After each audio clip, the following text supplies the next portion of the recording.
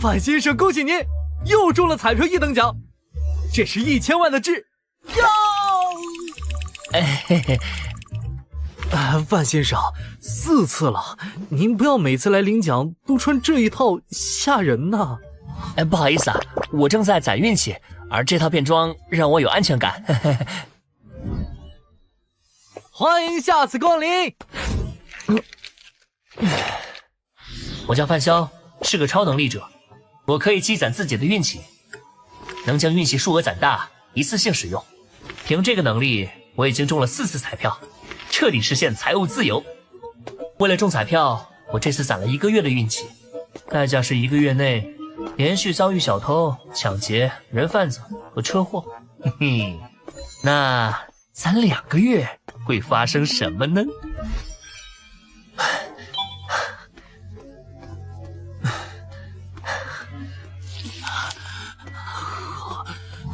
好饿！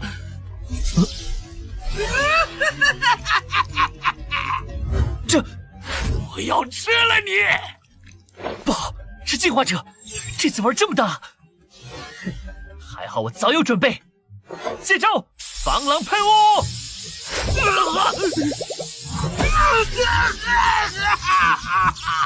嘿嘿，敢偷袭我，小爷赏你个五花大绑！哼！喂，110吗？我要报警，我被人袭击了。又来做笔录啊，范潇，你自己说说，你这都来多少回了？迄今为止我制服过47位罪犯，做过112回笔录。就你这倒霉体，我是说鸡胸天赋，不来当警察可惜了。今天你抓的是什么人呐？他力气挺大，有点像网上说的进化者。哎，别胡说，进化者根本就不存在，那都是谣言。要不是我自己就是进化者，我就真信了你的邪。没想到攒了2个月，竟然被进化者袭击，差点翻车呀！1个多月前，人类中的少数个体发生了变异，他们食欲大增，身体素质暴涨，并产生了旺盛的捕食欲望。这类变异人被称为进化者。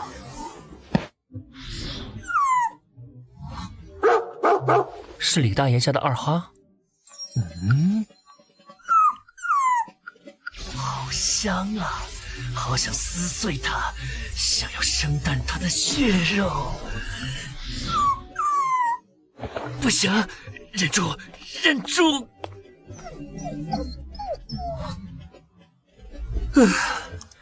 成为进化者后，不管吃多少食物，都无法排解发自内心的饥饿感。它让我时刻想去捕猎活物。怎么回事？和进化者相关的内容都被删除了。放纵食欲的后果，就是最终变得连人也想吃吗？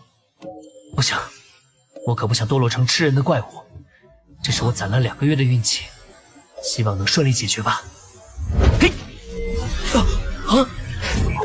这是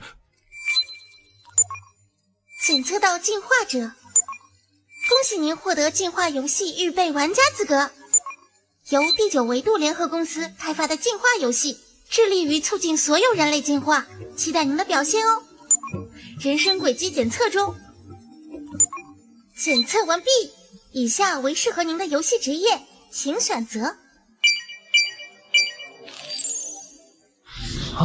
解决方法好像自己凑上来了。扫把星，不吉利。黑暗骑士太中二了，还是选刺客吧。恭喜您获得游戏职业刺客。天赋开发？运气是实力的一部分。真巧，我刚攒了2个月的运气，使用天赋开发。天赋开发中。拜托了，一定要开出最好的天赋啊！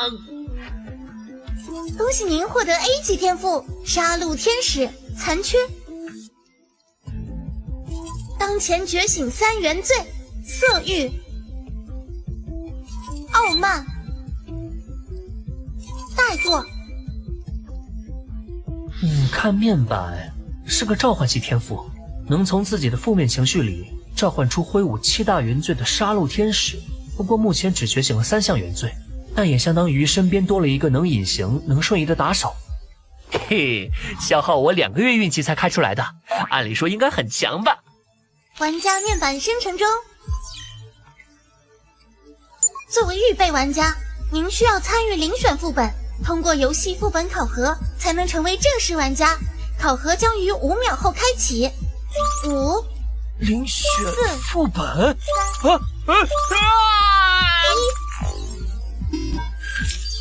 海报，遴选部分已开启。任务地点为贝城，介绍如下。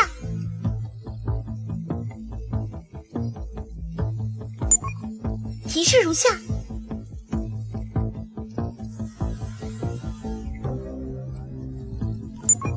副本任务：找到 G08010A1 时空车站，进入车站完成正式玩家登记。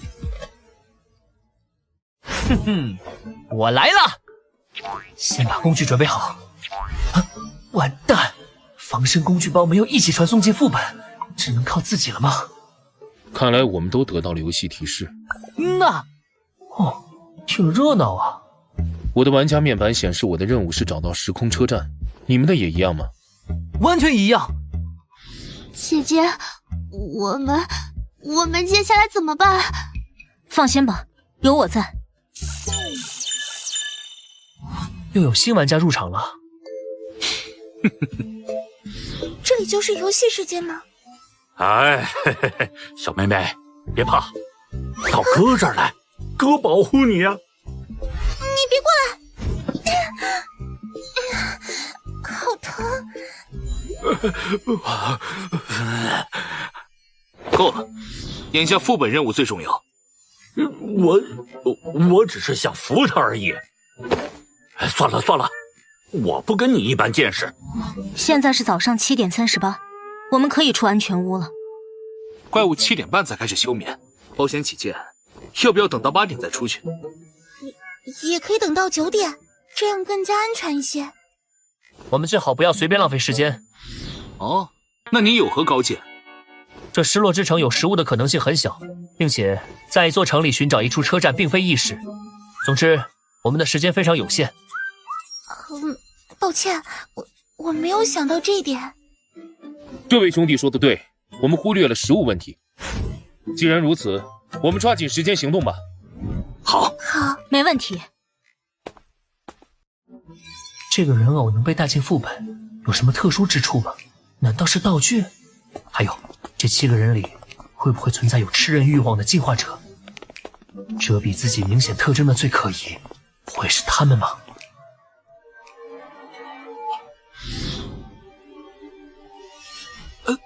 这个世界怎么会变成这个样子？麻烦了，这座城市面积好像不小，想要完成任务，也不知道得耗费多少时间。我们要不要直接去违背城的车站碰碰运气？运气好的话，说不定就是我们要找的时空车站。你这也太想当然了，而且我们也不知道违背城的车站在哪儿。也是啊。从之前的讨论来看，这个人的思维活络，他的意见不能忽视。这位兄弟怎么称呼啊？范坚强。范坚强？范兄弟啊，你看我们下一步该怎么办啊？我们需要地图，可以去地铁站之类的建筑找找有没有。可每个地铁站的地图涉及区域很小，要拼全整个城市的地图太难了。我们不一定要拼全，只需要知道部分地点怎么去就行了。除此之外，我们也没有其他办法了。那还等什么？咱们出发吧！行动时你们跟在我身后，我保护你们。姐姐，滚开，离我们远点！找到了，这里就是地铁口。里面好黑啊，说不定怪物就藏在下面。我害怕。范兄弟，这些东西都是哪儿来的？路上捡的呀，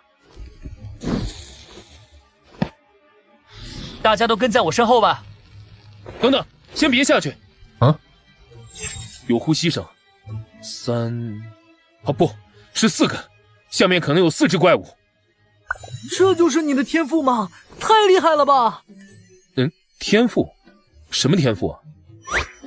啊，你不知道天赋？天赋不是每个预备玩家都能开发的吗？那你捕食过动物吗？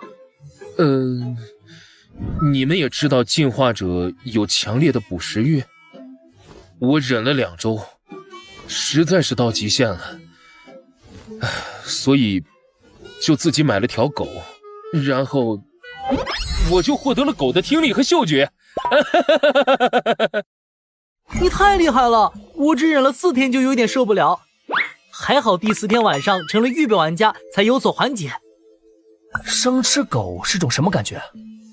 范兄弟，你问这个干嘛？啊，没什么，只是有点好奇。你想没想过吃人？啊？什么？吃人？你怎么会有这种想法？难道你……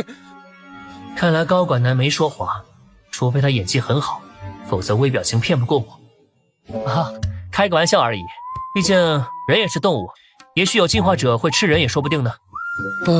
你说的还怪吓人的。范大哥，你吓死我了，我还真以为有人会吃人呢。别玩了，现在怎么办？我们要不要换个地铁口？肯定要换，这里可是有怪物。继续走吧，地面探索这么久，一只怪物没见着，地铁里却一下出现4只。如果避光休眠是他们的习性，想必其他地铁口怪物的数量也少不了。我同意范兄弟的说法，继续走吧。我不去了，我害怕。你们疯了吗？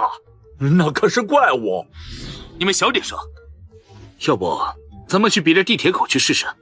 对啊，万一别的地方没有怪物呢？随你们，我去找地图。啊！若真遇到危险，刚好可以试试 A 级天赋的实战效果。范兄弟，你等等。啊？咱们一起去。我要亲自确认一下地图。哈哈，谨慎是个好习惯。我记忆力好，待会儿找到地图后，记忆的事情交给我。那边怪物啊！嘘，不要出声，他没发现我们。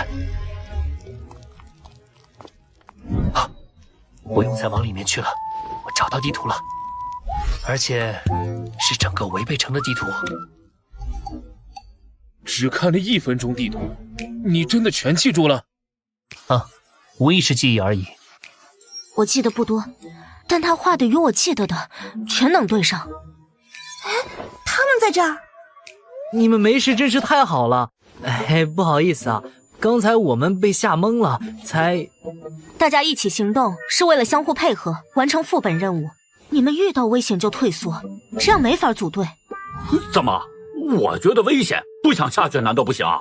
那你就别想要地图。行啊，你问问其他3个答不答应？你干嘛？之前确实是我们不对，我道歉。接下来的行动，我绝对配合你们。对不起，我就是有点害怕，没跟上来。对不起。我也道歉，刚才有点怂，毕竟第一次遇到这种事儿。接下来我也会配合行动的。啊？你们怎么样？你还有什么要说的？我道歉。贱人，我迟早弄死你！都省点力气吵吧，能不能活着出去都还不一定呢。这里是2份地图，我们接下来分头行动。要分开啊！恐怖电影里面的分头行动，可是要立死亡 flag 呀！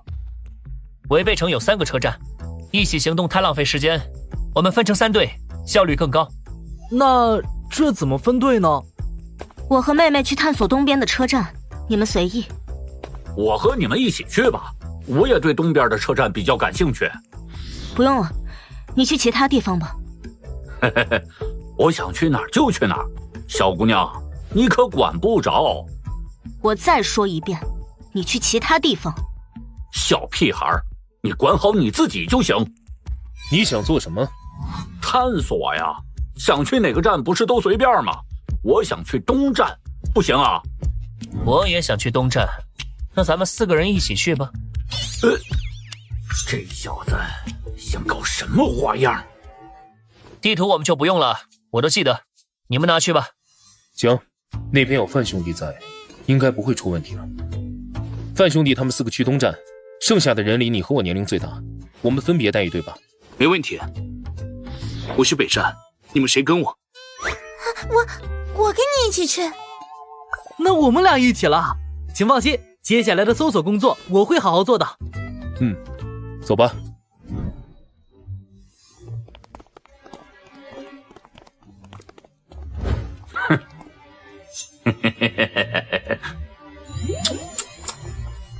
哎呀，大叔，我们错了，放过我们吧。这俩小妞先前还敢跟爷耍横，现在也差不多走出一段距离了。喂，你在想什么？你在想她们2姐妹都很香，很诱人，对吧？你在说什么？别装了，这2个女孩子一看就很嫩，你难道不想吃了她们？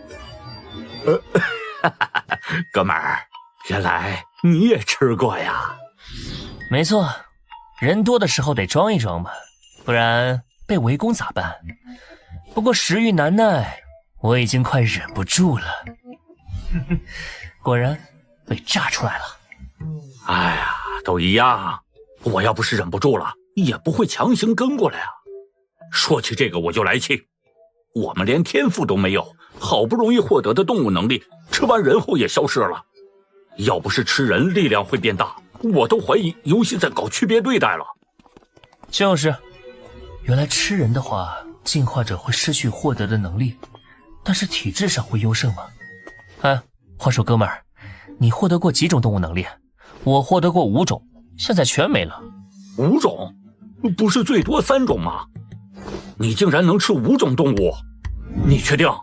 我当时吃了狗猫后，又吃了一头猪，猪变异太快，差点就没了理智，本能的就去袭击人了。你们在说什么？你们吃过人？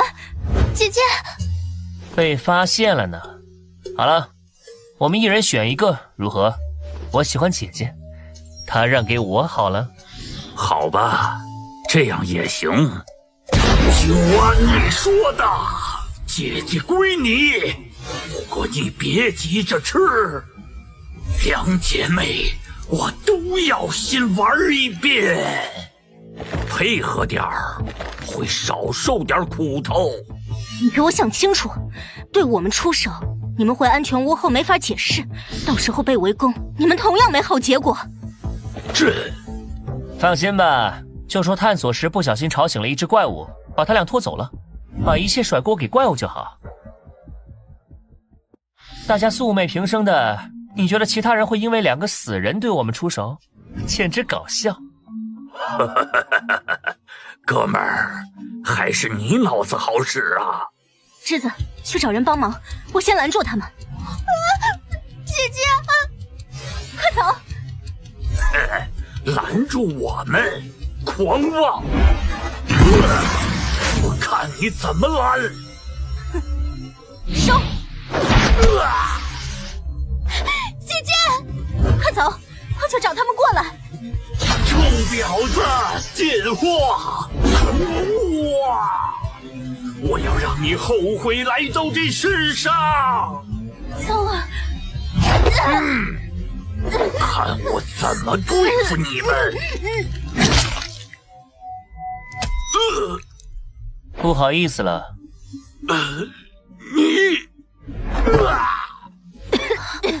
姐姐，玩家海报击杀世界之王。玩家海报可以随机继承玩家世界之王的一件道具，道具检索继承中。玩家世界之王无任何道具，继承失败。切，什么都没弄到，居然是个穷鬼。你啊，原来你不是跟他一伙的，你刚刚只是在炸他的情报。没错啊，脑袋瓜子转得挺快的。这么说你是人类玩家，你怎么会怀疑他的？姐姐，这种事情当然不能一开始就说啊，不然就打草惊蛇，没法偷袭那个吃人怪物了。没错，在不清楚吃人玩家的数量之前，贸然提出这件事，说不定会被他们惦记上急火。而且在他暴露之前，你们也是有嫌疑的。吃人啊，想想都要吐了。正式认识一下吧。我叫陆西宁。我是妹妹陆白芝。鄙人范坚强。不愿意说就算了。之前你提议大家分头行动，是为了制造机会，提前让吃人玩家露出破绽。不分开的话，吃人的怪物又怎么会露出獠牙？队伍里肯定藏着定时炸弹，对谁都不好。范大哥的意思是，除了这个油腻男之外，还有其他的吃人玩家。不错，我们去追兜帽青年和柔弱女那一组。兜帽青年，柔弱女，很贴切吧？我怀疑他们有可能是吃人怪物。那你怀疑谁？兜帽男还是柔弱女？只是猜测而已，具体是谁还得去确认一下。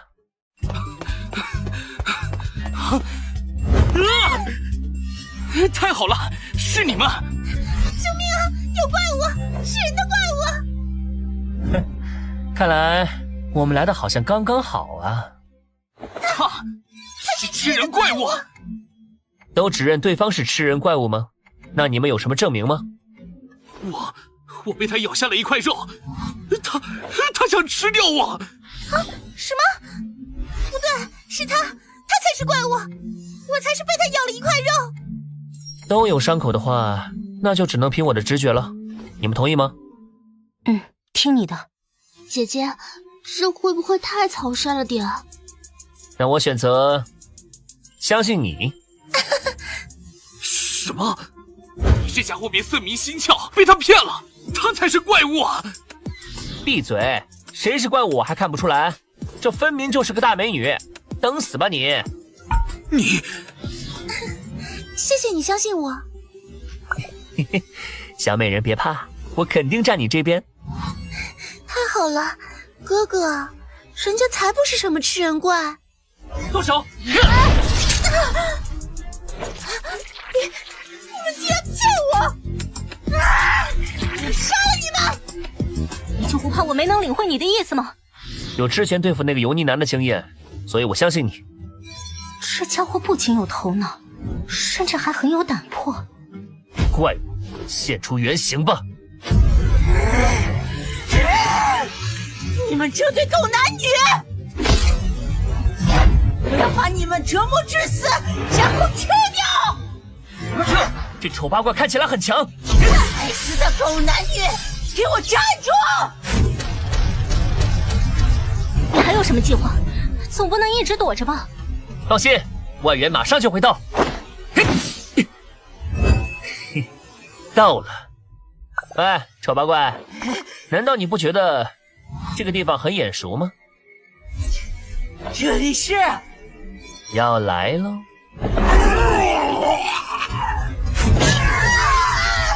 该死！你这个狡猾的家伙！好残暴！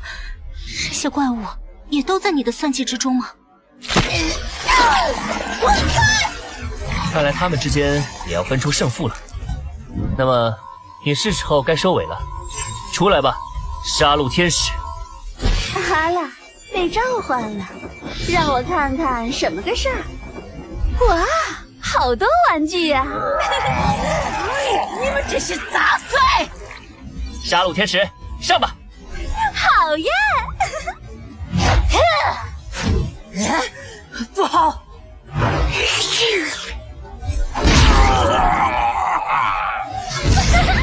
再见了！啊，这怎么可能？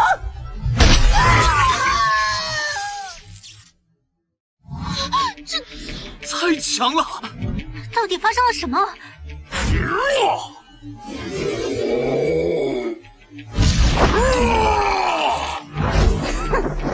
还敢偷袭？也呸！搞定。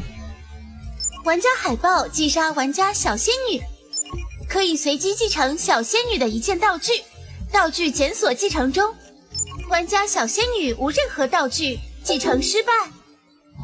嗨，又是一个穷鬼。不过，杀戮天使干得不错。呀吼！主人夸我啦！我还要玩，还要玩。召唤这家伙体力也没什么变化，但是精神有些损耗。原来召唤杀戮天使消耗的是精神力吗？好了，应该回去了。刚刚发生了什么？这是你的天赋吗？没办法，觉醒了一个比较残忍的天赋。他们是因为精神力弱，应该看不见杀戮天使，所以才会这么震惊吗？哎，你的伤口已经恢复了吗？这是谁的天赋啊？是我的 C 级天赋治疗。那你姐姐的天赋呢？操控人偶。没错，我是1级天赋操控者。可惜带进来的人偶被毁掉了，不知道这里能否补给。除了人偶，你能带其他物品进来吗？不行，人偶能带进来，是因为系统认定它是我身体的一部分。好，我们找其他人汇合吧。时空车站的所在我已经有答案了。什么？队伍里居然有吃人的怪物！还好有你在啊，不然我们可能就团灭了。那我们接下来怎么办呢？答案我已经拿出来了。拿回来了？你指的是这些尸体，还有这几份报纸？对啊，这些报纸和尸体有什么用啊？这些报纸是附近的报亭收集到的，可能是这座城市毁灭之前最后的新闻报道。哦，那我们岂不是可以推断出这座城市到底发生过什么？别急，现在有一个好消息和一个坏消息，你们想听哪一个？那先听听坏消息吧。那你们看到这些怪物之后，有没有什么感想？这些怪物似乎怕光，对声音比较敏感。虽然实力略强于人类，但是在极度愤怒时，应该可以反杀。分析的不错，但没找到关键。这些怪物体型有些像人。哦，对，像人，因为他们原本就是人类。什么？啊？他们是人类？他们的外表虽然与人类不同，但是你们不觉得他们很像吃人的进化者吗？而且内脏与人类一模一样。这就是你切开他们的原因吗？对呀，人类成了怪物，这难道就是生化危机？叫进化危机更合适。而且我在这里是我们世界的平行世界，我收集到的这些报刊报纸也证明了这个说法。也就是说，未来我们的世界也会变成这样？不要啊！所以，这也是我们以后的未来吗？我还没找到个帅帅的男朋友呢。倒不用这么悲观，知道了违背城的结局，或许并非坏事，反而给了我们一个预警。预警？没错，这个副本告诉了我们进化者的未来，而我们作为被选出来的玩家，或许就是改变未来的钥匙。哦，这么说，我们会成为未来的救世主吗？哼，有可能哦。这家伙虽然臭屁了点，但是几句话就让大家重新燃起了斗志，还挺有魅力的嘛。这就是你说的好消息吗？不，好消息是我找到，或者说推测出了时空车站的位置。哇塞，你连时空车站的位置都猜测出来了！你们要不要也试着猜一猜？情报我已经全部给出来了。猜谜啊，这个我不太擅长。一般副本的线索都在最危险的地方，既然怪物就是人类，肯定在人员密集的地方。加上怪物不喜欢光，也许在大型商场的底下停车场。最危险的地方，并非怪物最多的地方，而是 BOSS 所在的位置。而且我们可以反向思维，这些怪物原本就是进化者，他们因大量捕食动物而不断变异，进食越多，变异就越彻底。最终，当动物不够时，他们开始攻击人类，彻底丧失理智，进化成最终的 BOSS。动物多，那就是动物园喽。除了动物园，还可能是水族馆。没错，就是水族馆。这张报纸上记载了水族馆发生了大规模进化者灾祸事件，BOSS 应该就是那时候诞生的。原来你早就找到了地点，还一直卖关子。目前一切都是猜测，我们可以先去水族馆，如果不对，再去动物园。唉，看来接下来有一场苦战了。提起 BOSS， 我更在意的还是他呀。啊？你在担心和副本 BOSS 战斗的事吗？是呀。我其实在担心你突然暴起杀人呢。其实大家也不用过多担心这件事，毕竟我们准备了食物。这就是你让我们把尸体搬回来的理由啊！到时候先用尸体试试，不行了再战斗。那我们现在赶紧出发吧，早点离开这个鬼地方。好好休息，恢复体力，等明天再去探索水族馆吧。可是现在是下午1点，时间还很充裕，为什么要等到明天啊？我累了，想休息。你们想去，我也不拦着。毕竟有关副本 BOSS 的一切都是猜测，我是不会在杀戮天使冷却结束前贸然行动的。我同意他，明天去。我听姐姐的。那我也明天去吧。我也一样，毕竟大腿要报警啊。那好吧，既然大家都同意，那就明天再出发吧。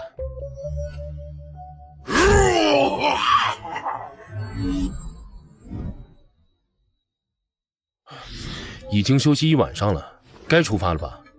再等等。啊？还等啊？都已经天亮了，难道还打算在这里待上1天吗？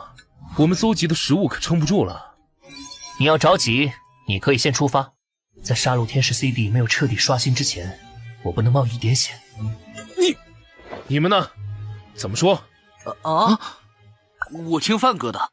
反正时空车站的位置已经被推测出来了，只剩下探查工作，不用急于一时。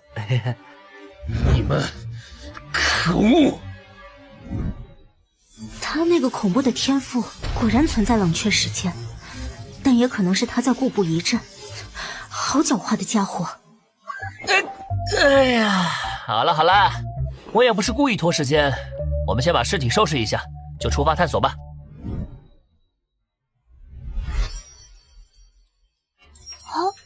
这里就是水族馆啊，怎么变成这样了？还好能找到一只玩偶，不然光是搬运这几具尸体，恐怕就要耗费不少时间了。哼，还不都是因为某人非要拖到日上3竿才出发？要是天黑之前没能赶到，就完蛋了。里面看起来有不少阴暗的区域啊，也不知道时空之门在不在里面，会不会有危险呢？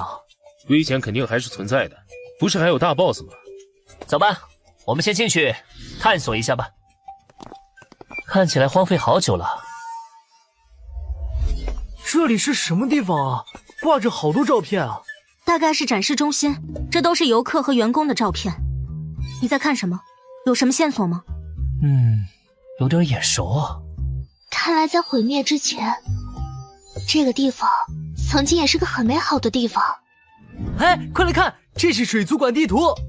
哎，等等，你们看这里，是 G08-010-A1，时空之门果然在这里。事不宜迟，我们现在马上出发。快，大家跟上。G08-010-A1，是这里，时空之门真的在这里。大家都看见了，但也别高兴得太早。我能听到水底有东西，而且体积很大，可能就是 BOSS。我目测了下，从观众席边缘到门所在的金属台大概20米，我们不可能跳得过去，只能游过去。诱饵拖住 BOSS 的情况下，我们全力游是有机会的。可是我不会游泳。什么？你不会游泳？他交给我，我带着他游过去。你游泳的时候能操控人偶带着你妹妹直接从空中飞过去吗？如果操控人偶的话，不仅要承受2个人的体重，还一心二用，效果还不如直接带人游过去。还要处理怪物，还有一个人拖后腿，就不能让他自己。想丢下我妹妹，我坚决不答应。带个不会游泳的人下水很危险，懂不懂啊？哎，兄弟，我的意见还是带上他们。倒不是我圣母心发作，如果不带，以他的性格，你能保证他不会惊动怪物吗？是。他说的没错，不带上我妹妹，谁也别想走。姐姐，要不你们先走，我自己想办法。哎，大家别这样，都可以商量嘛。你想干嘛？放弃弱者也不一定是最优选。我水性好，这个姑娘就由我来带着，你操控人偶也拖着一点，这样的话我们就有可能突破。好。都准备一下，开始入水吧。范大哥，谢谢你啊。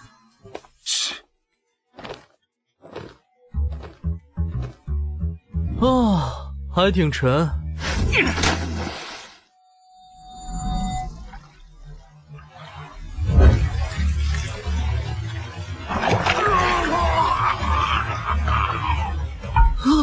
大 boss 出现了！各位，趁现在，憋住气。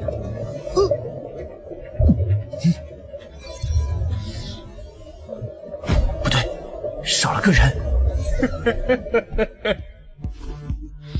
你说的没错，我想通了，你有你的选择，我也不例外。这个混蛋！怎么了？发生什么了？你说的没错，我们之中只要有一个想闹事，大家就都走不了。与其这样，不如我主动出手。怎么办？这家伙想牺牲我们，换取他逃生！你这个王八蛋！就是现在，一鼓作气冲过去。坑我们，你也别想走。别管他，利用你的能力戳下怪物眼睛，快！可恶，就这么放过他？看我的！范哥，这家伙要不行了，你还不出手吗？再等一等。都怪我太没用了。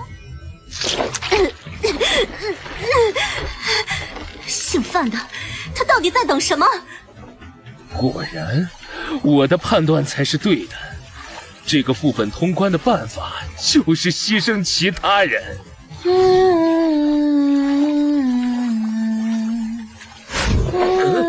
怎么回事？我的手脚怎么不听使唤了？歌声，是谁在唱歌？难道这才是真正的副本 BOSS？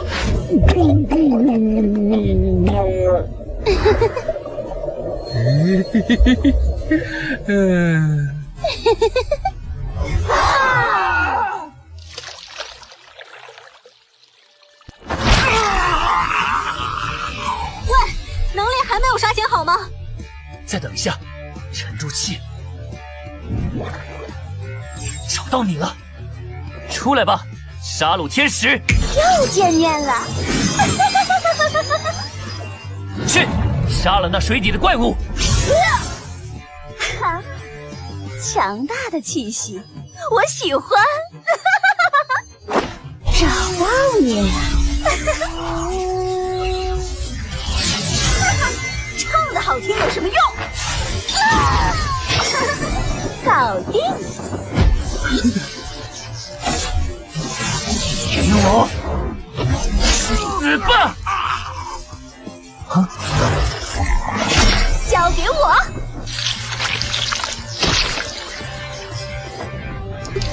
耶，搞定！结束了，我们得救了！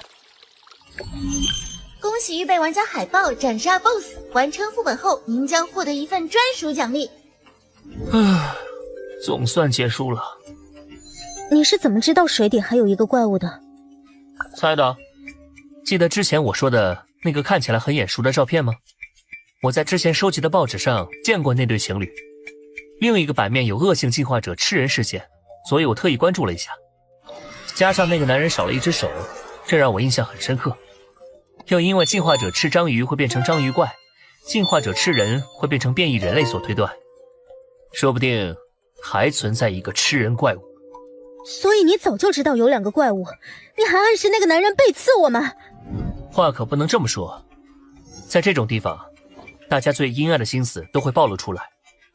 我不敢说自己绝对正义，但是也别指望我一点私心都没有。而且就像我说的，如果我们不带上你妹妹，你也不会善罢甘休吧？这……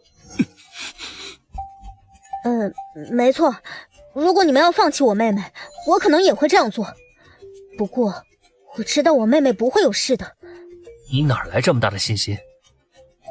因为她的运气一直很好，像今天这样绝境逢生，也不是第一次了。哦，运气好，能有多好？难道她……这件事之后私下再说吧。好吧，我的运气值并不是特别的，是否还有跟我一样的人？自从来到这里，我发现即使在安全屋待着不动，运气值积攒速度也是过去10倍。这意味着难度越大，幸运值增长越快。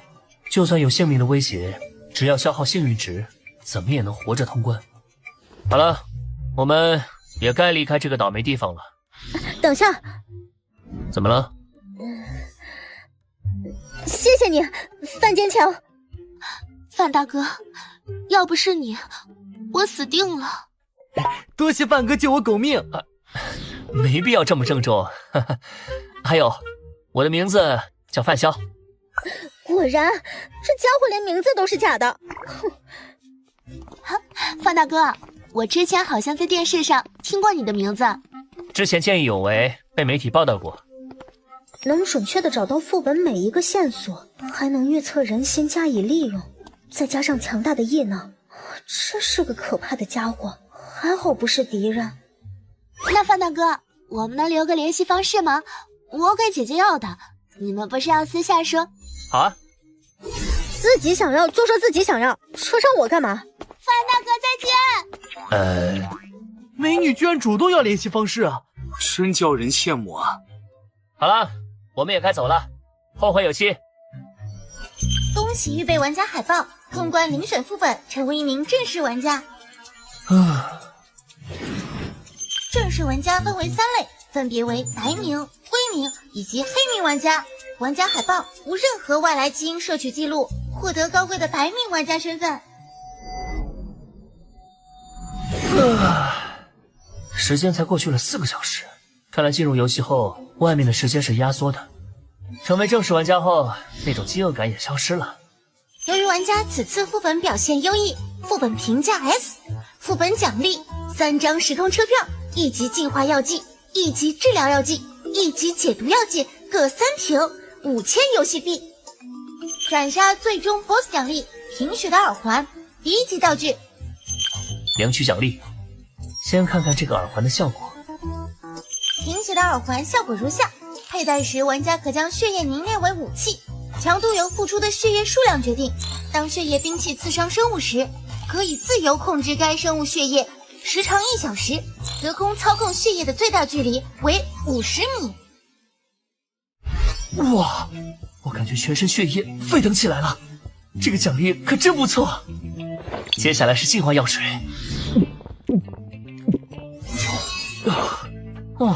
净化率居然提升了11%。恭喜玩家等级提升至1级，获得1次天赋提升机会，是否使用？嘿嘿，正好给杀戮天使升级一下。喂，哪位？是我陆心宁，我们已经回家了。今天谢谢你了。特意打电话来，就是为了这个吗？你不是想知道我关于我妹妹运气的事吗？对，你说你妹妹运气好是怎么回事？很多事情，例如从小到大遇见各种离奇的致死事件，周围人全都遭殃了，唯独她没事。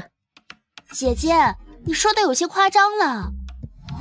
所以这是你们猜想，没有什么像任务弹窗之类的东西展现出来？弹窗？什么弹窗？没事没事。我有点好奇，你的天赋到底是什么？难道是操控空气吗？哎呀，这才是你找我的目的吧？要是想打听我的情报，我们就不用谈了。当然不是，任务奖励想必你也看过了。我猜测，如果玩家持有同样的车票，同时使用，估计就能一起进入副本。狡猾的家伙竟然还对我没有戒心。我和白之有兴义回廊站的车票，你呢？我有玫瑰街站吉祥酒店、兴义回廊站疯狂动物园、兴义回廊站祭祀岛3张车票。既然我们有2张相同的车票，那到时候我们一起合作吧。不过得稍微等几天，我要定制几个特殊人偶。我不急，那2个副本我可以等你们，到时候这个号联系。如果跟他们组队，有2个信得过的队友，还有1个会治疗，还算不错。好了，接下来终于可以给杀戮天使提升战力了。提升天赋，杀戮天使。杀戮天使提升中，升级完成，获得武器愤怒。该武器可将攻击概念化，避开所有防御体系，造成真实伤害。升级后外观也发生了改变，不过老是杀戮天使的怪难听，是该给他取个名字了。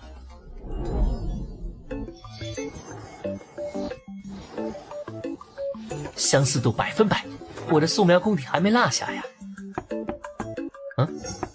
总算来了吧？你们好啊！你小子一点也不意外，好像知道我会过来啊。昨晚的袭击案牵扯到了进化者，早晚的事。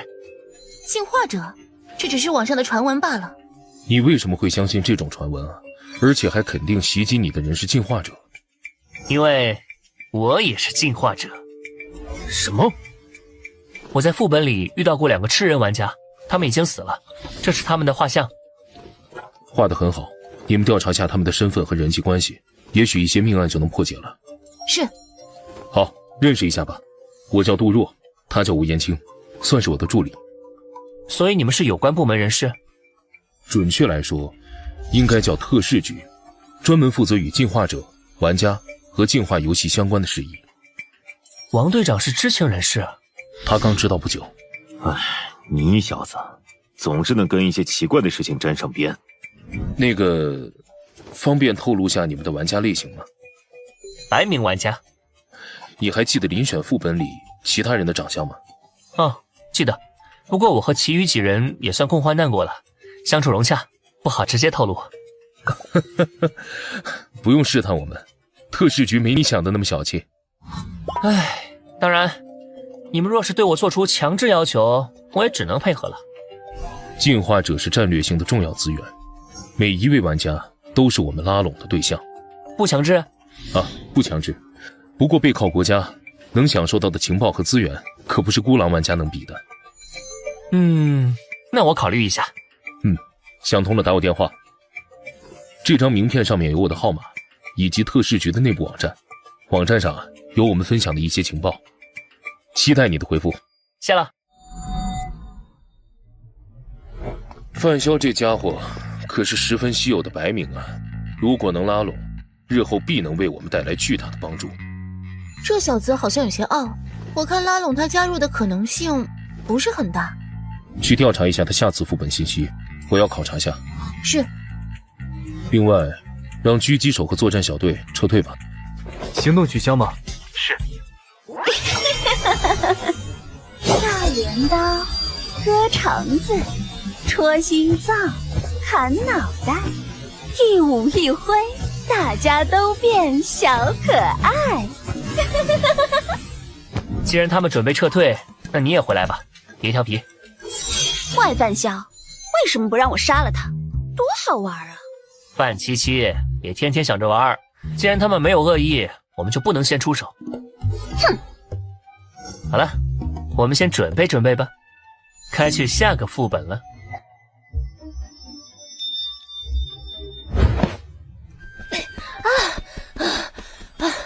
笨蛋范潇，重死了！升级之后也只能带着我飞行10米左右嘛，看来想解锁完全飞行任重而道远啊，范七七。不过有了愤怒这把概念武器，七七的战力的确得到了大幅提升。好了，回去好好休息吧，七七。能力都测试的差不多了，该去新的副本看看了。副本开启。时空列车将于5分钟后到站。作为1级玩家，您可以携带少量日常用品乘车或进入副本，但不支持存放热武器等高科技产品。这次是传送到车站吗？原来车票的作用是乘坐列车到达副本吗？哎，真巧啊，你也做副本啊？嗯，是你？我们又见面了。真是巧合吗？你做过几次副本？这是第3次了。你说有没有可能我们是同一个副本？时空列车会途经很多车站，每个车站都有很多副本，我们哪有那么巧会去同一个车站的同一个副本啊？我看特事局官网上设有交易平台，应该有玩家交易车票吧？交易需要玩家现实接触，一般是特事局内部成员之间进行，其他玩家私下交易不可靠，因为玩家击杀玩家可继承道具，彼此都怕被坑。你们成员多吗？你加入了我就告诉你。我考虑考虑。欢迎乘坐 G08010A14 时空列车。列车来了。本次列车始发站阳光海岸站，终点站幻想童话城站。对了，我去吉祥酒楼，你呢？那确实巧了，我也是吉祥酒楼。哼，那还真是巧得过分呢。这次人还挺多的，规则好像没禁止玩家私斗。这其中可能会有玩家想杀人抢道具，或者有黑名玩家。总之我们要小心一点。先生，这是菜单。这一杯咖啡就要50游戏币，还挺贵的。我请你喝吧。这好像不是普通咖啡。第9维度联合9亿餐饮，这里面居然有公司的名字。那当然了，这里的一切可都是存在的。所以这里究竟是什么地方？大概是各个时空交汇的缝隙吧。也就是说，这艘列车上的旅客可能来自跟我们不同的世界，而这座列车的编号也很有讲究。哦 ，G08010A1，记性不错。G08代表时空节点的编号，010代表世界分区编号，最后的 A1则是车站的编号。以编号划分平行时空吗？各位玩家请注意，现在紧急插播一条悬赏通知。刺客组织生命法庭成员列国在G08时空节点现身，此成员乃超级玩家，曾击杀游戏公司高层，极度危险。G08时空节点的玩家有任何线索，可直接向游戏提交，游戏公司会根据线索重要程度给予奖励。游戏公司竟然不能直接制裁玩家吗？还需要进行悬赏抓人？游戏公司无法完全掌控进化游戏，对玩家来说倒是好事。那你知道超级玩家的情报吗？嗨，你当我是百科全书吗？我只比你早进游戏1个月而已。玫瑰街站到了，持此车票的乘客请下车。这么快就到站了？我倒是很好奇，要是继续做下去会怎么样？我不知道，但是想在不遵守规则之前，要考虑一下自己是否有打破规则的能力，否则代价……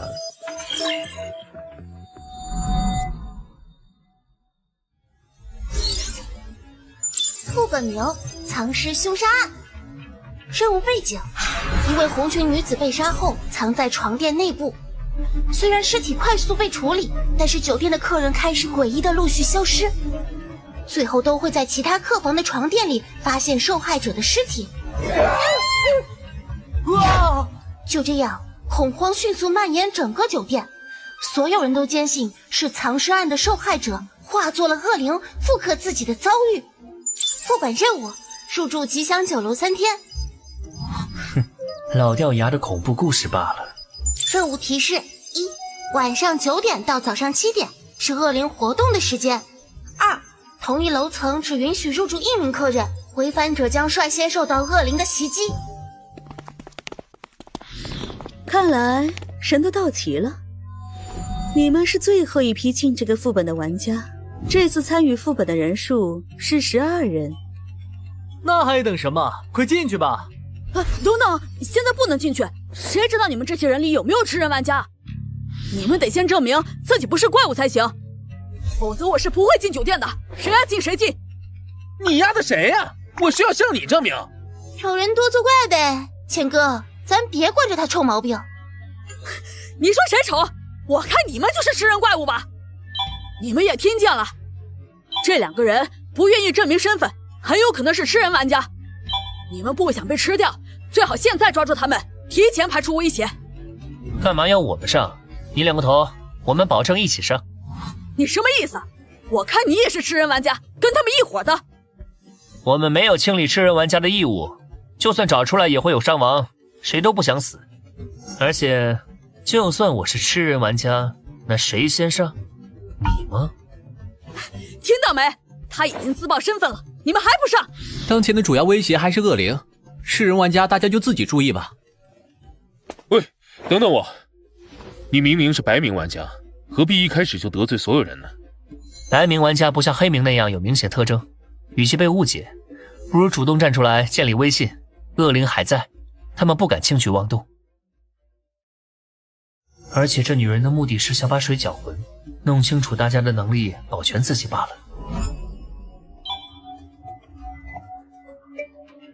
看起来这里很久没人光顾了。这栋酒店除了1楼的大堂之外，共13层，刚好够我们1人1层。这位小姐想住哪一层？7层吧，我是做生意的，讲究7上8下。我们是差不多同时到的，不如组个队如何？2楼归我了，你们随便。凭什么？2楼预设的好跑，我要了。那我住3楼，谦哥可要保护好我哦。我们先搜索一下各楼层吧，看看能否找到与恶灵有关的情报。啊，酒店房间很多，分头行动效率高一点。你脑袋没问题吧？分头行动，这酒店可是有鬼。你想和我一起搜索？也行，我同意。不用了，我只是不同意分头行动，谁要跟你一起啊？恶灵每晚9点才开始活动，现在不会有危险。我同意分头搜索，有效利用时间。我也同意。既然大家都没意见，就赶紧开始吧。你觉得恶灵是真的还是假的？情报太少了，没法判断，都有可能吧。我去13层，这层交给你。行，待会儿大堂集合，注意安全。这家伙真跟狗皮膏药一样，多半是特使局来考察我的。这房间看起来有段时间没人光顾了，应该也没啥有用的线索。要顺利通关副本，等着线索上门不可取，正好是起上个副本的通关奖励——平息耳环。嘿嘿，大功告成！这耳环不仅能操控血液，还能让血液氧化干涸，效果完美呀！我在第10层的2个房间发现了不太明显的居住痕迹，其余房间都很正常。你们呢？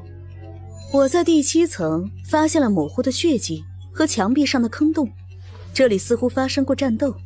这个副本应该不止开启过1次，可能是以前玩家战斗的痕迹。话说人都到齐了吗？怎么感觉少了个人啊？我这里发现了不一样的线索。啊？有新的线索？应该是之前的玩家留下的，大家请看。这个他不会指的就是恶灵吧？应该没错了。副本介绍里提到过恶灵的形象，是个穿红裙的女性。啊，以前进入副本的玩家不会团灭了吧？应该没团灭。从字面意思理解，只有被敲过门的人被砍了头。也就是说，恶灵可能是通过敲门锁定目标的。据刚刚的调查，拥有血液的房间很少，说明只有被敲过门的人被杀害了，其余人都能安全度过3天。我去，这不是完全凭运气吗？靠运气也太不靠谱了。我们得想想办法才行。我提议大家组队住在一起，联合起来，一同对付恶灵。不行，同一楼层只允许住1名客人，违反规则，可是会率先被恶灵攻击的。大家都注意一些，一起反抗规则不就行了？恶灵总不能杀光我们吧？哼，想拉别人一起下水，你们想的还挺美的。你什么意思啊？住在一起，恶灵来了好一波端是吧？而且单独遭遇恶灵，并不一定就是死局。我们发现的战斗遗迹，有可能是玩家反抗恶灵时留下的。这，我自己住，你们要违反规则，你们自己违反。我也自己住，我相信自己的运气。那大家还是遵守规则，自己住吧。既然你们都想通了，那就赶紧回自己房间吧。违反规则的也请自便。这家伙这么想大家单独行动，肯定是个吃人玩家，你们别听他的。闭嘴，想找死别拉上我们。真是一群乌合之众，违反规则怕是不用等恶灵来，游戏规则就能抹杀他们。这个楼里有没有恶灵，还是个未知数。但我身上可真有个恶灵啊！你住第7层，我住第6层。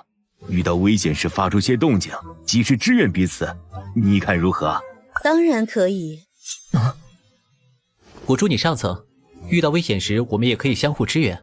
好，大家都可以有个照应。哎呀，这小子真是碍事。还有我选第9层吧。我没意见，合作嘛，人越多越好。2个舔狗，一个少妇，还有个小屎棍，以及一对精神小伙，危险程度好像都不大。剩下这几个话虽然不多，但是看不出底细，得多加提防。还有这家伙，你不是住12楼吗？跟我上13层干啥？哎呀，我找你有事，先来你这儿坐坐。离晚上9点还有点时间，不介意我跟你聊聊吧？哼，介不介意？你不都已经跟来了吗？之前在酒店外，你暗示自己是吃人玩家，是为了钓鱼吧？有结果没？随便钓一钓而已，不一定有用。不过，虽然没有人咬饵，但我猜测娃娃脸、纹身男和秃头男这3个人可能是吃人玩家。为什么？他们有什么不对劲的地方吗？其他人太活跃，藏不住事儿。那3个人话不多，有问题肯定在他们之间。算了，不管吃人玩家的事了，我来找你是为了另一件事。之前窗帘上的血液字迹是你伪造的吧？杜哥，你应该没收到什么扮演恶灵杀人的任务吧？所以你认为根本不存在恶灵，而是玩家？如果我是那个玩家，那你现在可危险了。哈哈，我只是开个玩笑罢了，毕竟官方人员不会滥杀无辜的。距离10米以内有愤怒加持，范七七应该能够秒杀他。你要是不信，可以随便测试我。不必，我还是放心杜哥你的。根据副本介绍，恶灵会在规定的时间内把人杀掉。现在又添加了恶灵必须要敲门和砍掉要杀之人的头2条伪造情报。恶灵如果真的遵守了规则，就证实了恶灵是人扮演的。而恶灵玩家知道床单是我伪造的，为了排除威胁，必然会率先攻击我这个不安定的家伙。你倒是很自信自己能斗得过恶灵玩家。当然，这一切有个大前提，恶灵是人假扮的。这是件1级道具，进化的纸杯传话筒，可以在同一片空间内做到类似对讲机的功能。好，蛮实用的道具。如果你遇到危险，可以用它通知我，我会第一时间赶到。别人对恶灵避之不及，他居然主动撩拨，有意思。对了，你为什么这么肯定恶灵就是假的？我只是认为这种可能性比较大而已。感觉这种神神鬼鬼的东西不太可能出现在1级副本。希望你运气好点，能顺利钓到。记得一定要通知我啊。放心吧。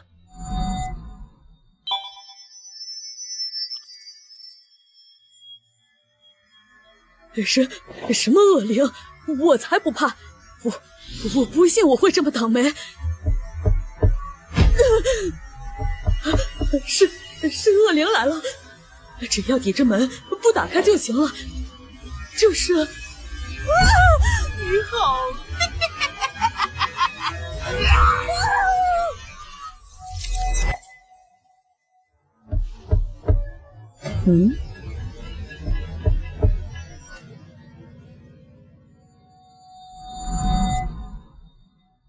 昨晚没情况？没有。可能恶灵并非玩家假扮，而是真货。我们安然无恙，不代表其他人也有这好运。先下去看看吧。他们起的倒是挺早的。只有你们吗？怎么还缺人吗？还差那对精神小伙和那个一直嚷嚷一起出的女人。他们不会出意外了吧？他们出没出意外我不知道，反正我昨晚是差点出意外了。我昨晚被恶灵敲门了，第一时间摔东西发信号，你们为什么不下来支援？可是我昨晚也被敲门了。我也是被敲门了。胡说八道，这样的队伍还不如不组。你的信号是在我被敲门后的2分钟才响起的，我不知道这是不是恶灵在伪装，所以才没行动。你这是不想帮忙的借口罢了，撒谎就不能编一个像样一点的吗？只是敲门而已，你难道不该检讨一下自己贪生怕死吗？好了好了，所以你们昨晚确实听到恶灵敲门了，对吗？当然了，难道还会骗你？看来恶灵真的存在。我得给你们坦白一件事，希望你们不要太激动。窗帘上的字迹其实是我伪造的。什么？这为什么这样做？你有什么目的？目的就是想看看到底有没有亡灵，而现在结论已经出来了，那就是根本就没有亡灵。这没有亡灵？如果是真的亡灵，肯定不会跟着我伪造的线索行动。那么只有一种可能，我们之中有人接到的任务是假扮亡灵杀人。假扮亡灵的人在我们中间？我昨晚可听到了敲门声，不是我，也不是我，我也听到了。原来这么多人听到敲门声了呀！你搞这么多事，说不定恶灵就是你。是我的话，完全可以不用坦白窗帘的事，然后今晚悄悄地把你们都杀了。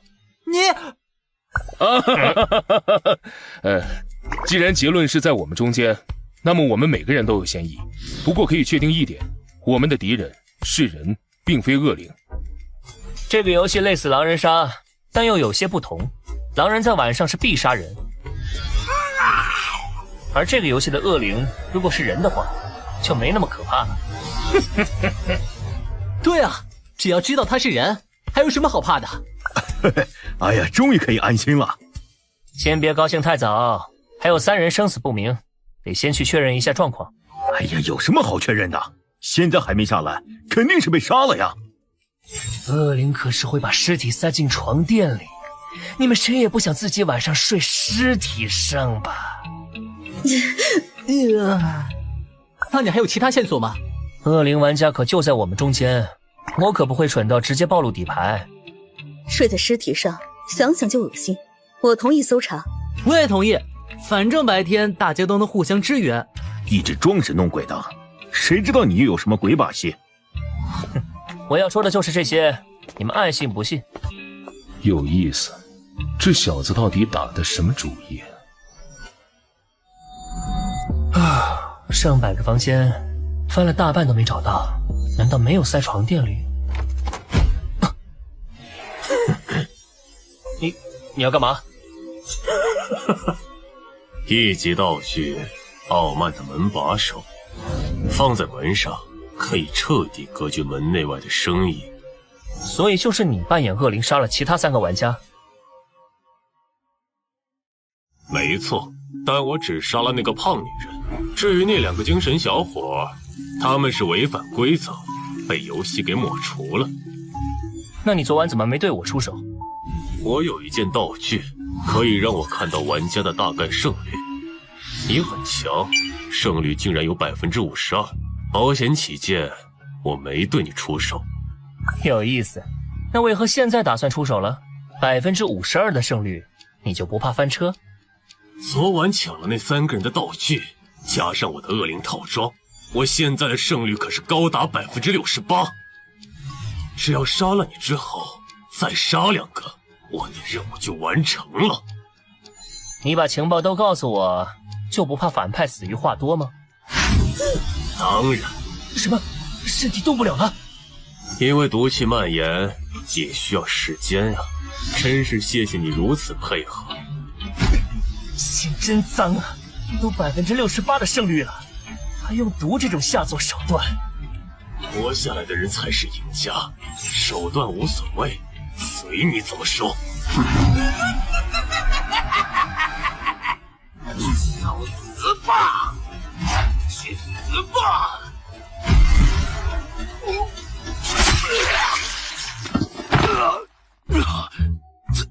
怎么可能呢？明明有68%的胜率，我还专门下了毒。搞定！玩家海豹击杀玩家蚁王。玩家海豹可以随机继承蚁王的一件道具，道具检索继承中。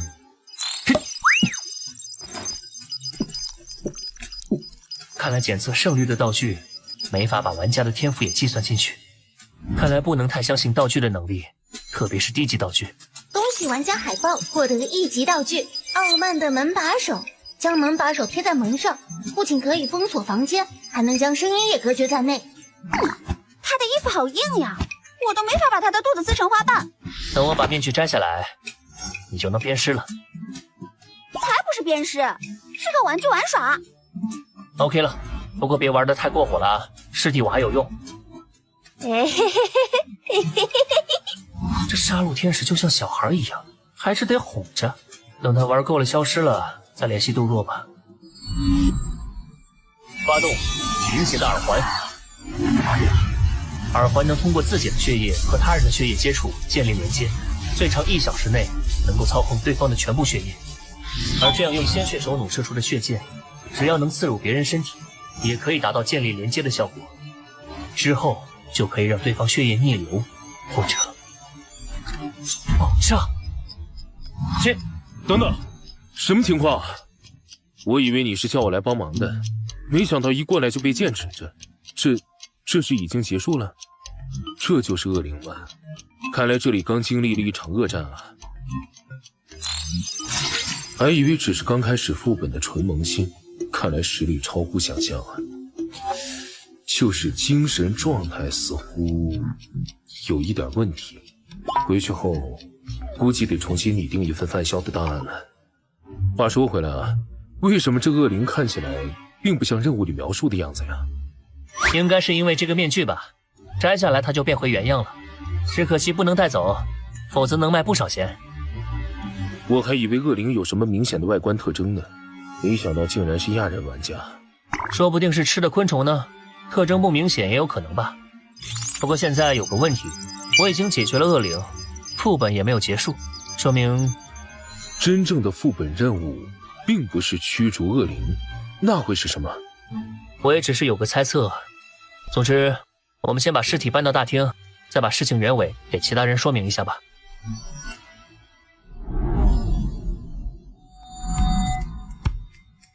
差不多就是这样，我套路了恶灵玩家，然后反杀了他。那3个人的尸体我们也找到了，只是有些残忍，就没有搬下来。不过还是多谢你了，没了恶灵，晚上总算能松懈一下了。我还担心晚上被敲门了该怎么办呢，多亏了你，今晚估计能睡个好觉了。我有一个疑问，若是恶灵玩家没有按照你的计划行动，做出敲门、砍头等行为，你要怎么办？如果那样，大家会怀疑恶灵的真实性。之后如果恶灵不出手，我们就可以安全度过副本。而一旦有人被害，大家就会集体行动，恶灵玩家的任务成功率就会大大降低。如果恶灵玩家识破你的计划，故意制造恐慌，让大家互相猜疑，自相残杀怎么办？又如果恶灵是真实存在的呢？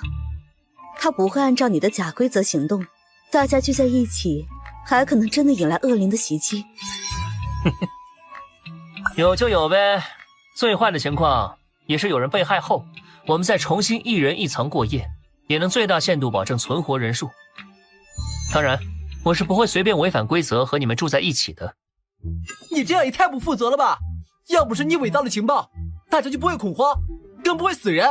你这不是专门坑人吗？那3人的尸体还不够说明吗？当然了，随便你们怎么想。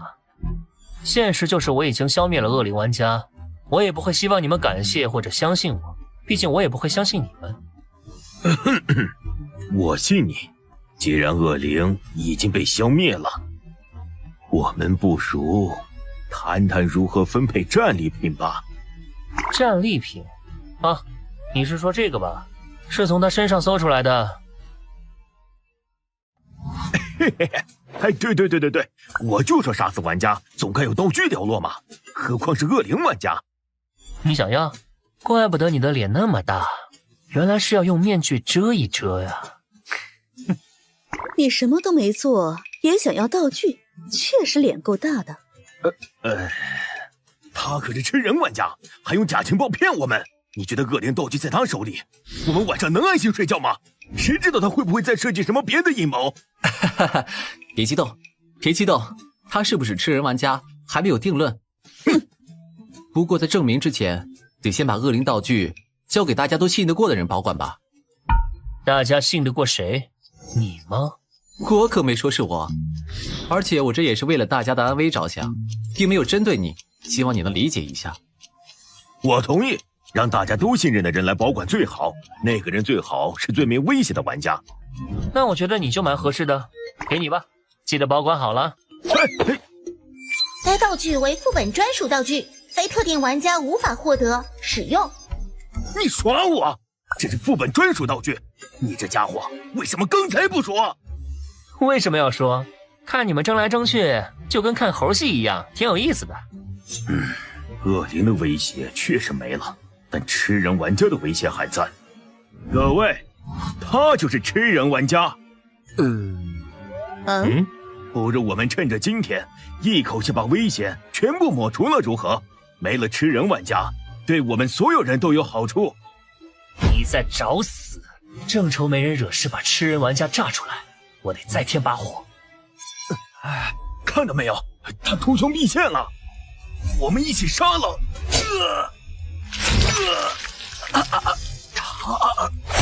百变魔衣，一级道具百变魔衣，应用特殊金属制作出的衣服，具有强大形状变换能力和颜色调配功能。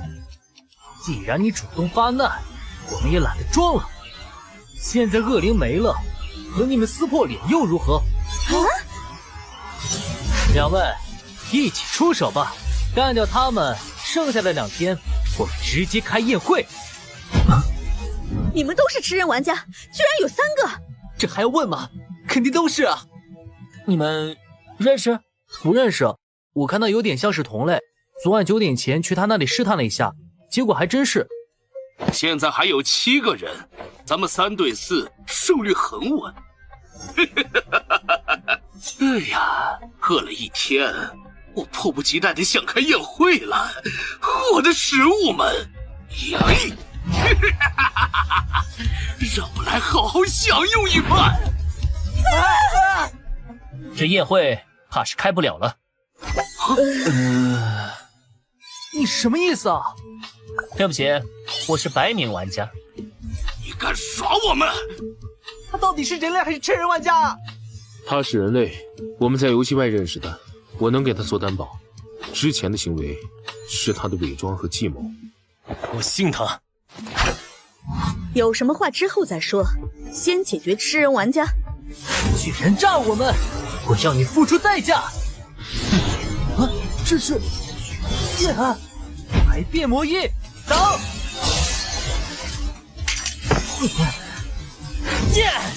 不过如此。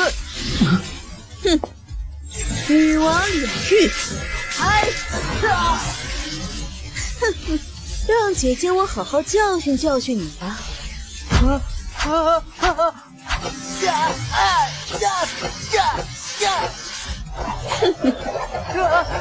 要打了，不要打了！娃娃脸的盔甲能防住血剑，却无法抵消鞭子的击打。看来那鞭子也是道具，而且等级不低。不过如此。臭小子！失我一剑。你的对手是我们。没想到被那混蛋骗了，现在变成了5对2，讨不到好处。看来特事局的实力在线，不用担心那边了。求求你，救我！啊，救不回来了，你马上就要死了。不过，反正你都要死了，道具武器被敌人继承。不要！放心，我会给你报仇的。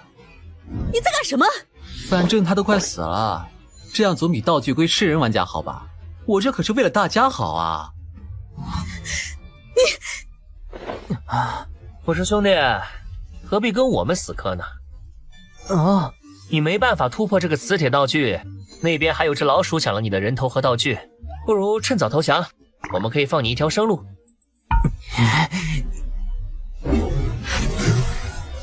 给老子闭嘴了！我人头，先杀你泄愤！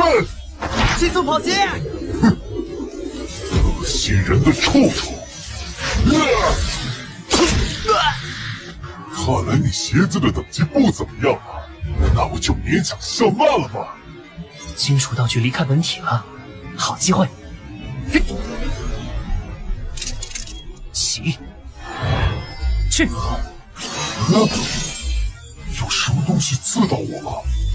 一点都不疼，但是，是你对我做了什么？砰！玩家海豹获得继承道具百变魔衣。什么？现在是分心的时候吗？不好！下辈子学乖点吧！这不可能！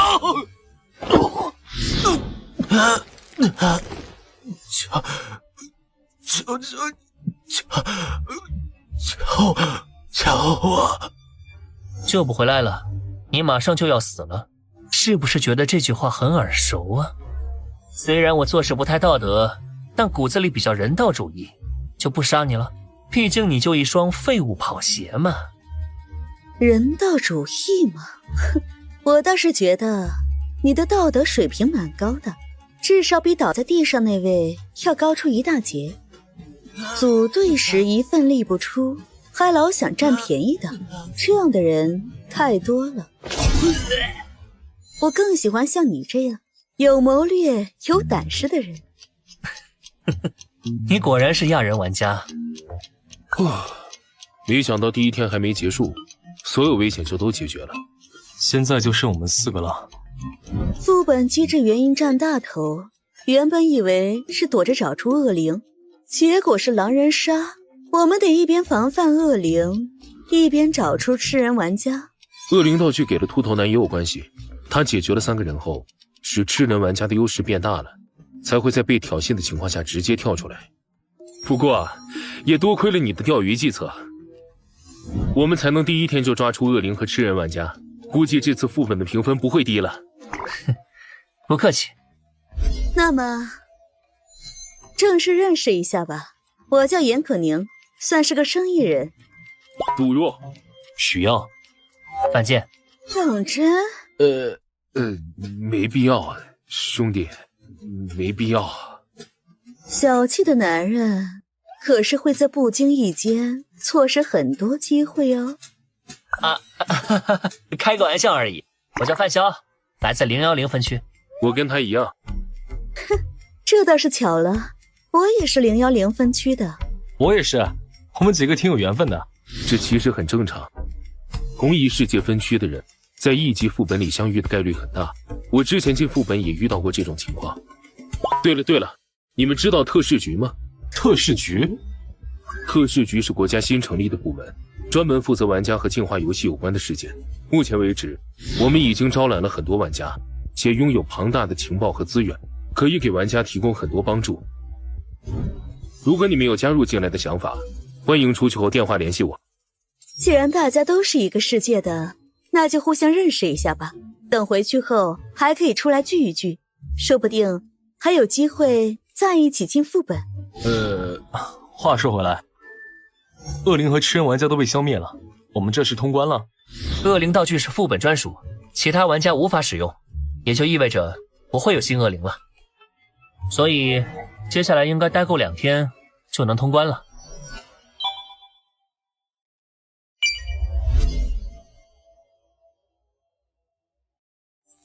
1级副本吉祥酒楼已结束。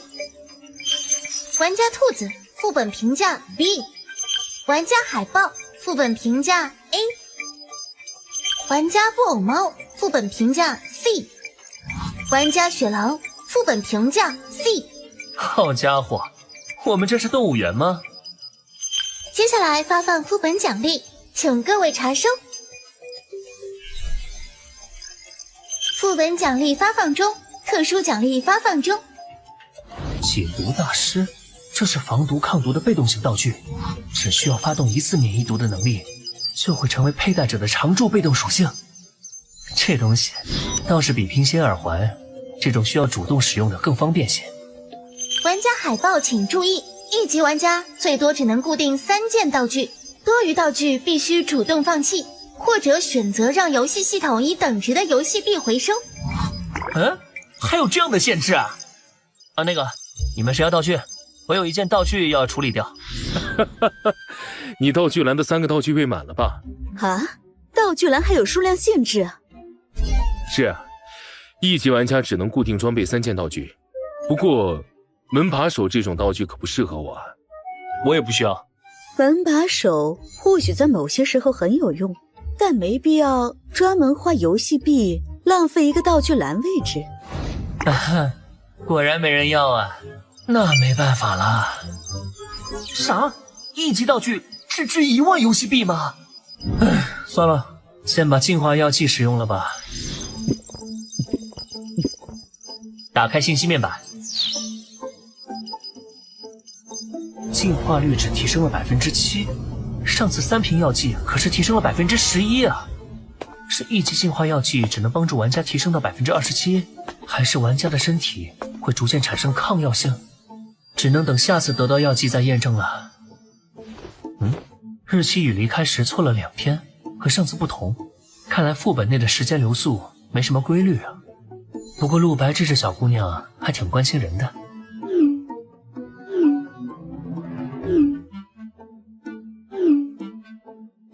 放心，我的暴露跟你们没关系，而且我本来就没隐瞒身份的意思。不是我影响的就好。你又进副本了？是啊，刚出来。我想买你的情报，出个价吧。买就算了吧，马上就要一起进副本了，情报我免费提供给你们。这么快？我也看看。原来还存在这种狼人杀副本，玩家要完成杀人的任务，总感觉好残忍啊！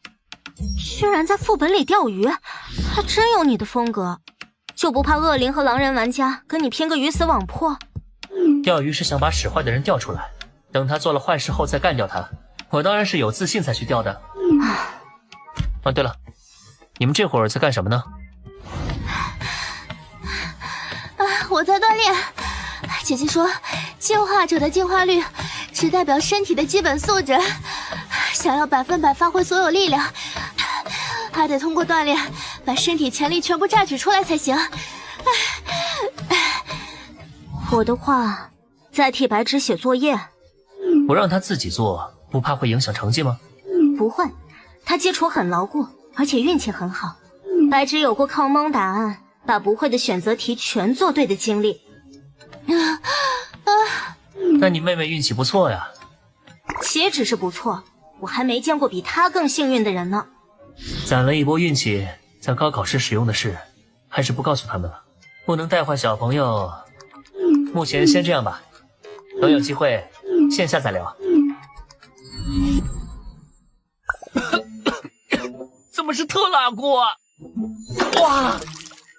纸巾！目前累计运气值120到200。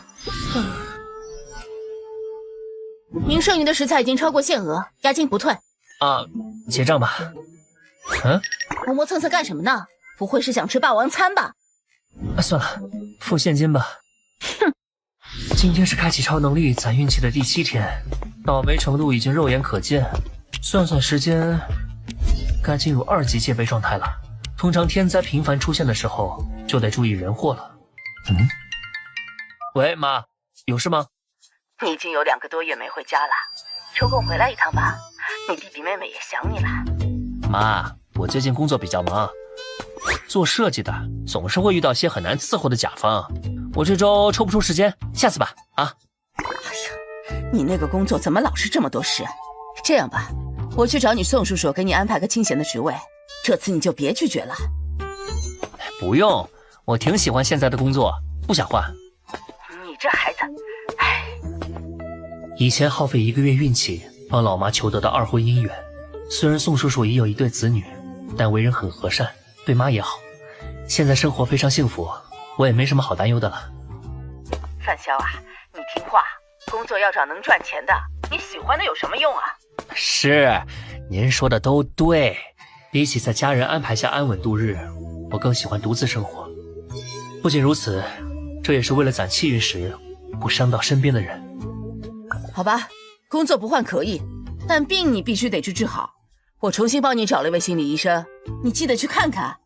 哎呀妈，我真没病。没办法，去一趟吧。不过，先把衣服上的油渍处理一下吧。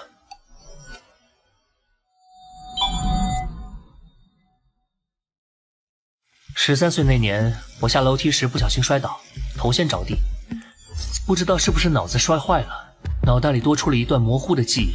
我好像有一位很会照顾人的姐姐。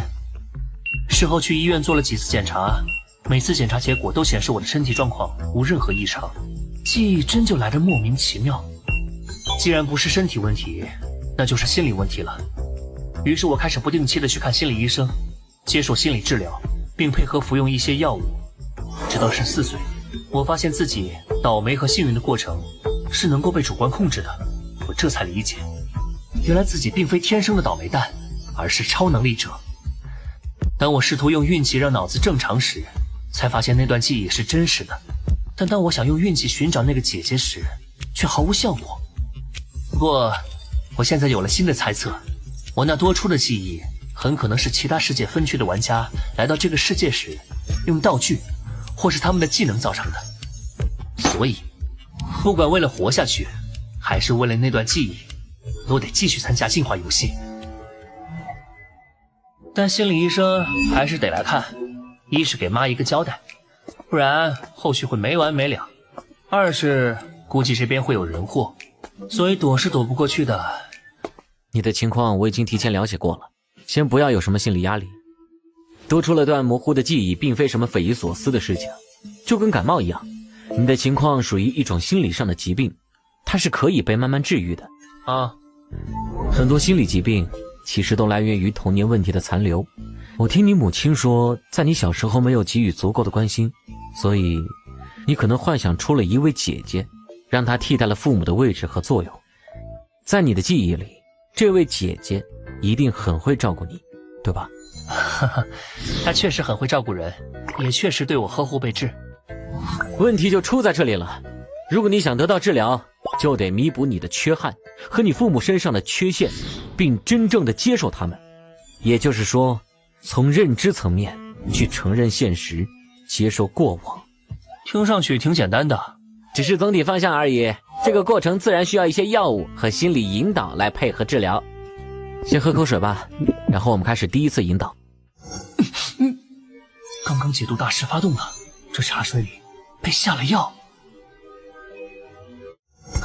反正不怕毒，我尝尝是什么。这味道是吐真剂，刚好之前试过一次副本奖励里的吐真剂。好好的心理医生给我下吐真剂做什么？看来还真是人祸，先配合看看他想做什么吧。除了记忆问题外，你还有其他困扰你的烦恼吗？有很多。哦，都有哪些？首先，我做什么事情都特别顺，比如人生中第一次买彩票就直接中大奖了。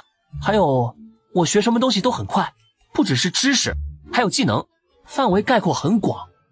等等，打住！这家伙难道是什么天选之子在凡尔赛？你最近有没有生活习惯上的变化？比如饭量突然增加了？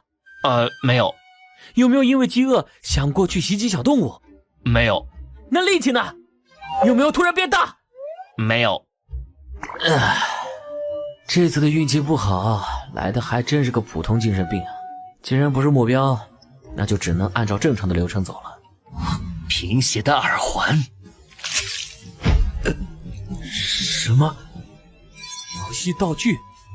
你是玩家 ？Bingo， 答对了。尸体，头重脚轻，好昏，这是他的道具效果吗？程医生，你也是玩家对吧？哼，不，我不知道。精神强度不错嘛，看来得上点强度了。看来吐真气起效了，可以放松对血液的控制，让他说真话了。你也是玩家对吧？玩家等级多少？是的，我是1级玩家。你在找玩家？是的，我在找玩家。进化者也是我们的目标。我们？难道他背后有什么组织？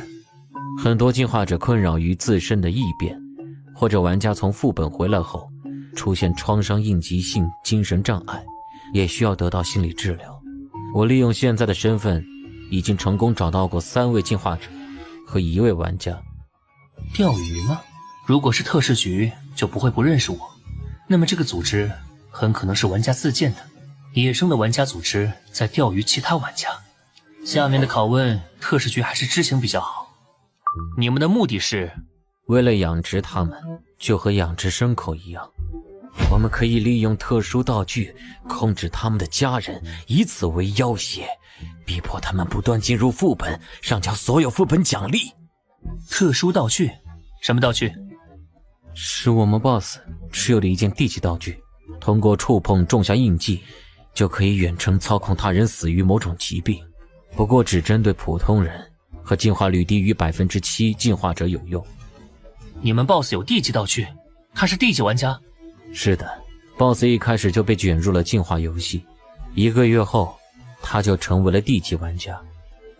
被你发现的那4个人现在怎么样了？4个人里有2个人不肯听话， BOSS 杀掉了他们以及他们的家人，剩下2个进入副本后就没再回来。我猜测他们应该是死在副本里了。真是哪儿都有吸血行为，倒也不奇怪了。那除了你们组织还有其他寻找玩家的手段吗？有，在1级副本里能经常遇到同一个世界的玩家，我们就会装好人接近他们，骗取联系方式。其他成员的搜寻方法效率都很低，我的效率算是最高的。唉，真没想到自己随便出来看个心理医生都能撞见这种事。攒运气期间，我的倒霉程度又要刷新记录了。那你们组织有多少个人？正式成员目前有6个，被我们养殖的进化者和玩家目前有12个。把你知道的成员信息，包括你们 BOSS 都说出来。行了，要上交给特事局的证据差不多就到此为止了。接下来该处理我的私事了。你有哪些道具？分别有什么效果？我有3件1级道具，分别是热情的束缚，可以自动束缚敌人；极致电疗，3秒内电晕进化率 20% 以下的玩家；奇遇娃娃，预测1周内天气情况。很好，现在把道具取出来，无偿交易给我。热情的束缚。恢复理智的第一反应是使用道具。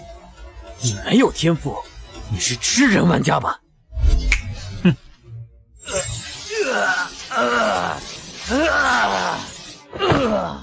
提醒你一句，我现在动一动念头，就能让你砰爆炸，到时候你的血液会溅得满地都是，尸体都留不下个完整的。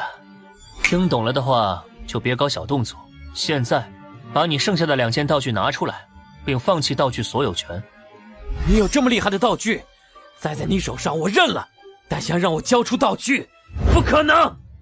哇哦，居然有个不怕死的，你早说呀！等等，我不是这个意思，只要你能保证让我活命，我可以把所有道具都给你。晚了。等等，不要杀我，我有双赢的方案，真的。你那么紧张干什么？我也没说要杀你。啊？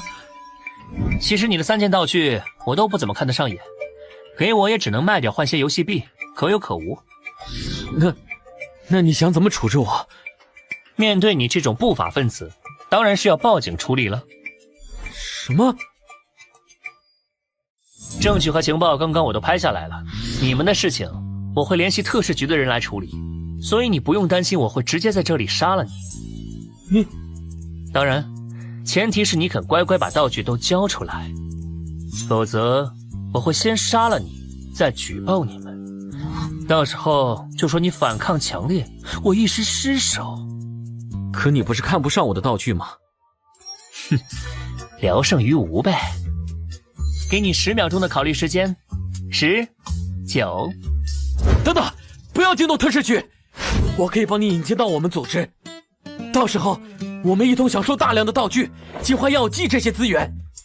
你还有6秒钟时间，你难道一点都不心动吗？你想想那些资本家的资产增值的速度有多恐怖！4秒钟。我答应道具全都给你。聪明的选择，现在就死和以后被枪毙，肯定是后者要好点，起码还能多活几天。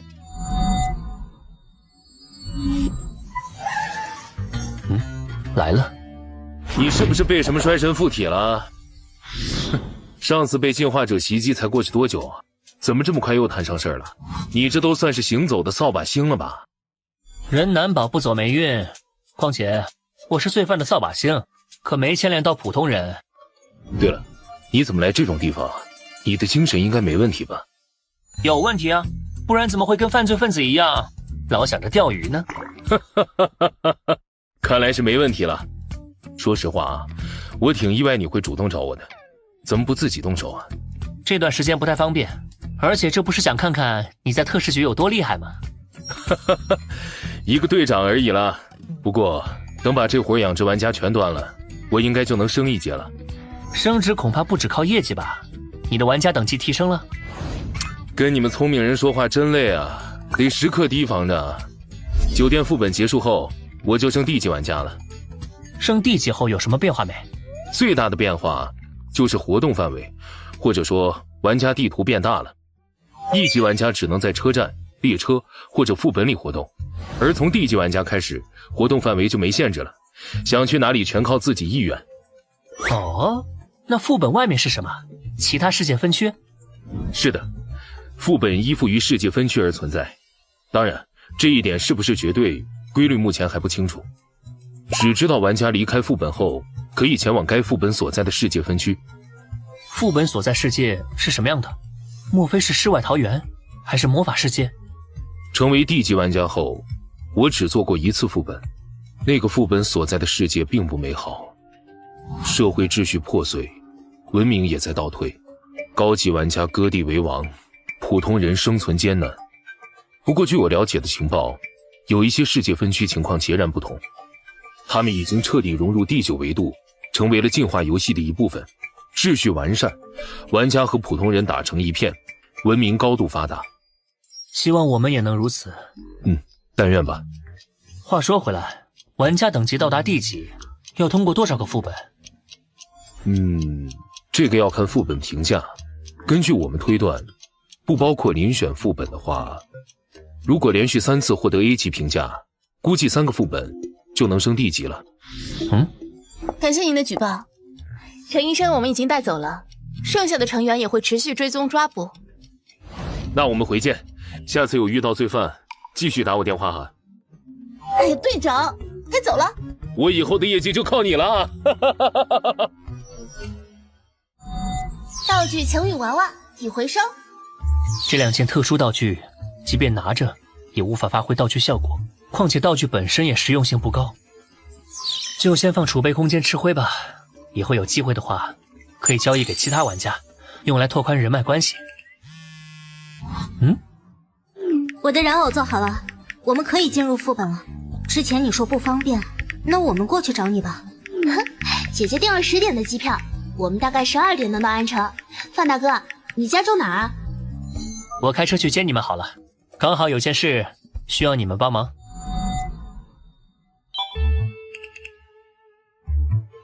暂时关闭气运积攒吧，反正未使用的运气会持续积累。他们还没到，再等等吧。范潇这边，范大哥，好久不见呢。这是兔头，路上辛苦了，还没吃饭吧？想吃什么？我请客。那个范大哥，你推荐好了，我和姐姐都不怎么熟悉安城。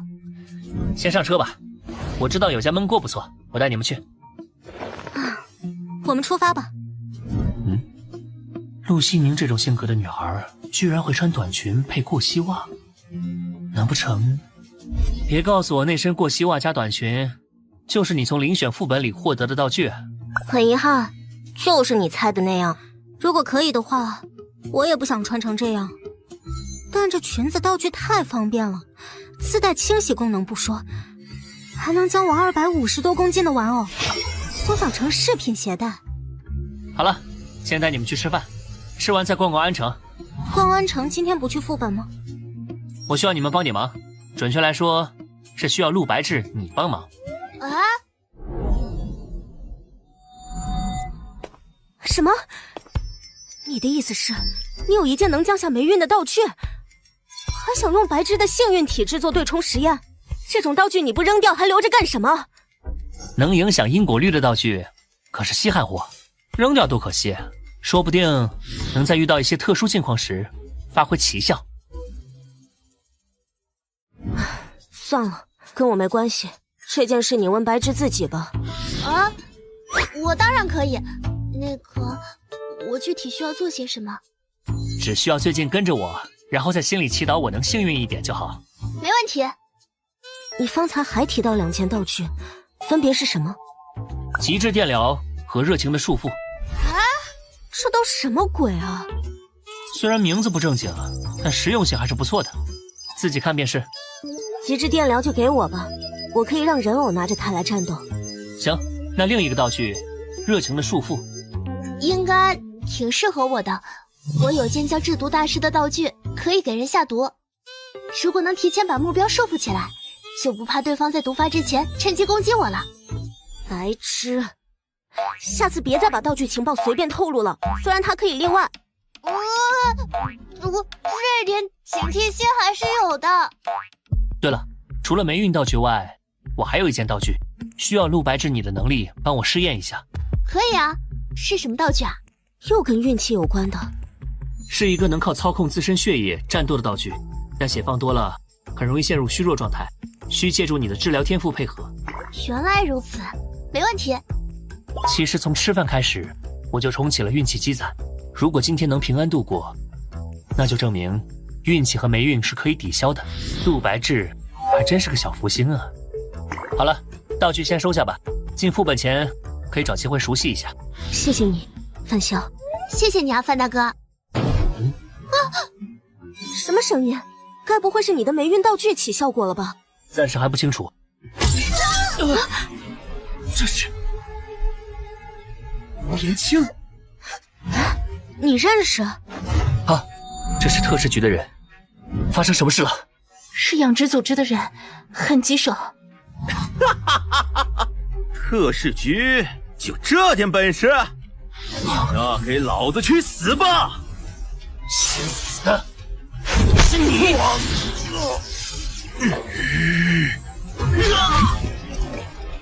哼，我还以为你多厉害呢，结果就是个只会嘴炮的废物。我获得的进化药剂数量远比正常玩家多，而这个人的力量居然比我还要强。要不是他拥有力量型天赋，要么就是持有力量增幅道具。范大哥，我来助你。热情的束缚。哼，居然还有埋伏！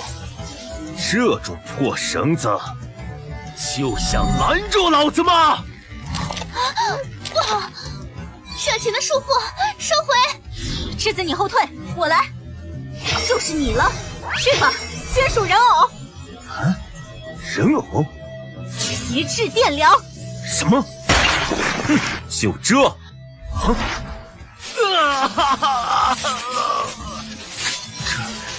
这是程晓的道具啊！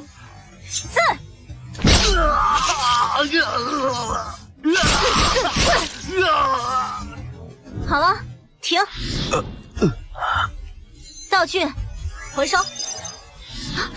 这是不好，不对劲儿，快离开这里！可恶，来不及了！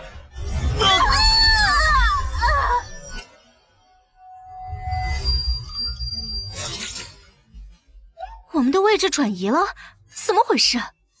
草地、森林，空气中有海腥味儿，吹来的风也是温热潮湿的。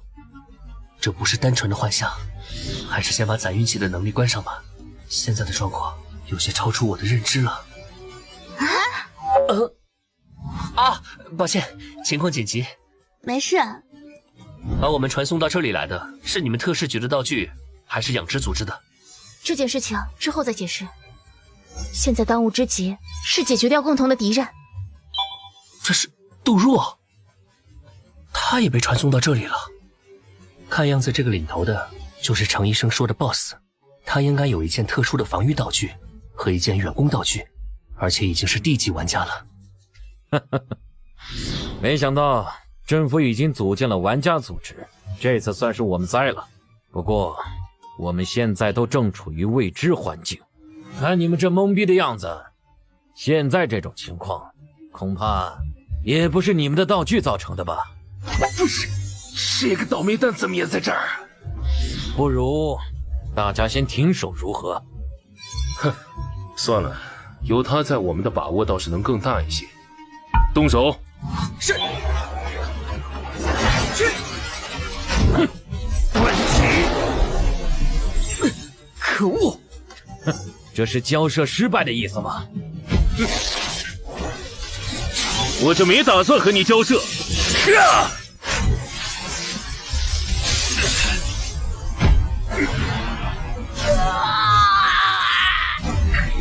不要脸！那是血之杖，快散开！哦，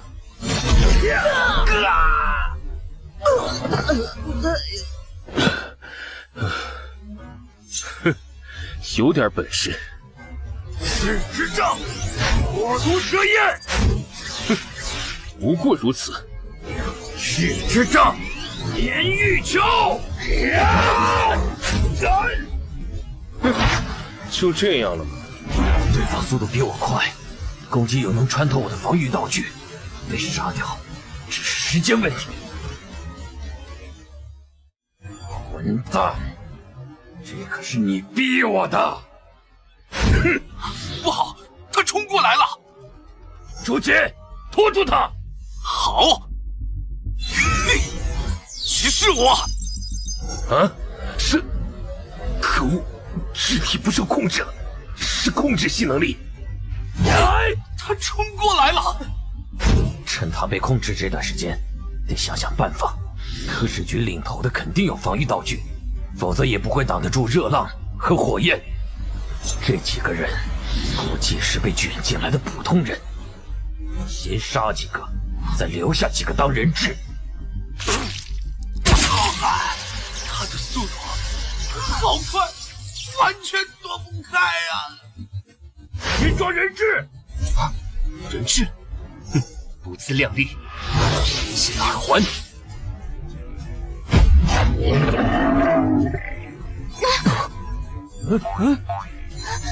姐姐，那是灵选副本里的怪物吗？正确来说，是进化失败的人类。智子，一会儿请跟我。人偶操控术，先清理怪物。是。怪物太多了，必须要趁早清除。养殖组织的人只能拜托范萧了。你们俩发什么呆呢？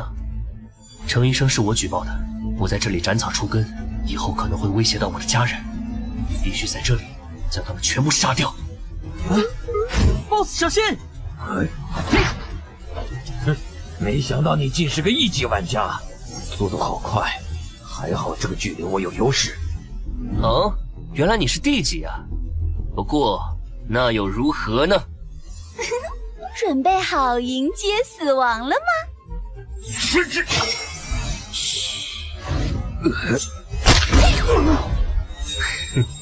嘣！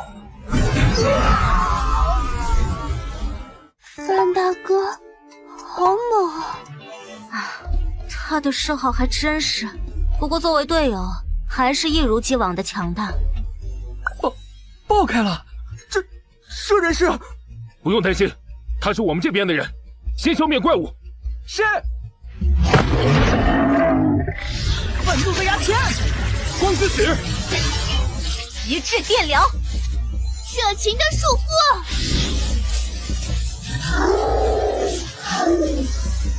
好机会，制毒。清剿的事情先交给我吧，你的毒暂时留着。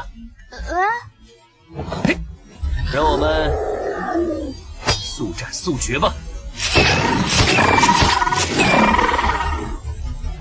哼，轻轻松松。范萧这家伙，真的只是1级玩家吗？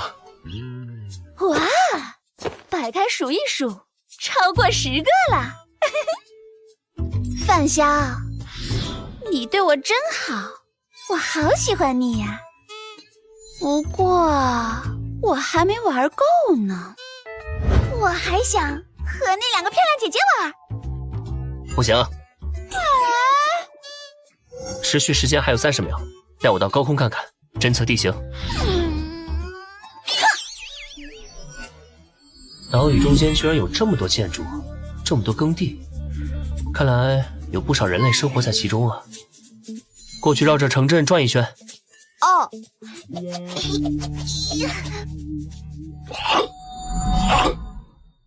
这座岛上到处都栖息着怪物，但人类城镇却很好的存在着，真奇怪。怎么样？这里是座孤岛吗？啊，岛屿的面积还不小，中央位置有城镇，应该有人居住。不过有一点很奇怪，除了城镇，其他地方到处栖息着怪物。到处都有怪物，全是怪物的岛上住着人类，这太不正常了。范萧的实力很强，即便是体型巨大如水怪的怪物也会被他瞬杀，但他的能力也存在限制。如果再遇到大量怪物，我们就会陷入苦战了。我们去人类城镇吧，那里应该很安全，他们估计有抵御怪物的方法，否则没办法留存下来。我也是这么想的，不过我们得和特使局的人合作，他们应该对目前这种状况很了解。乃至，别害怕，这附近的怪物已经被我杀光了，只要不制造出过大声响，其他区域的怪物是不会过来的，放心吧。谢谢你啊，范萧。对了，我们之前道具的费用还没有给你，你跟我们的2件道具分别是多少钱？钱就不要了，但作为交换，你接下来很长一段时间都得在我身边帮我的忙。我真的有这个价值吗？当然，你应该对自己更有自信一点。陆百志的运气能否和我的能力抵消还是未知数，但我需要他的治疗能力搭配贫血的耳环，补足范七七召唤冷却时的战斗力。奶妈技能加因果律被动属性，这都不算有价值啊，什么才算？不仅是在副本里，等出了副本后你也得跟着我。至于具体时长，得看之后的具体情况。当然，我会按照后续雇佣之子的时间长短来算具体报酬。他没意见，我就没意见。之子，你的想法呢？我没问题。合作的事情谈好了，现在来分战利品吧。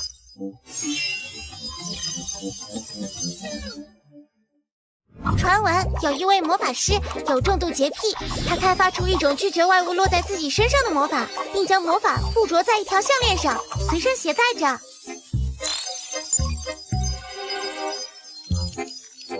拒绝屏障，真是一件不错的防御性道具啊！还有这件百变魔衣，我从养殖玩家手里获得了新的道具，这件百变魔衣就替换下来了。姐姐，这个我和你好像都很需要，但我没钱买。笨！你现在在他眼里可是个宝贝。这件道具你可以用预支工资的方式拿下来，快去拿！恭喜玩家人物获得1级道具百变魔衣，该道具与绝对领域具备共融性，是否融合？具有共融性的道具，花费游戏币就可以融合。哼，总算发现游戏币除了列车购物外的消费途径了。姐姐，既然你刚好有属性契合的道具，这件魔衣你就收下吧。我也没钱，我可以预支工资帮你垫着，而且我也想知道道具融合是什么效果。好，就听你的。童话。道具百变魔衣和绝对领域融合成功，道具等级为D级。融合成功了，道具等级提升到了D级。有什么变化没？融合是以我的裙子为主的，变化能力增幅了，延伸方向有2个，一个是可以将更多的玩具变成饰品挂在裙子上，第2个是可以变为所有者喜欢的样子。姐姐喜欢可爱的东西，她不仅喜欢给可爱的人偶穿上可爱的衣服，自己也很喜欢穿。怪不得。白痴，你的话有点多了。那除了变化功能增幅外，防御属性增幅没？这倒没有，只比一般的衣服结实点，被撕碎后还可以自动修复，只能说比占2个道具格子方便些。抱歉，让你们久等了。检查队员的伤势花了点时间。你们好，我叫杜若，特事局成员。特事局是……他们知道，杜若是我朋友，可以信任。你们好，我叫陆心宁。你好，我叫陆白芝。吴小姐，你受伤了吧？这是好舒服啊！我的天赋是治疗。陆小姐，可以帮我治疗一下吗？还有我。一个个来。治愈系天赋还真是少见啊。你应该有什么想问我吧？没错，刚才你飞到上面都看见什么了？我可以告诉你，但我需要你的情报作为交换。情报交换没问题，你是想问我们为什么会被转移到这里吧？没错，不如我们先一起离开吧，这里并不安全，不是说话的地方。刚才我在空中探测了10几秒，粗略规划出一条怪物较少的路径，现在就出发吧。岛屿的情况差不多就是这样。你刚刚说这里是副本，怎么回事？就像是某个地方突然发生空间扭曲，将周围的人卷进去。国内已经发生过5次，其中只有2次有人成功返回。我们暂时把这种无规则、无前兆，突然把人卷进异时空的状况定义为随机副本。随机副本？那我们该怎么回去？副本开启期间，时空会封闭，但只要通关，副本原本将我们拉过来的时空通道会重新打开，届时就可以回去了。当然，如果刚好持有这个副本的车票，也能在通关后凭车票乘坐时空列车回去。车票？不过我们现在连副本任务都没有，怎么通关啊？这就需要我们去主动出发了，因为我们是被随机卷来的，所以我们在副本里的位置也是随机的。触发副本任务需要某个固定的位置条件，以现在的状况推测，任务地点应该就在岛屿的正中央，在那座人类城镇那里。如果副本没有限制参与玩家数量的话，也就是说我们有可能会遇到其他玩家。你在看什么？车票，这里是座岛，我刚好有一张岛屿类的副本车票，说不定就是对应这里。应该不会这么巧吧？什么车站？什么副本啊？星翼回廊站，1级副本祭祀岛。星翼回廊站，竟然是这里！我上个第1级副本也是在星翼回廊站。等副本结束后，我去外面的世界分区看了看，总之很糟糕。就是你上回跟我说的那个，秩序破碎，文明倒退，高级玩家割地为王，普通人生存艰难的地方。没错，希望你的车票能对应上这里。1级副本难度有限，我们联手通过副本应该没什么问题。但愿如此。1级副本危险度不一定就是1级的，说不定会有高级危险，比如我和陆家姐妹的遴选副本，最终 BOSS 章鱼怪与人鱼的组合，可不是初级玩家能对付的。对了，你们抓捕养殖玩家，怎么大白天的就打起来了？这样不会闹出事吗？行动是很隐秘的，抓捕计划也没问题，但我们低估了游戏道具的多样性。我猜测，那伙人好像持有能预知危机的道具，对方提前有所察觉，逃向了商城。为了避免他们逃进副本，我们只能先采取攻击。白芝，你刚才使用治疗天赋，精神消耗如何？好像消耗了一半了。那接下来别再用天赋了，跟在我身边。你现在可是我雇佣的员工，天赋不能老为别人服务，为我服务才是正事。我知道了。这就是城镇外围了。城墙很老旧，已经有些年头了，根本不可能抵挡得了怪物的冲击。这周边的区域不像有怪物气息啊，奇怪了。祭祀岛副本已开启。开启了。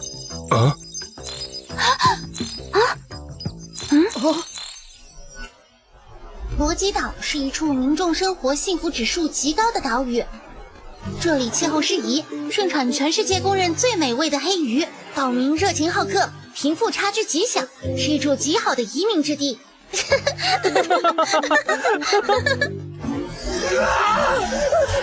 命！但美好往往并不永恒，怪物们毫无征兆地出现在罗基岛上，繁荣的岛屿一夜之间变得凄凉，岛民们四散奔逃。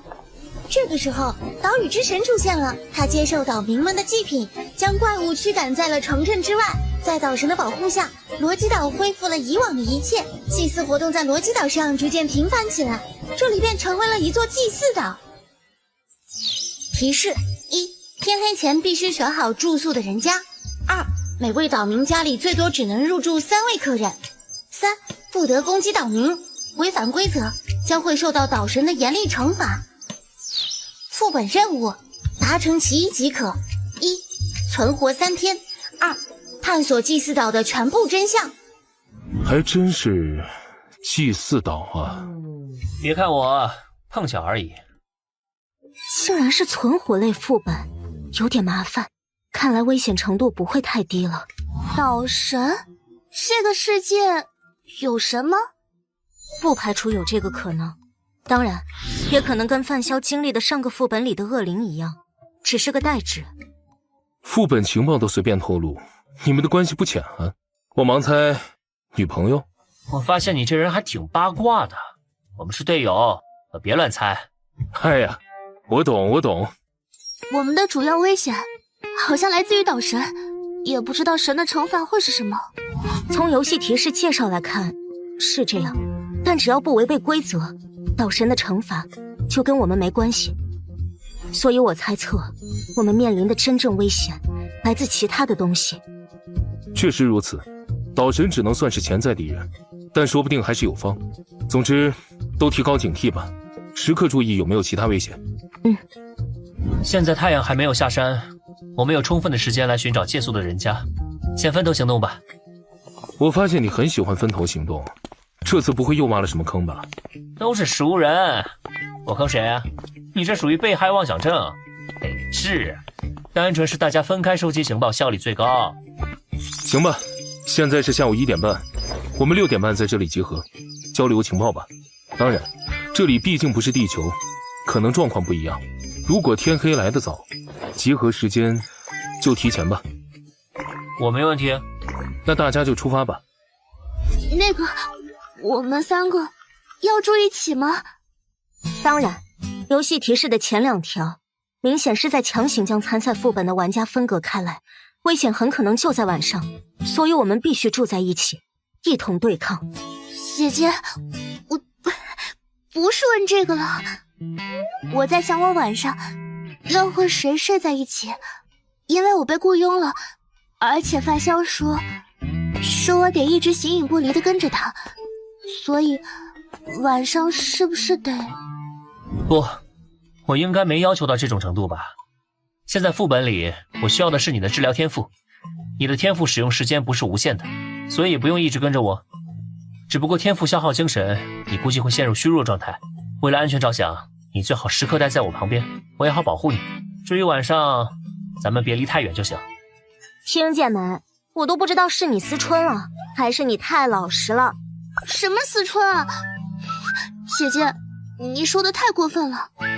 以防万一，我先用血液制造些武器，你用天赋帮我回血。现在就开始吧。好。贫血的耳环，现在对我使用治疗天赋吧。再来。栀子，你怎么了？感觉精神力到极限了。已经足够了，辛苦了。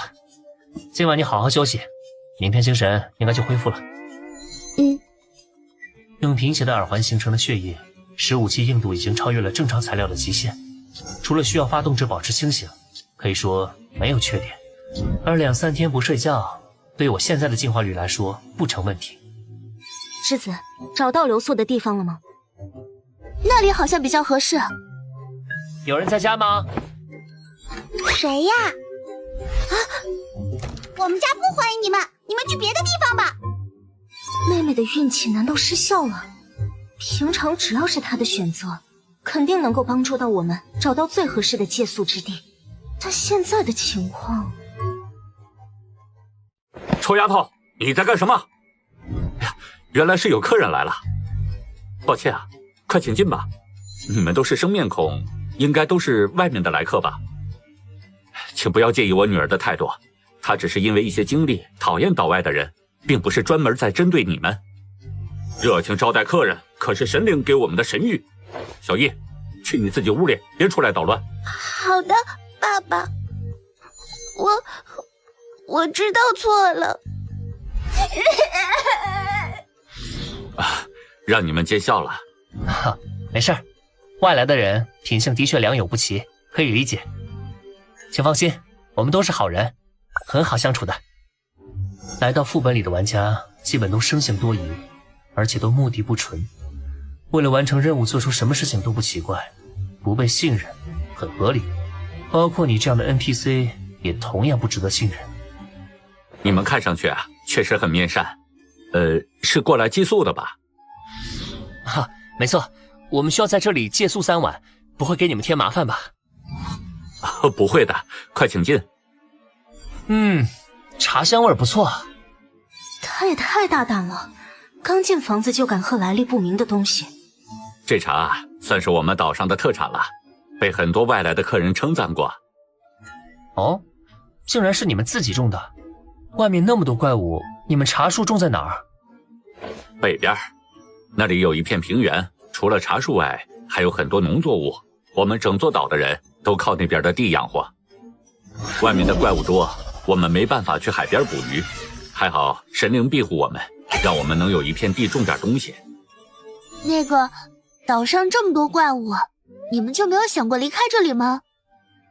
有神灵在，我们不用担心怪物的事情。而且，你们可能不知道，岛外的世界是很乱的，出去了朝不保夕。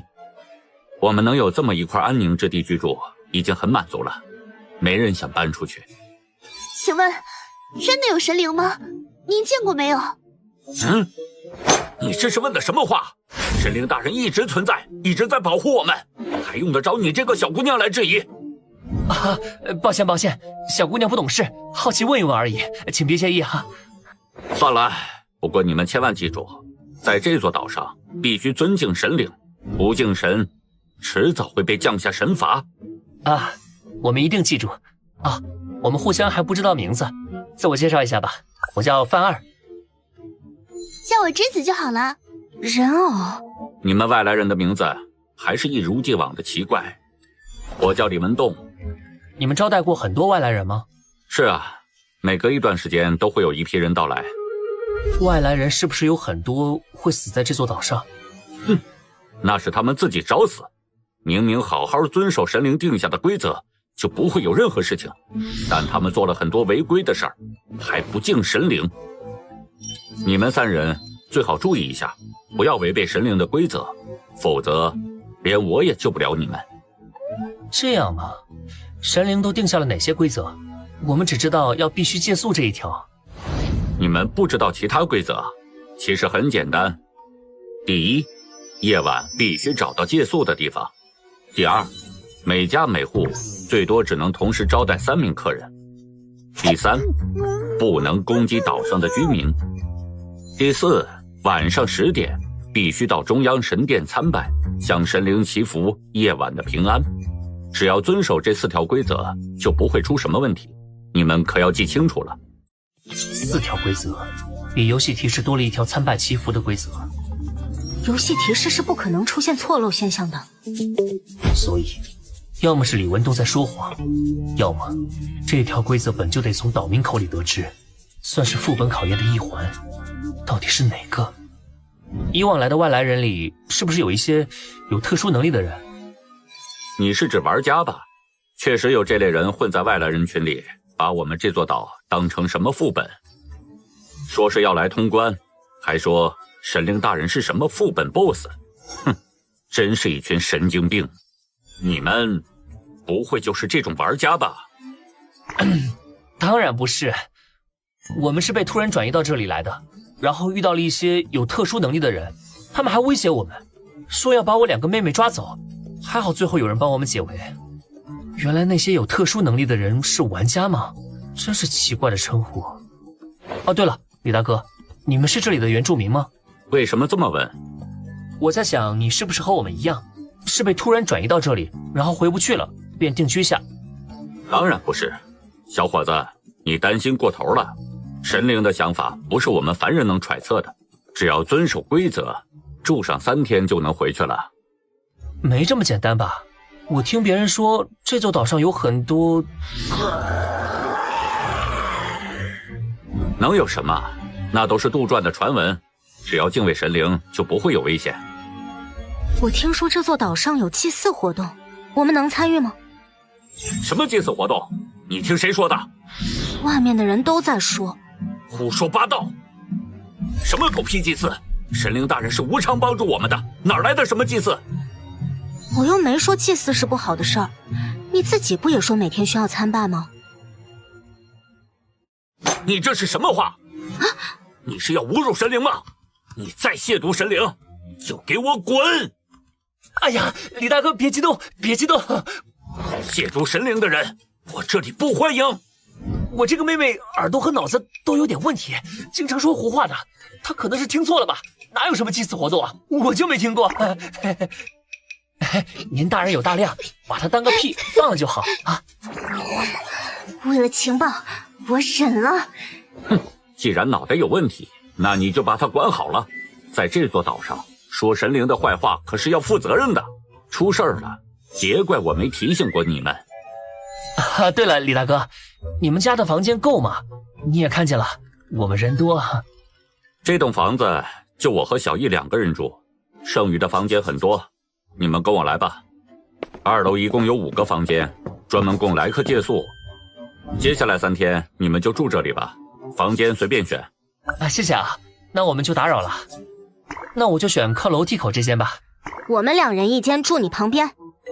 李大哥，你看这天还没黑，我们想去中央神殿看看，免得晚上不认路浪费了时间。您说一下大致方位，我们自己去就好。哈哈，好说好说。不然我带你们去吧，你们人生地不熟的。再说了，你们不懂岛上的规矩，还带着脑袋有问题的人，我带路能保你们安全。啊，哈哈，不用了，我们顺便逛逛，拜访一下其他住民。谢谢李大哥你的好意。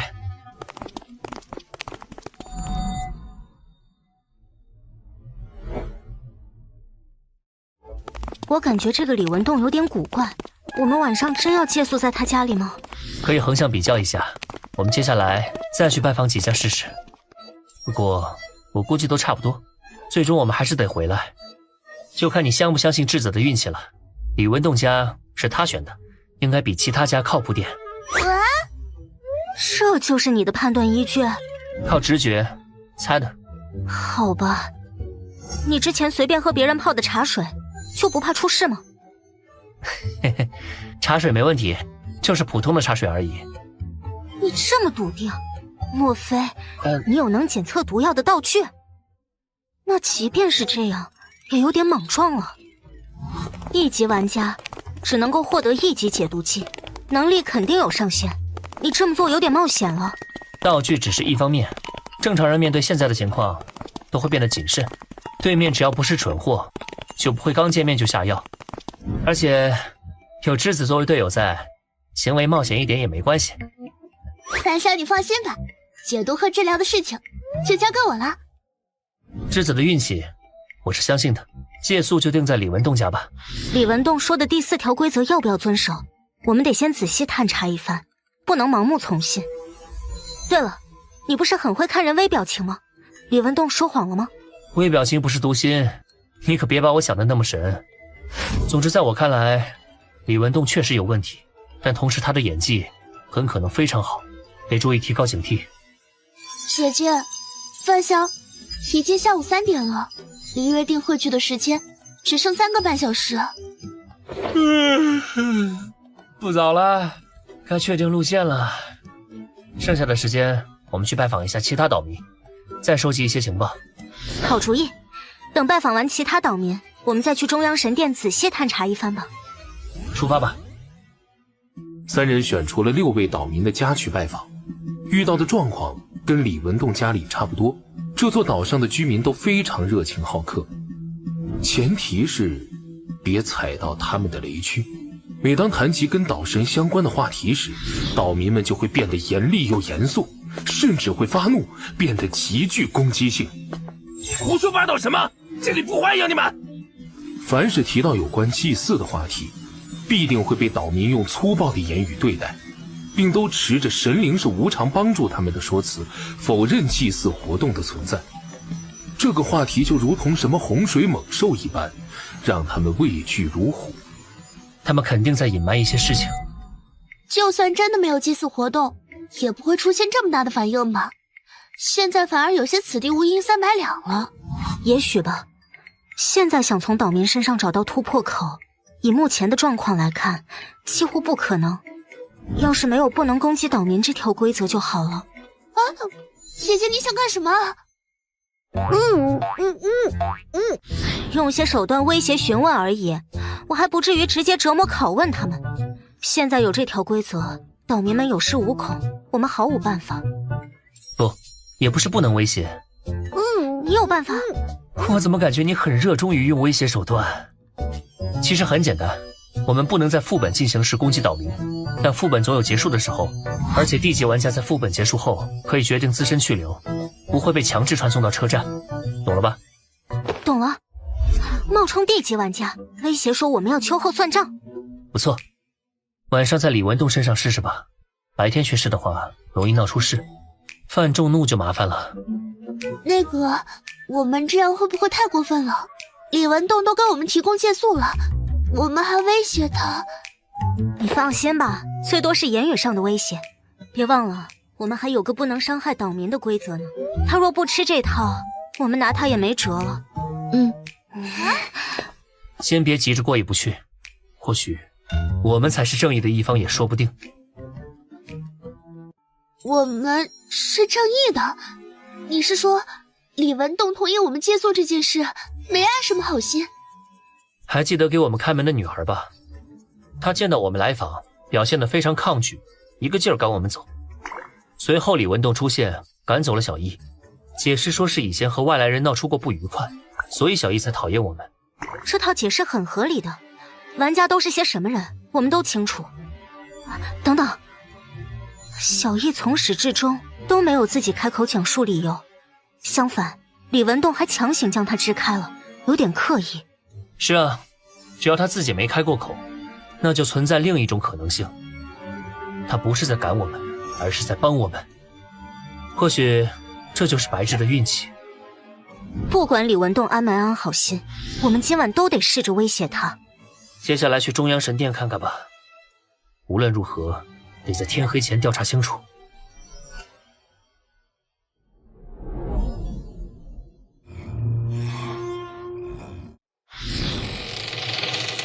啊，没猜错的话，这应该就是所谓的岛神了。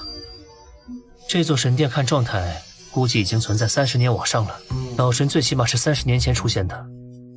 30年，这期间副本应该开启过很多次吧？这里好像没什么不对劲儿的，就是一处普通的神殿。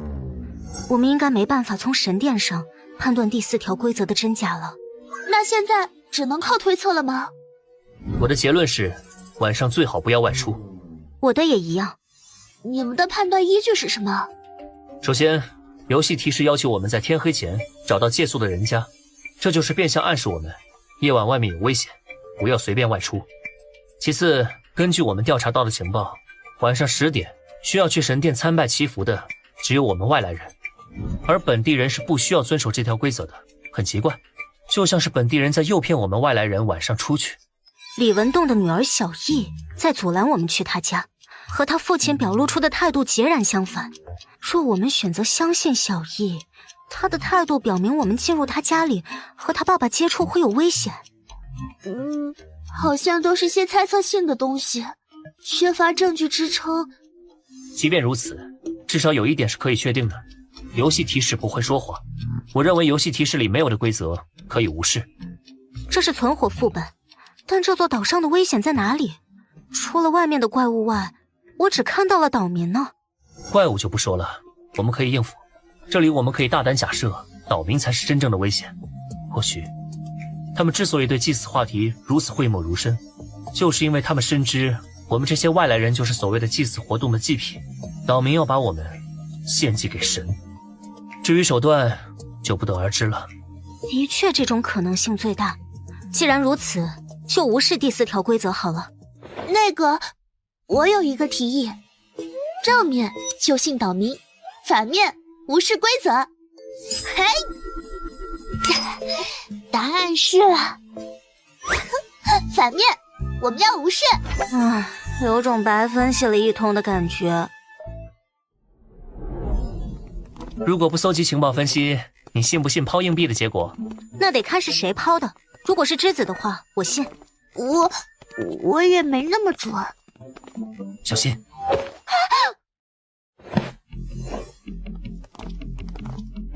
穿着不像岛民，而且看不出什么兽化特征，是人类玩家或者吃人玩家的可能性更大。让开！脾气别这么大，小姑娘，你们也是玩家吧？可有找出这座神殿的古怪之处？就算是找到了又如何？跟你们没关系。当然有关系了，我们可以交流下情报。通关副本靠单打独斗可行不通啊！行啊，你把你们的情报先说出来听听，我判断下有没有交流价值。年轻人，你似乎有点看不清形势。有资格说这种话的是我们，懂了吧？我再说一遍，让开！再不让开，就别怪我不客气了。道具千奇百怪，防不胜防。为了避免翻车，最好的做法就是先下手为强。够味儿，我喜欢。待会儿他交给我。嘿嘿，确实够味儿，真是个攻击性十足的小姑娘。娃娃，长大了。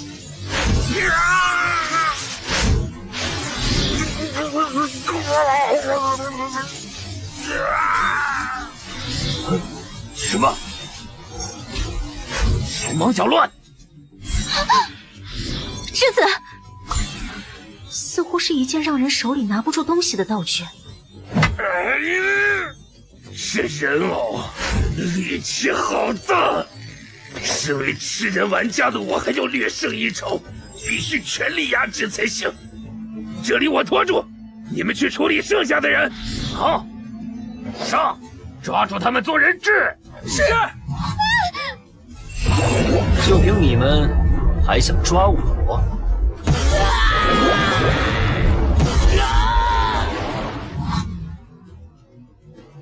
一直保持清醒，控制血液是对的。能想在玩家喊出道具前出手解决他们。一群废物！起码关门！不好，快撑不住了！快跑！哼，欺负我们还想跑？门都没有！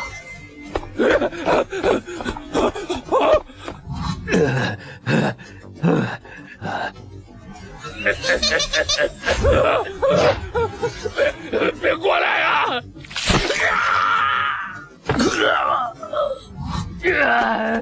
快跑啊！还好我跑得快。这是毒！哼，你以为你跑得了吗？得快点，拿出解毒剂！热情的束缚！只要有解毒剂，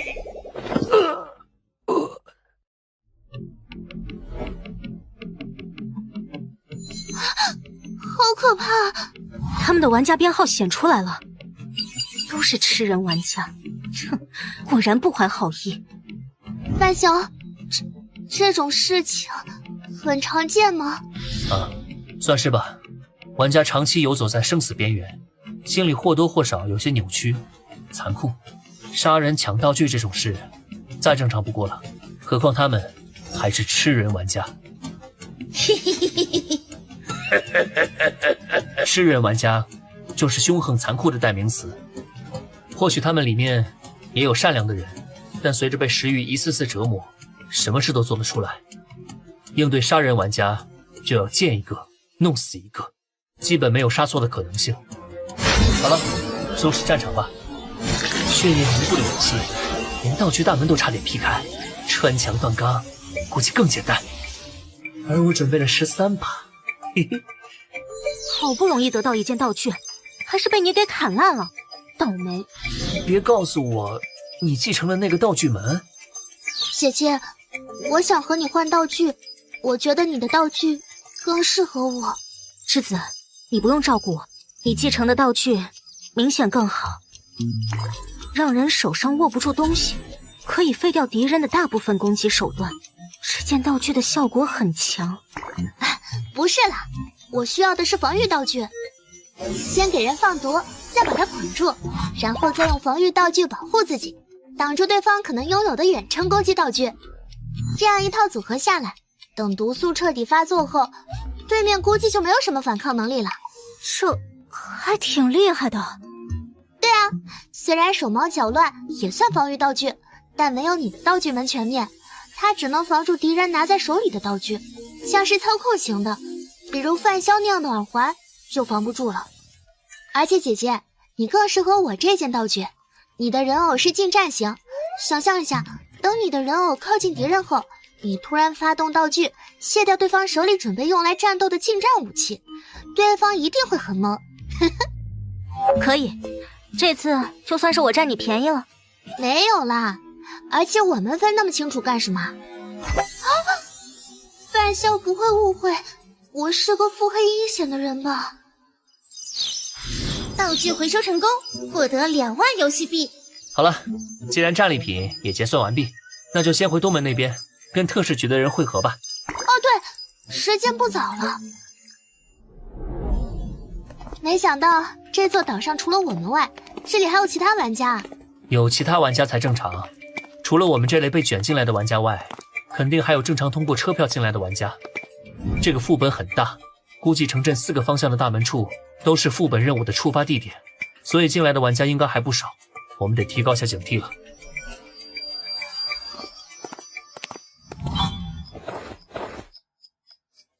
你们到的挺早啊。哦，路上遇到2名吃人玩家，发现我们不是吃人玩家后，就打上了歪主意。还好他们实力不强。啊，东门也有吃人玩家吗？也，你们也遇到了？嗯，遇到了4个，已经干掉了。参与这个副本的玩家数量似乎很多，我们干掉的、赶路上遇到的，加上你们这边的2个，已经有11个了。如果再加上我们自己以及还没露面的，玩家数量很可观。这整个一座岛都是副本范围，有这个参与数量很正常。我们还在靠近北门的位置遇到了2名亚人玩家，我和他们交流了一下，获得了一些有趣的情报。又是用钱开路的？特使局真有钱。算是吧，背靠机构，资源丰厚嘛。交换情报吧，我们的时间不多了。好，那我先说结论吧。第一，不要乱吃乱喝他们给的东西。第二，无视第4条规则，夜间不要外出，睡觉的话仍要保持高度警惕，以防意外发生。你是说第4条参拜祈福的规则是假的？十有八九，而且我还注意到，城镇里很多民居都处于空置状态，没人住，很可能跟副本背景介绍里的移民有关。我的情报都说完了，你那边有什么不一样的情报没？有，不过重要性得你自己判断。我们从2名亚人玩家那里打听到了有趣的情报。首先是他们的身份比较有趣。祭祀岛这个副本属于星翼回廊站，而星翼回廊站属于 G08004 世界分区。我们遇到的那2名亚人玩家就是来自这个世界分区的，算得上是这里的土著玩家了。除了世界分区所属外，那2名亚人还谈起了有关移民的情报，他们来自于004世界分区的2个不同地区。不过相同点是他们那里都有过祭祀岛是移民好去处的宣传，并且这2个地区分别在5年前和3年前发生过一次移民，每次都有200多人移居到了祭祀岛。以小见大的话，我估计有移民宣传的地区应该不止2个。或许这座岛屿外的世界有很多地区都在宣传祭祀岛移民，并且不断的有移民来到这座岛上。你之前不是说这个副本所在的世界很乱吗？移民在正常社会合理存在，但在这种领主模式的社会，没有领头的高级玩家点头同意，这种事应该不会发生吧？这个嘛，具体细节不清楚。不过如果猜想为真，那些高级玩家既然没追究，应该是默认了这件事，可能他们和祭祀岛有着什么隐秘联系吧。隐秘联系？副本的背景介绍里提到祭祀岛曾经的名字是罗基岛，而罗基岛气候适宜，生活幸福指数极高，是一处极好的移民之地。而后来怪物出现，一切都毁了。直到岛神突然出现，驱赶了怪物，一切又都恢复了平常。既然说是一切，那么移民政策的恢复自然也被包含在内。李文栋说过，岛外的世界很乱，而岛内很安全，没有岛民想出去，这跟杜若的说法能对应上。不过李文栋应该在部分真相上撒谎了。岛内其实并不安全，最直接的证明就是那些空置下来的房子。多次移民不应该啊，人数对不上，城镇里的空房子很多，总不至于一座小破岛上还有什么房产泡沫吧？会不会是人口死亡的问题？比如人口老龄化，或者后续又搬走了？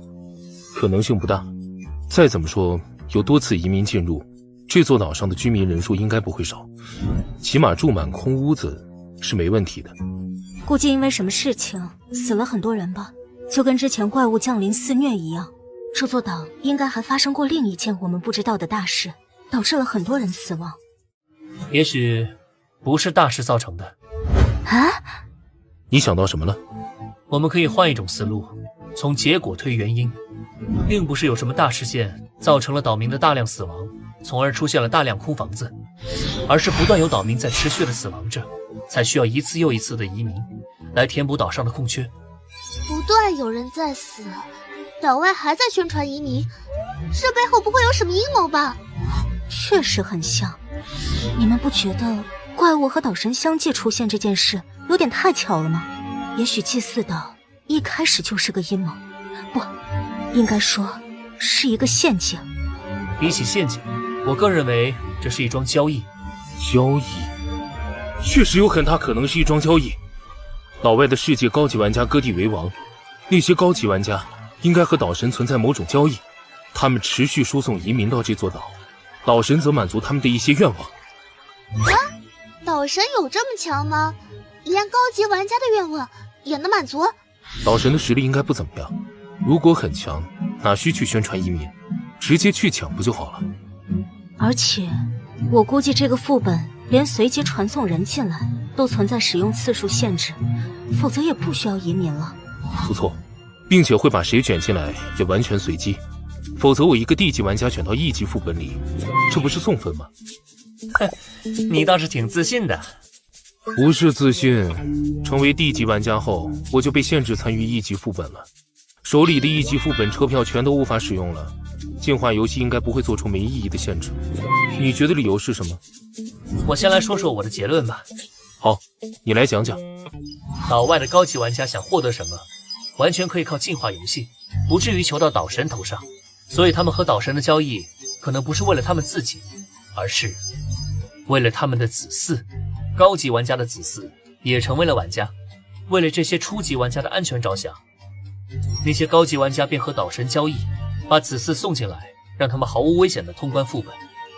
作为回报，他们将岛神需要的人口通过移民的方式送进来。子嗣很有可能。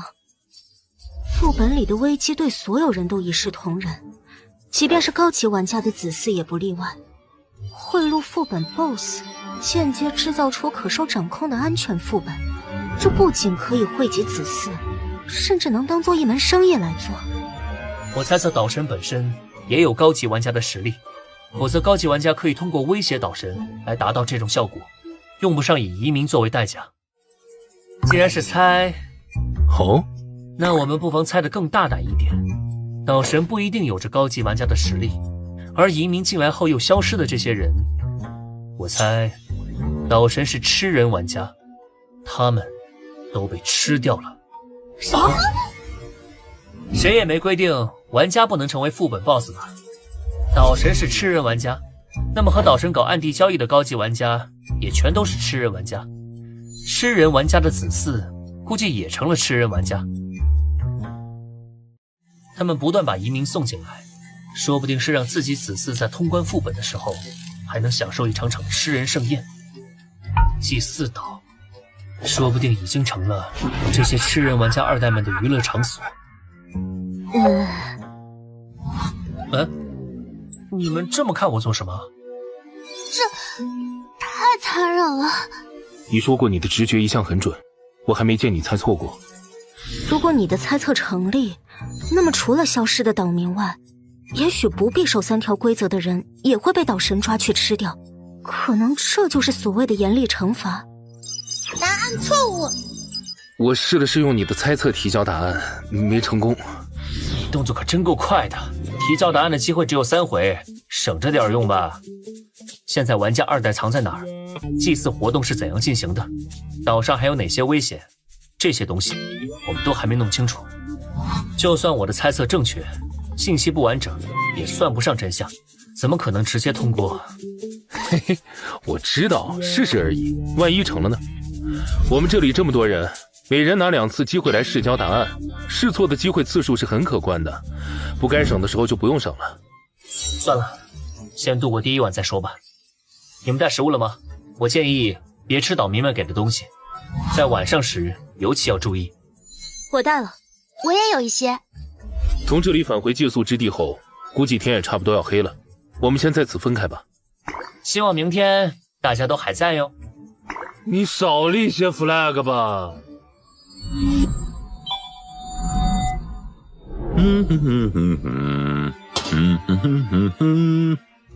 姐姐、爸、哥哥，你们说他会趁机下药吗？这种事靠猜不行，待会儿你们别吃就好。各位久等了。鸡汤来了，还有其他配菜，稍等稍等啊。哎，你们吃啊？你们为什么不吃啊？姐姐，不管有没有下药都不吃，反正今天是要威胁他的，就不给这个面子了。哼，我妹妹她们从小到大被富养，山珍海味吃惯了，习惯不了农家乐，他们自己带着有食物，不用管他们，我们吃。哎，不吃就算了，我知道你们外来人疑心重，这也不是第一次了。哎，小易不来吃饭吗？我专门留了一份给他，他不喜欢外来人，待会儿在屋里吃就好。我能去看看他吗？不行，他不喜欢你们，我怕你们吓到他，他胆子很小。解毒大师没有发动过，看来饭菜都是正常的。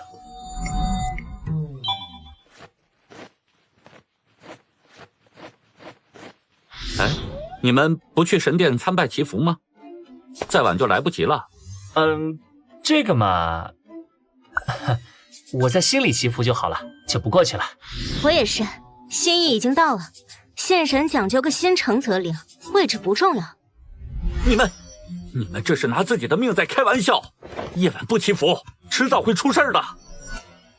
既然你这么说了，那要不一起去？你也需要祈福吧？不用了。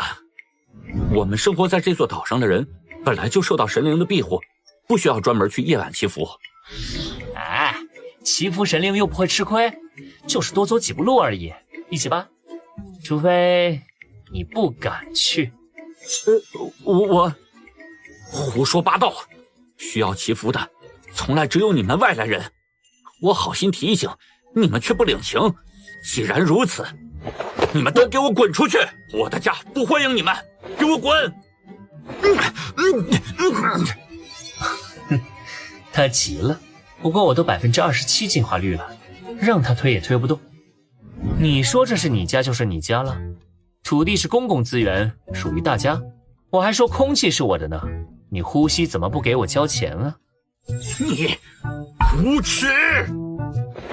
是你自己霸道，还不让人说，你也挺无耻的。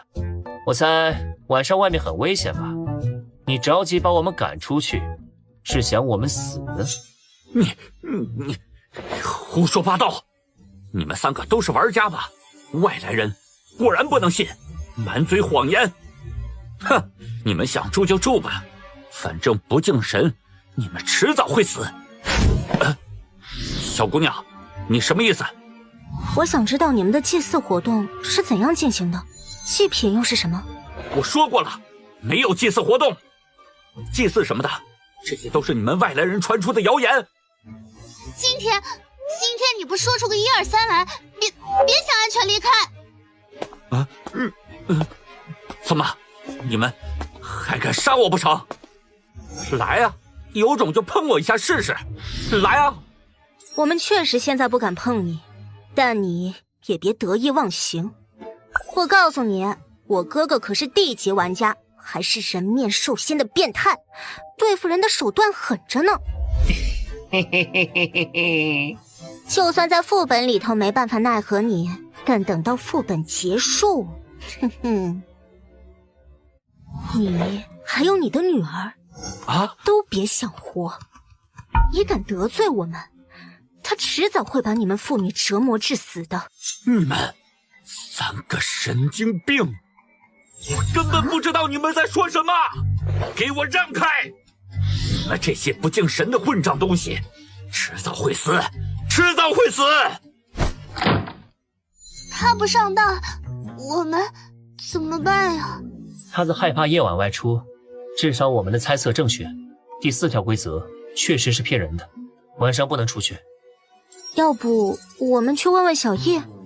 他刚才开门时我瞥了眼，小易就在他房间，估计是早就防着我们了。不能问，又不能外出，看来今晚是得不到什么有效线索了。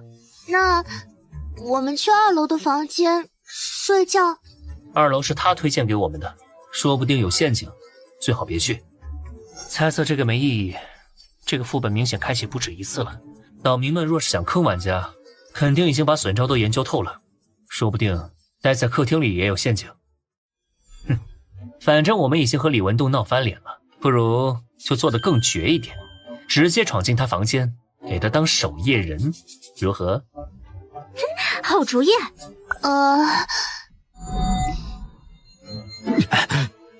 别偷听了。啊！我们来守夜喽！你们这帮混蛋，快给我滚出去！有什么声音吗？听不清啊。混蛋呐！你们要不要脸？滚！快滚！栀子别怕，芝麻开门作为防御性道具，不算攻击岛民。他再怎么攻击都碰不到我们的。不是的，是他骂的有点难听。好啊，这可是你们逼我的，这下谁也别想好。解毒大师生效了，熏香有毒，得提醒他们。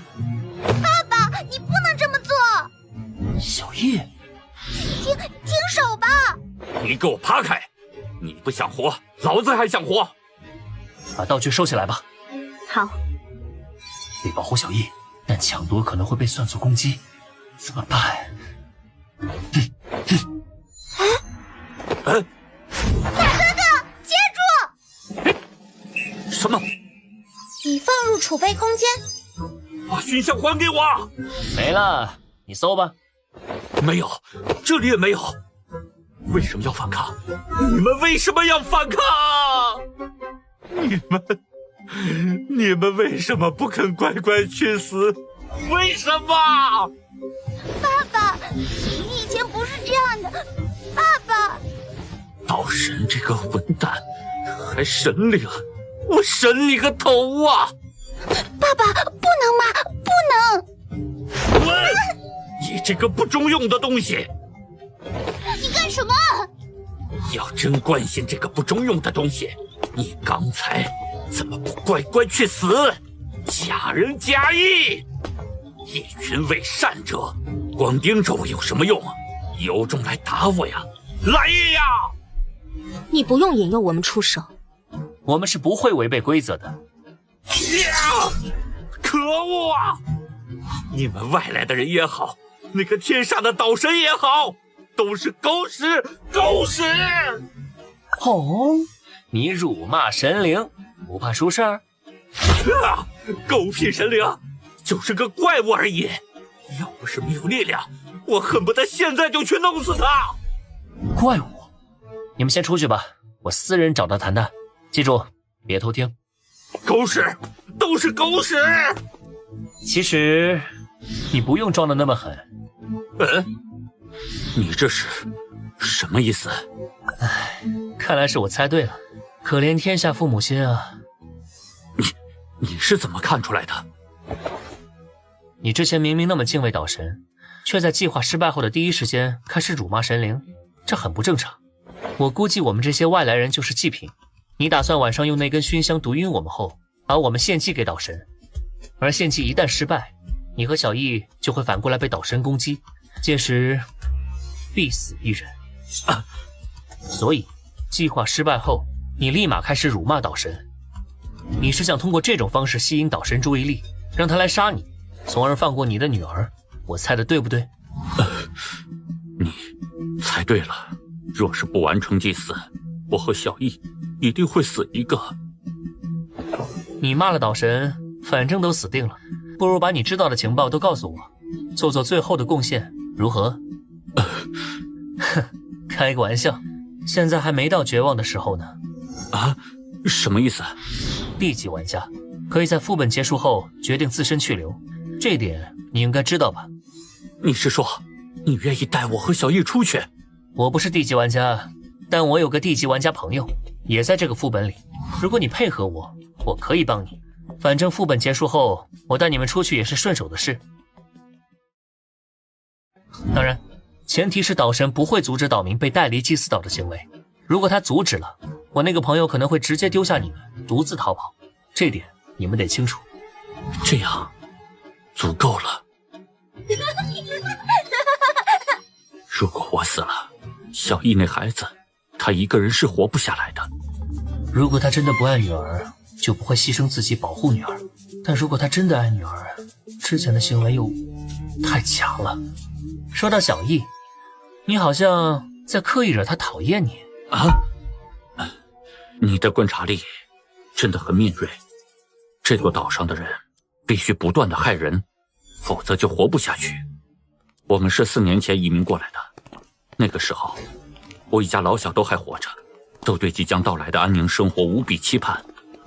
但住下来的第2天，就有岛上的人过来告诉我，每当有外来人到来时，我们必须招待他们借宿，欺骗他们有第4条规则存在，如果他们没有上当，我们就得趁他们夜晚睡着后，用岛神赐予的熏香毒晕他们，把他们从窗户丢到屋子外面。一开始我们是反对的，然后我的小妹就失踪了，像是人间蒸发了一般。我们一家人找遍了整座城镇，也没有发现他的踪迹。就算他被害死了，总得有个尸体吧？可我们连尸体也找不到。半年后，有外来人抵达了，我们依旧坚定不做那丧尽天良的事儿，直接拒绝收留玩家借宿。第二天，我弟弟也消失了，然后是我爸、我妈，都没了，他们都没了，只剩下我和我老婆、我弟媳，还有小易活了下来。弟媳精神已经濒临崩溃，发了疯的朝城镇外跑，想跑出这座岛。结果他被丛林里的怪物拖走，被撕成了好几块。那些怪物就是我们的囚牢啊！哼，可笑，我们移民过来前根本不知道这些，在虚假的宣传下，还打算把他们当特殊景点去观赏一番。喝一口缓缓吧。谢了，有好几年没尝过这味儿了。上一次外来人到来是在3个月前，我知道这次该轮到我们了，但我老婆不忍小易消失，于是她用熏香害了人。没想到那3名玩家还有一个同伴活着，是地级玩家，他找上了我们。我至今记得他那双瞪着我的充满仇恨的双眼。作为赔偿，他杀了我的老婆。对方恩怨分得很清，放过了我和小易，便离开了小岛。幼童无辜，我不杀你。目睹一切的小易，自那以后就沉默寡言起来。曾经的他乐观活泼，直到母亲在他眼前被人杀害，他一定很内疚。所以你不想小易再度陷入内疚，一直暗示他你要自保，要为了自保去害人，而不是为了他。李文栋是打算通过行动来加强对小易的暗示，将罪恶归于自己，从而减少女儿的愧疚。是啊，我在让他讨厌我。小易太小了，这种事情他承受不住第3次的。那些晚上去神殿的人，以及被熏香迷晕丢出屋子的人，他们最后怎么样了？消失了，就跟没完成祭祀的我们一样。夜晚，凡是离开了屋子的人都消失了。除了祭祀外，还有其他危险吗？有。第二天天一亮，城镇外的怪物就会进城来杀你们外来人，攻击早中晚各一次，这是第2天的危险。第3天，会有玩家出来杀人，他们专挑别的玩家下手。这些杀人玩家好像是突然冒出来的，在前2天根本不曾出现过。杀人玩家，你的情报很有用，我们的交易成立，我可以带你们离开这座岛。没完成祭祀的岛民家里会随机消失1人，有什么具体的规律吗？比如消失时间、消失方式之类的。时间、地点都没有任何规律，我们也没直接看到过消失现场。也就是说，随时都有可能消失？是的，只要天一亮，随时都有可能。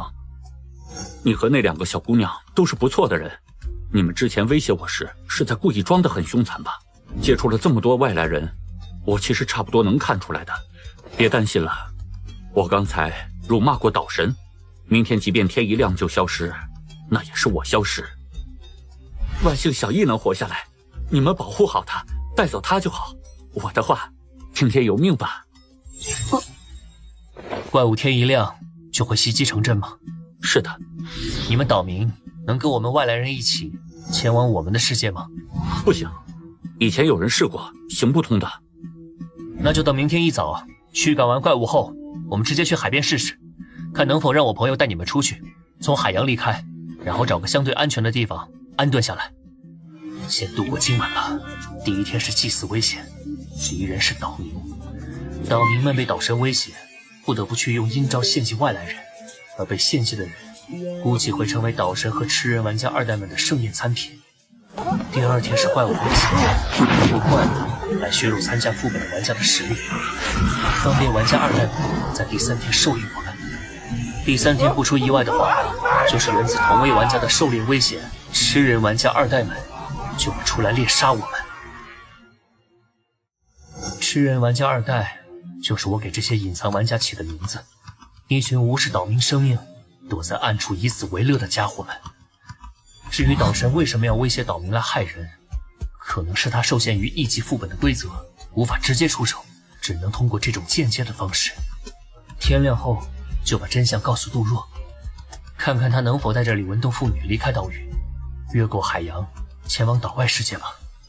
您已经达成任务条件之一，可自主选择是否立刻通关。我还是先等等吧。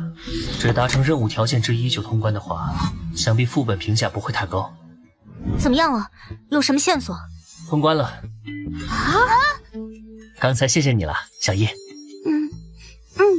你解开真相了。爸爸！啊，解开了。李文栋提供了一些情报，拼图凑齐了，你们也试试看。居然真的就这样通关了，那我们接下来做什么？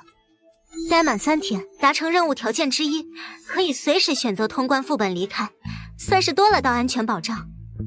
既然退路有了，不妨挑战一下更高的副本评价，达成双条件，肯定比单条件的评价要高，奖励更丰厚。哦，富贵险中求吗？那小易他们该怎么办？他们没有完成祭祀，会死一个人的。放心，我已经承诺带他们父女离开这座岛了，这也算是李文栋提供情报的报酬。请身为地级的杜若帮忙，用真相和他做交易。如果他那边也推测出真相了，那就算我欠他个人情好了。现在就等着第2天的清晨来临吧。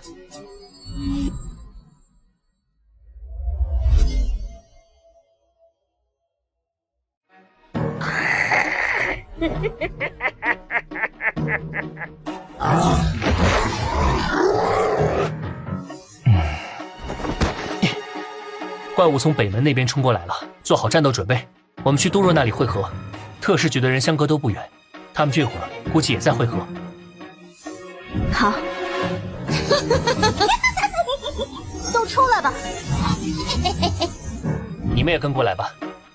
我们岛上的原住民不会被怪物攻击，你们不需要保护我们。等驱赶完怪物，我们一起去岛屿边缘位置，看看能否出去。哦，好吧，我们走，小易。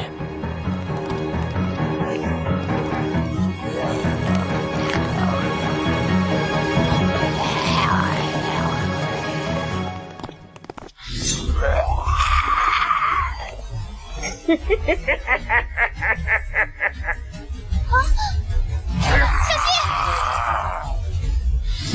我来，找死！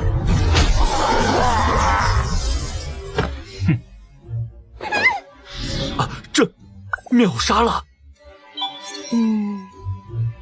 继续往前走，保持警惕。好，好。他竟然这么厉害！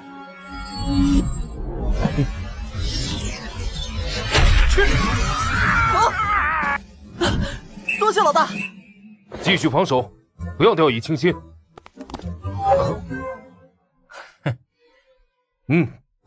你们帮忙清理一下漏网之鱼，保护好李文栋和小易。好。嘿，久等了，来了就好。我先打扫战场。不好！要不是知道你底细，我都认为你是 C 级玩家了。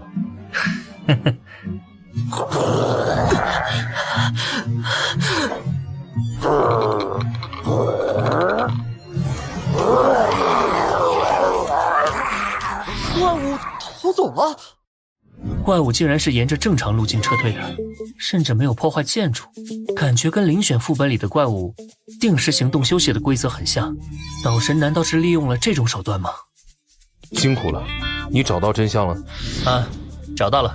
我把副本真相告诉你吧，你自己分析。不过作为交换，你得答应帮我一个忙。范潇这小子居然要我帮忙，不过他应该不会故意坑我吧？说吧，想必你也不会给我出什么太难的题。等你得到答案，通过副本，你得帮我把一对妇女带离这座岛，帮他们在004世界分区找个安稳的地方安顿下来。安顿，这可有点难度啊！想在这个世界安顿下来，可不简单。还好，我上回在004分区调查情报时，得知了一个人类玩家组建并统治的一个安全区。去那里的话，花点游戏币贿赂贿赂，安顿下来应该没问题。不过我得提醒你啊，擅自把岛民带走，有可能会遭遇到岛神的强烈阻拦。我知道，若是岛神阻拦，我会挡住的。不过我的方法还没验证过，停留在猜测阶段，不一定管用。万一没用的话，你就自己逃跑吧。如果是这样的话，我没问题。全员集合。接下来我来告诉你们通关答案。啊，真的成功了！吴谦，你在战斗中受伤比较多，先结束副本，回去疗伤，顺便把这件事报告给总部。好，你们几个跟着我，试着寻找下岛神和那些玩家二代们的藏身之地，尽可能搜集副本情报。好，范儿，啊，快下来！就不能取点正常名字？别管了，个人爱好。怎么了？出事了！李文东父女不见了。什么？两人都不见了？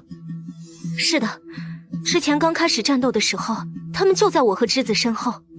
等我们把注意力集中到战斗上，回过神后，他们已经不见了。看来应该是岛神出手了。可不对啊，没完成祭祀不是只会抓一个人吗？没道理两个人都消失了。只抓一个人，这只是岛神自己给岛民们制定的规则，而不是副本的游戏规则。它毫无可信度，也无约束力。实际上，辱骂岛神都不一定是规则的条件。可恶！啊！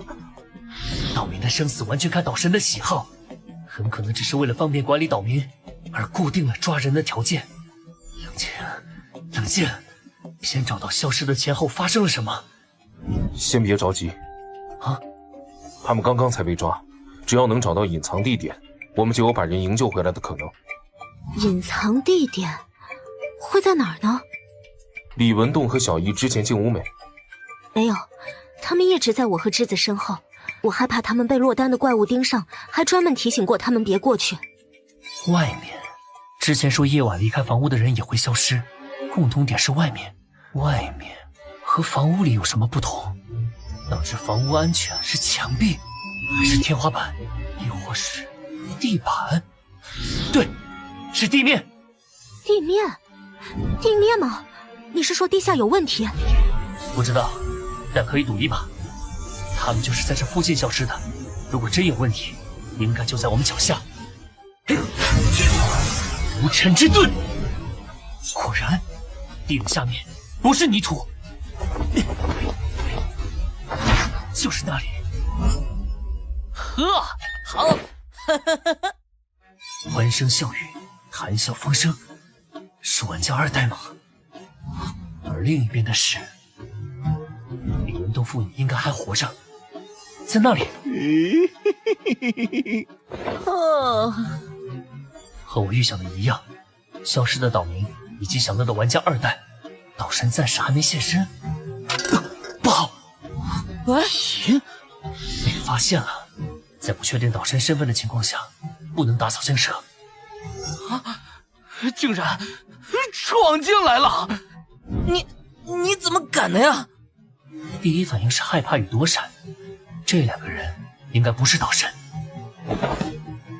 这里是？那是？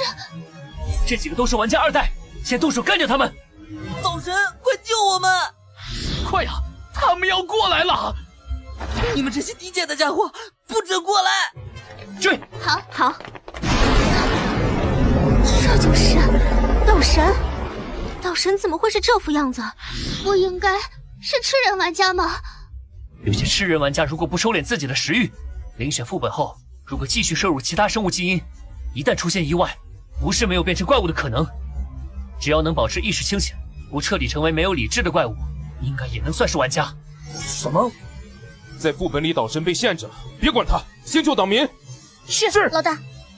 没错，如果没有限制，岛神刚刚就能使用道具，或者直接攻击我们。岛神，快出手啊！岛神，你在干什么呀？岛神，遗言说完了吗？不好，完了！说完了就去死吧！不要！你们这种渣子，全下地狱去吧！暗之弓。什么人？李成。我的剑士有破甲属性，却没能破盾，说明这件道具至少是D级。1级玩家拿着 D 级道具，按说不愧是玩家2代吧？D 级防御道具，那上方呢？你防御！什么？玩家2代这边交给我们，你们先救人。好。虽然叫上范七七，应该能秒杀他们，但七七是我的底牌，不能随便用。当心，不要攻击岛神！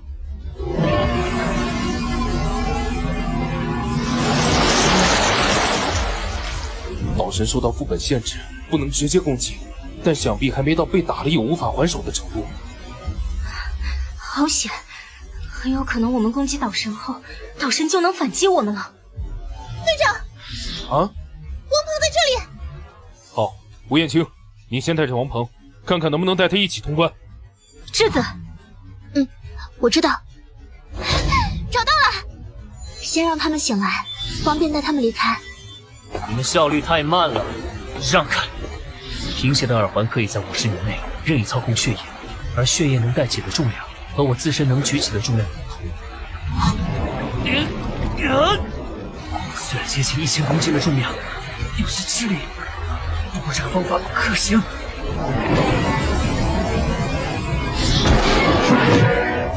不好，他需要杜若，试着用剑士攻击玩家2代，分散岛神的注意力。好，你负责救人，我们拖延时间。哎，暗之弓，岛神！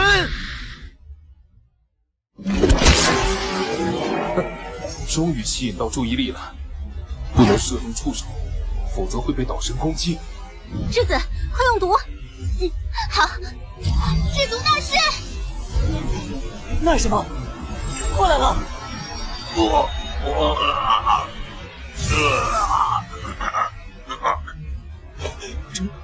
住手！老子啊，也要来个颠背的！小心，手忙脚乱，绝对脚跺枪。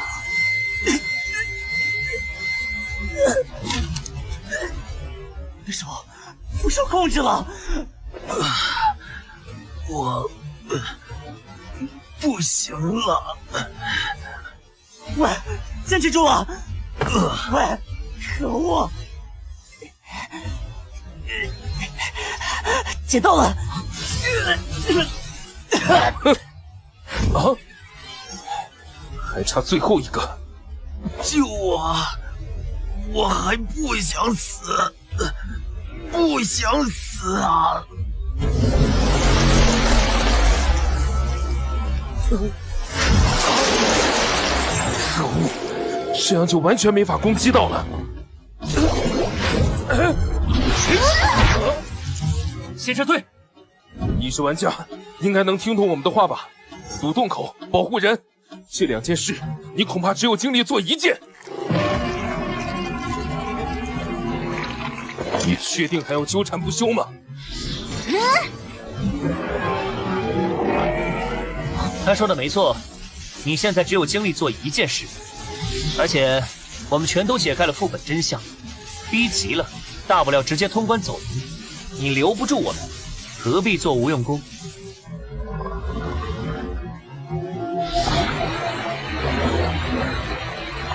你们先上去，我有办法脱身。好。如果你刚才彻底发飙，全力阻拦我，即便我有同伴干扰你，想必我转移那些晕倒的人也不会那么顺利。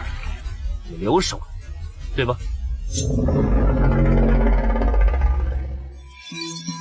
让我猜猜原因啊！即便我把他们都送出去了，只要你愿意，随时都可以把他们再次吞进来，对不对？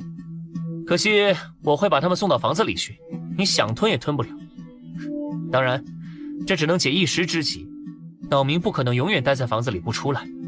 不过我从刚进入这里就在观察，无论是昏迷的人山，还是玩家2代们活动的区域，无一不是围绕着这根中柱而存在。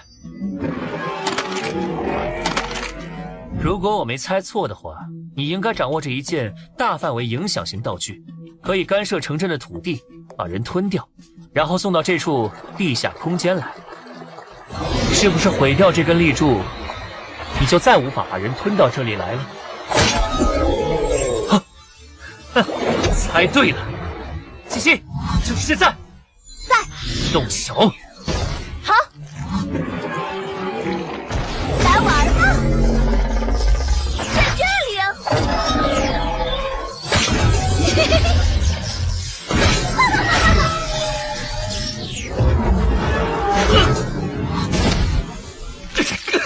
这就是高级玩家的攻击吗？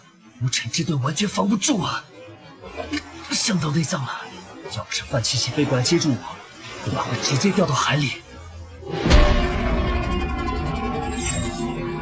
他离开立柱了。啊，不好！好强的水压，还好无尘之盾能抵消一些压力。这不对劲儿啊！难道是道神的高级道具？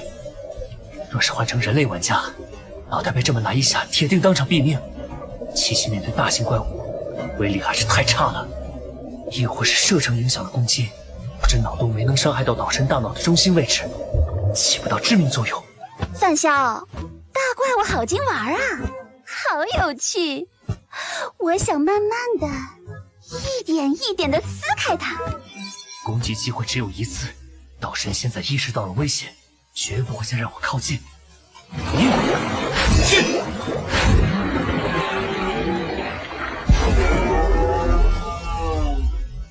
啊！血液无法融进岛神的血管中，看来低级道具确实无法伤害高级玩家。算了，既然杀不了岛神，那就恶心一下他。范七七是概念攻击能力，那概念上破坏道具应该也能成吧？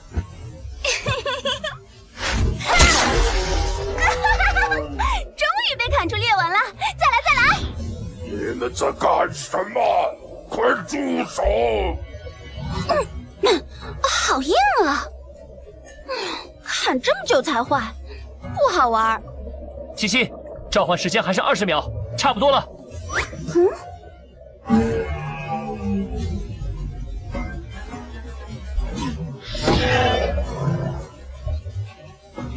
休想逃！岛神发怒了，快走！范潇到底对岛神做了什么？是我弄得那个怪物那么愤怒，导致整座城镇都在震动。是范潇，他终于出来了。如果岛神追出来了，提前通关副本离开；没出来的话，我就继续待在这里，直等到第3天结束。哎，怎么下雨了？那是什么？好恐怖的范围！哇，雨变大了，快回屋子！以岛神之前的自愈能力来看，现在他应该早已恢复，却没有追出来。看来那家伙没办法追出地面杀人。七七，你去休息吧。知道了。你做了什么？怎么这么大动静？想试试能不能干掉岛神，结果如你们所见。你不是1级玩家吗？到底哪来的自信啊？范潇，你受伤了，好像伤到了内脏。来，我帮你治疗一下。谢了，感觉好多了。那太好了。哦，对了，副本期间岛神好像不能离开地下空间。我明明激怒了他，又破坏了他珍惜的道具，他竟然都没追出地面来杀我。什么？总之，这个副本应该没危险了，只剩下一些怪物，影响不大。也就是说，借不借宿都无所谓了。理论上是这样。那个，怎么了？啊？有没有可能是这岛神故意迷惑我们呢？我们一违背规则，他就可以出来攻击我们了。是有这种可能，所以规则还是老老实实遵守吧。若是发生了什么意外，就立刻通关副本离开，不要贪恋获得高评价。是，吴谦和王鹏已经通关回去了。范潇，这次多谢了，要不是你，随机副本不会这么顺利。我们现在就去海边。不，第3天再去吧。虽然这个副本没危险了，但我们还是保险一点吧。没问题，我也推荐等副本完全关闭了再走。那个时候啊，副本和外面的世界就会重新连通，更容易送人出去。话说，我从地底救出的岛民怎么样了？放心，他们很安全。他们都在这里。如果你方便的话，这群人能带上的就都带上吧，不用考虑后续安顿问题，带出去就行。后续安顿问题我来处理。当然可以啊，不过被你送回来的岛民并不都是好人。经过审问，其中很多岛民都承认使用过熏香害人，只不过没成功才被岛神抓走。在这座岛上，哪还分什么好人和坏人？真正坏的只有岛神。至于他们，不过是一群没得选择的可怜虫罢了。放心吧，看不惯这种事的可不止你一个人啊。做这种事能恶心到岛神，我求之不得呢。哎，说到恶心岛神，我们去把岛上的怪物全部干掉如何？算我一个。我也去，我也去。那就一起吧，赶在天黑前回来就好。不过我自己还有点事情要办，你们稍等我一会儿。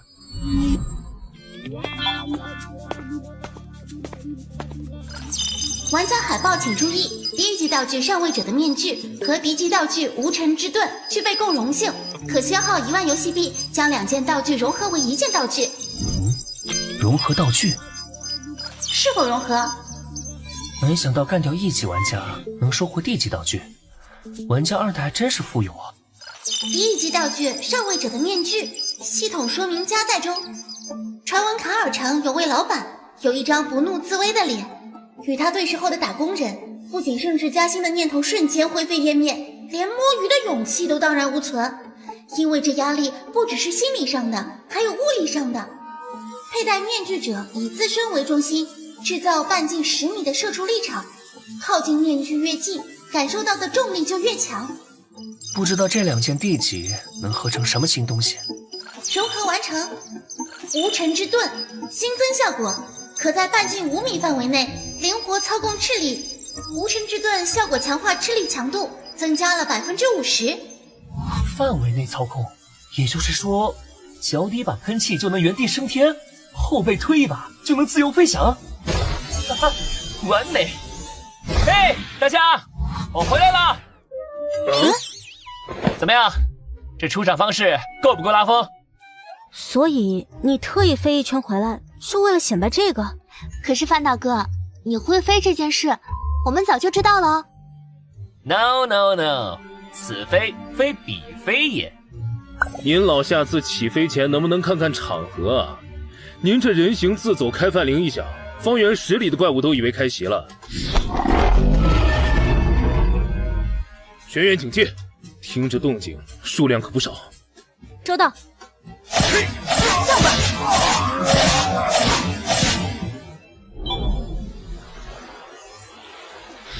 还有5分钟副本就结束了，届时岛神没了出手限制，难保不会追杀过来。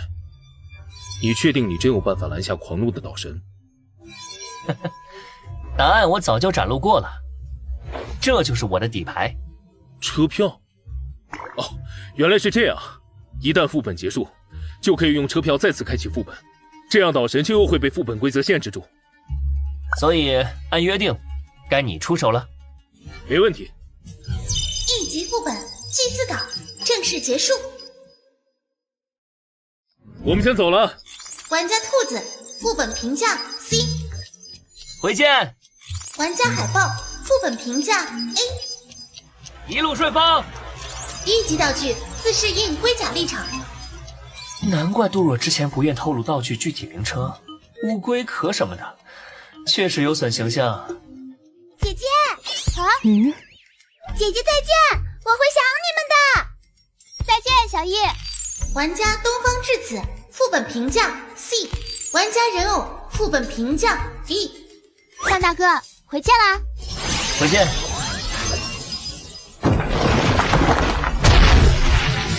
老神，副本开启。副本祭祀塔开启。小岛恢复平静了，还是范萧那小子有办法。太好了，这是在做梦吗？小易，我们自由了。哎，自由。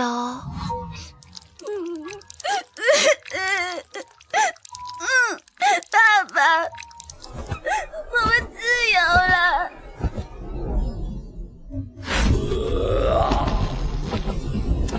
看来把岛民全部带走，着实把这个怪物气得不轻。哼，可惜啊，你现在拿我毫无办法。可悲的是，就算带走了这批岛民，迟早还有新的倒霉蛋被忽悠进来，开始下一轮循环。变根就是这岛神，或者说这个该死的副本本身。我确实没法干涉副本，但怎么干掉岛神，哼，我还真有点思路。当人力不足时，超能力就是贯穿阻碍的利刃。在被卷入随机副本前，我攒下了差不多8天的运气。仅仅8天的运气，恐怕是制造不出岛神死亡这种因果了。好钢得用在刀刃上，必须找一个突破点，找一件最合适的事来许愿。已累积幸运值1200点。祭祀岛这个副本会随机卷人，这意味着不确定。希望这次副本能随机空投几个秩序阵营的高级玩家进来。8天的运气，能不能出金？听天由命吧。希望这一次我能足够幸运。唉，7个了，全是车票玩家。脸黑如我，许愿果然又沉船了吗？唉，算了，非洲人认命，世上不平事多了去了，我还都能管得过来。咸鱼要有咸鱼的觉悟。祭祀岛副本已开启。提示： 1. 天黑前必须选好借宿人家。2. 每位岛民家里最多只能入住3位客人。3. 不得攻击岛民，违反规则会受到岛神严厉惩罚。副本任务：存活3天。规则没变，但我已经知晓了真相，相当于是带着真相进副本。估计无法再使用解密的通关条件了，那么只能待满3天通关。但城镇里已经没有岛民，我该找谁借宿呢？既然规则这样写了，那么只能住空房了。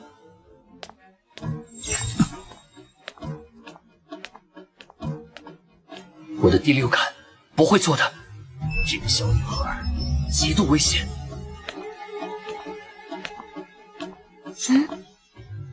糟了，被锁定了。还好，她好像不是很在意我。现在应该马上跑。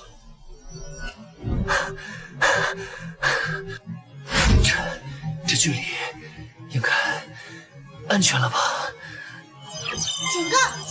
警告！啊，怎么了？这感觉比刚才还早，要出大事了。祭祀岛副本空间正在崩溃，所有玩家默认完成副本任务，强制转移开启。怎么回事？这他喵的又是什么情况？不好！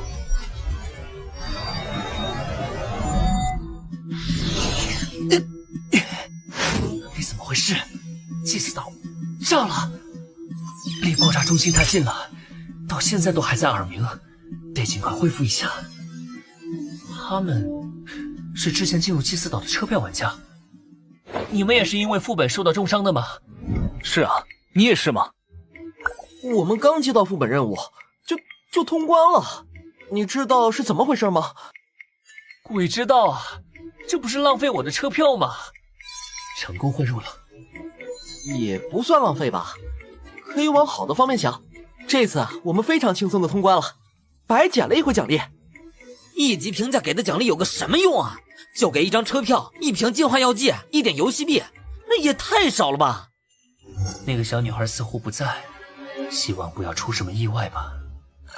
玩家海报间接促成了祭祀岛副本的毁灭，此次副本评价1级。净化游戏竟然还能检测到使用超能力造成的间接影响。按理说，副本毁灭算是损毁游戏的财产了，不应该还能提升副本评价。除非净化游戏更偏向手续的一方，本身也很排斥祭祀岛这类的歪门邪道。以后遇到类似的副本，可以试着去破坏一下，说不定一直没刷出过的 S 级评价就会出现了。啊，你状态看起来没那么差呀。没有，我就是太吃惊了。还好这次评价提升到 B 了，按照这个趋势，再来一次 A， 我应该就能升级到D 级玩家了。对了，在被转移出来之前，我刚好在城镇外看到看到什么了？看到副本整个炸了！什么？炸了？副本怎么会炸？你在开玩笑吧？别问我，我也想知道原因啊！车来了！唉，算了，总之先上车吧。那个小女孩直到现在都没有出现在车站，想必是没有要过来的意思，应该算是安全了。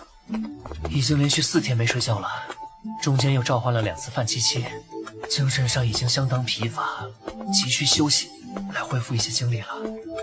可惜不能真睡着，坐过站不说，列车上也不是绝对安全的。七七已经是个成熟的工具天使了，要是能主动帮我预警，遇到危险了自己跳出来保护我就更好了。各位玩家请注意，列车插播一条悬赏。又是针对超级玩家的悬赏广播，这么久了还在播，估计是一直没抓到人吧。超级玩家是 S 级玩家吗？超级玩家确实是 S 级玩家，但 S 级玩家并不等同于超级玩家。S 级玩家只有满足了3个条件后，才会被游戏认可为超级玩家。条件分别是：进化率达到100%，拥有 S 级道具，拥有 S 级副本。3种条件。拥有 S 级道具，我做个1级副本就能得到1级道具。S 级玩家拥有 S 级道具，这应该很简单吧？具体情况我也不清楚，只是听说 S 级道具很难通过正常途径获得，基本上所有高级玩家都在争抢。没想到还能意外得知 S 级玩家和 S 级道具的情报，还是有点收获的。并不是每一位刺客都值得我亲自找过来。希望你有这个价值。是他是怎么进来的？杀戮天使！哇，范潇，她好漂亮啊，我好喜欢她。你的精神刚才波动了一下，是在使用天赋吗？不过无所谓，去。动不了了，先下手为强。七七，动手！啊！终于可以出手了。失败了，我没法摄影进在体内。既然如此，那你再试试我这一招。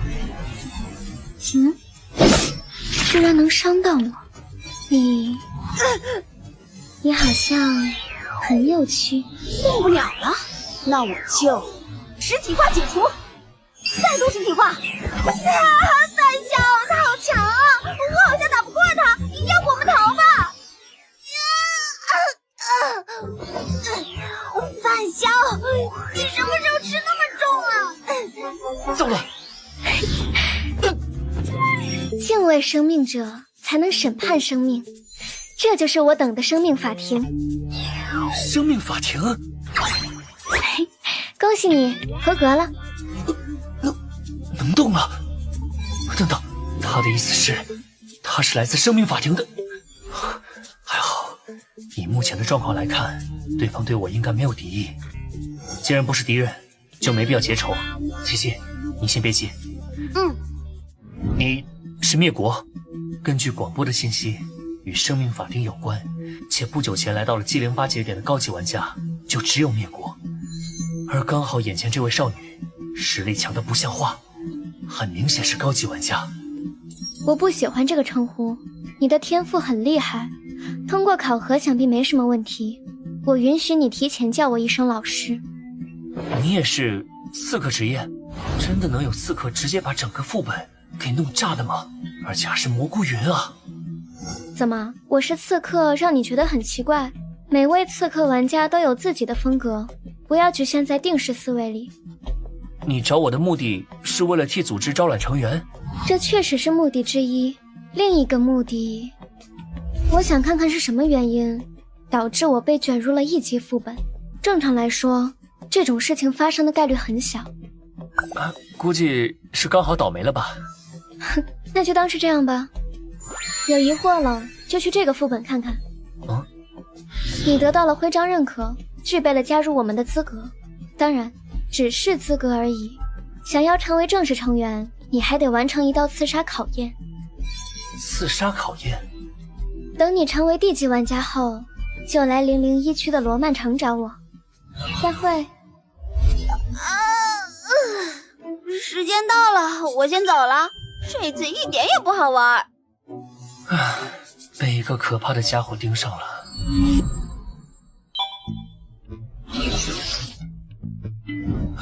总算回来了。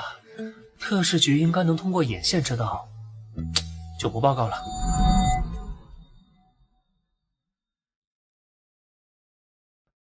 先在车里补个觉吧。生命法庭这种等级的玩家组织，怎么想都不会求着我一个1级玩家来加入。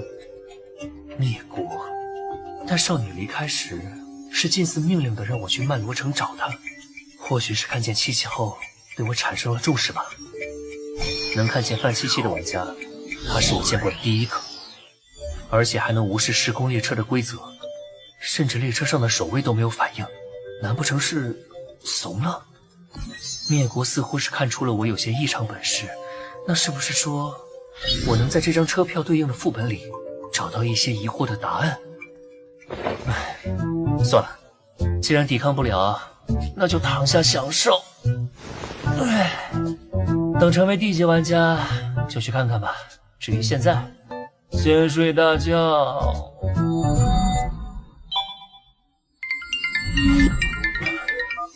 喂，有事吗，白痴？接通了。你打电话难道不指望人接？不是，姐姐说你通关需要3天，但副本和我们这里在时间流速上有差异。我在想你是不是已经回来了，就打电话确认一下。没想到一下就拨通了。哎，我现在跟姐姐还在安城，我们什么时候见面？我还得接受你的雇佣。发个定位给我，我来找你们。这次进入副本后，现实时间过了3天，果然每次流速都不一样。祭祀岛副本奖励发送中，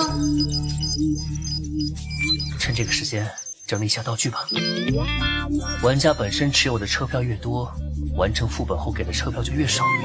虽然我已经有很多1级车票了，而且一旦升到D级就作废，但多来点也好啊，万一特事局能回收呢？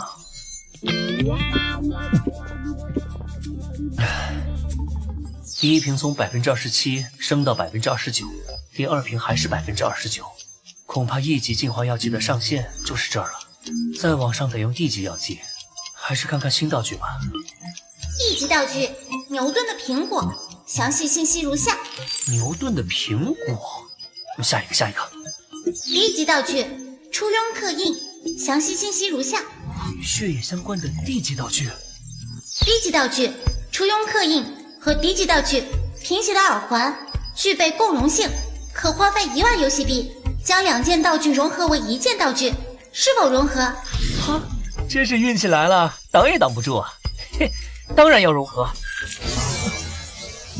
融合完成，恭喜您获得新道具D级道具血族。居然2者效果都保留，看来这2件道具的共融性很高啊，而且还保留了被动效果的能力，跟解读大师一样，只要喊1次就行。要是所有道具都这样就好了，要喊道具名不光羞耻，还容易错失先机。这个苹果，算了，先留着吧，增加灵感，万一有用呢？舒服了。现在可以说说你后来把岛神怎么样了吗？你好像很笃定我会搞事啊。不然呢？虽然确实搞了，结果就是岛神已经被彻底消灭了。祭祀岛那个地方，以后也不会再有人过去了。什么？你做了什么？连移民问题都被解决了，太厉害了！怎么做到的？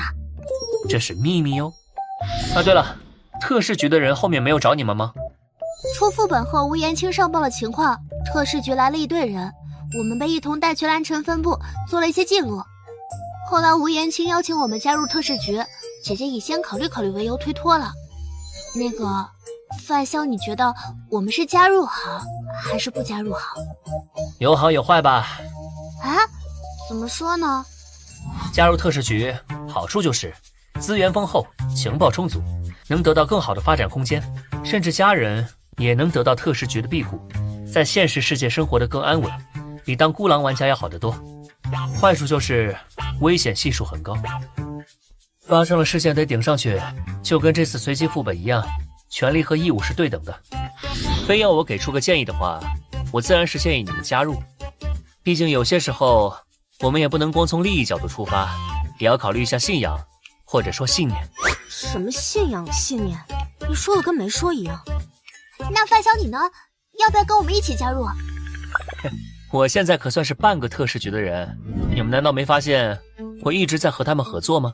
而且这样挺好的，我自由惯了。说到特使局，杜若回来了没？不知道哎，我们离开特使局分部后就没和吴延清联系了。那我打个电话问问。Sorry, the number you dialed does not exist. 啊，看来还没回来，估计还得等一段时间。毕竟带人出去容易，但安顿人可不容易。那范萧，我们什么时候开始啊？就是你在副本里说过的要雇佣我的事情。你们急不急去做副本任务？不急，刚从祭祀岛出来，先缓一缓。那就等3天。3天时间应该足够验证陆白芝的运气对我是否有作用了。现在就开启攒运能力试试看吧。至于后续，等放松完升到D级玩家再考虑。狮子你不做后座吗？范萧在雇佣我帮忙，我觉得坐近一些可能比较好。狮子该不会在想什么有的没的吧？但是看他表情不像啊。算了算了，相信之子。我们先去吃午饭吧，火锅怎么样？吃火锅？大中午吃火锅，出来后一身都是火锅味儿。你的衣服是道具，又不会脏，怕什么？白质的话，一会儿吃完饭，顺便去买点新衣服吧，再去我家洗个澡就没味道了。而且我的主要目的不是吃饭，是实验。我得验证有陆白芝跟着时，我还会不会倒霉。比如吃火锅突然呛着了，辣到嗓子眼儿，或者夹菜的时候溅到衣服上之类的。你可真够拼的。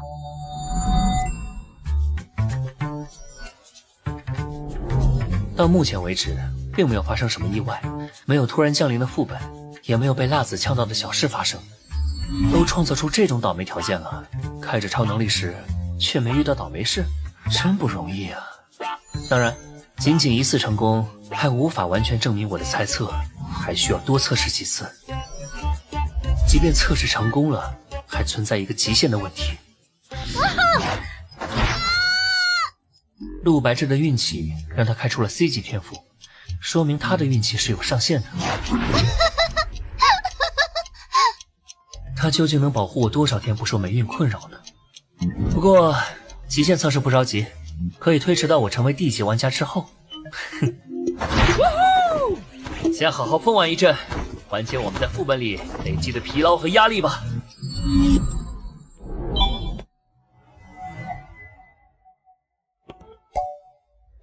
哇，真是没看出来，你做饭竟然这么好吃。姐姐也这么觉得吗？范萧，你以后的女朋友肯定有口福了。那我就谢谢你们的夸奖了。要是我能天天吃到就好了。不是，我的意思是范萧你好厉害，好像所有的事情你都会做一样。行了，别解释了，你这种解释只会越抹越黑。哎，话说，我们什么时候去副本？明天早上吧，毕竟不知道要在副本里待几天，养足精神后一早出发最好。现在是下午1点半，那接下来我们做什么？实验已经做完了，剩下的时间我们找个地方好好玩一下，放松一下，不是为了实验故意去体验极限项目，而是真正的玩。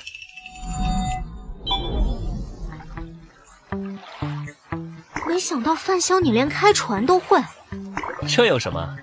小时候我爸在某个岛上教我的。臭屁。能说说你是怎么发现你的运气是能控制的吗？你还惦记着这件事呢？我就是个普通人，只是爱研究一些稀奇古怪的课题罢了。运气是其中之一，没你想的那么神秘。白质可比我要神秘多了。啊，没有啦，我也不是从小就这样的。哦，你的运气不是与生俱来的？不是的，我以前跟大家一样，运气很普通的，甚至可以说有点倒霉。比如小时候和姐姐玩猜拳，老是输。又比如买干脆面收集卡片，姐姐400包左右就集齐了，我差不多要1000包。还有，白芷小时候有点胖，经常被班里的男生骂她是胖妞，欺负她。啊，姐姐！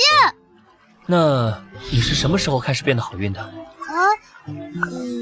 应该是在9年前，从那时候开始，我就没被什么人欺负过了，运气也变得比姐姐好了。9年前，我那一年下楼梯撞到了脑子，回想起了关于姐姐的模糊记忆。陆白芷和我的情况似乎没有什么关联，但又都跟运气相关，会有什么关系吗？那我能看看你小时候的照片吗？虽然之前就检索过记忆，没有发现陆白芷以前和我认识的情况，不过现在得到了新的情报，也许得重新审视一下了。这个一定要看吗？我手机里没留照片，相册都在家里，要不以后再说吧。没关系，我手机里有老照片。啊，姐姐，你可真够主动的，我都说我没什么秘密分享给你了。看个照片而已，哪有那么多算计啊？哼，确实是个小胖妞啊。那个，请不要笑话我。怎么会啊？挺可爱的。那些欺负过陆白芷的小男孩，看到他现在的模样，估计肠子都要悔青了吧。不管是现在的样子还是小时候的样子，都在记忆中搜寻不到。难道真的没有关联吗？哦，对了，你们小时候有没有来过安城？来安城？我们就是安城人，只不过家里生意做大之后，和亲戚产生了一些矛盾，之后就搬到海城去了。你们也是安城的？是啊，我和姐姐都是在这边读的小学，只不过好多年没回来过了，对这里已经不熟悉了。以前住的房子也卖出去了。怎么样，想到什么了没？什么也没有，我就是好奇问问。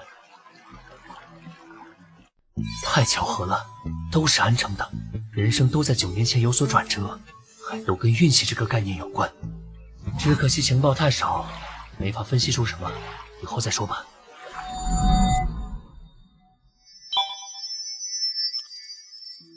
杜组长，你交上来的资料我已看过了，不过其他人还不知道具体情况。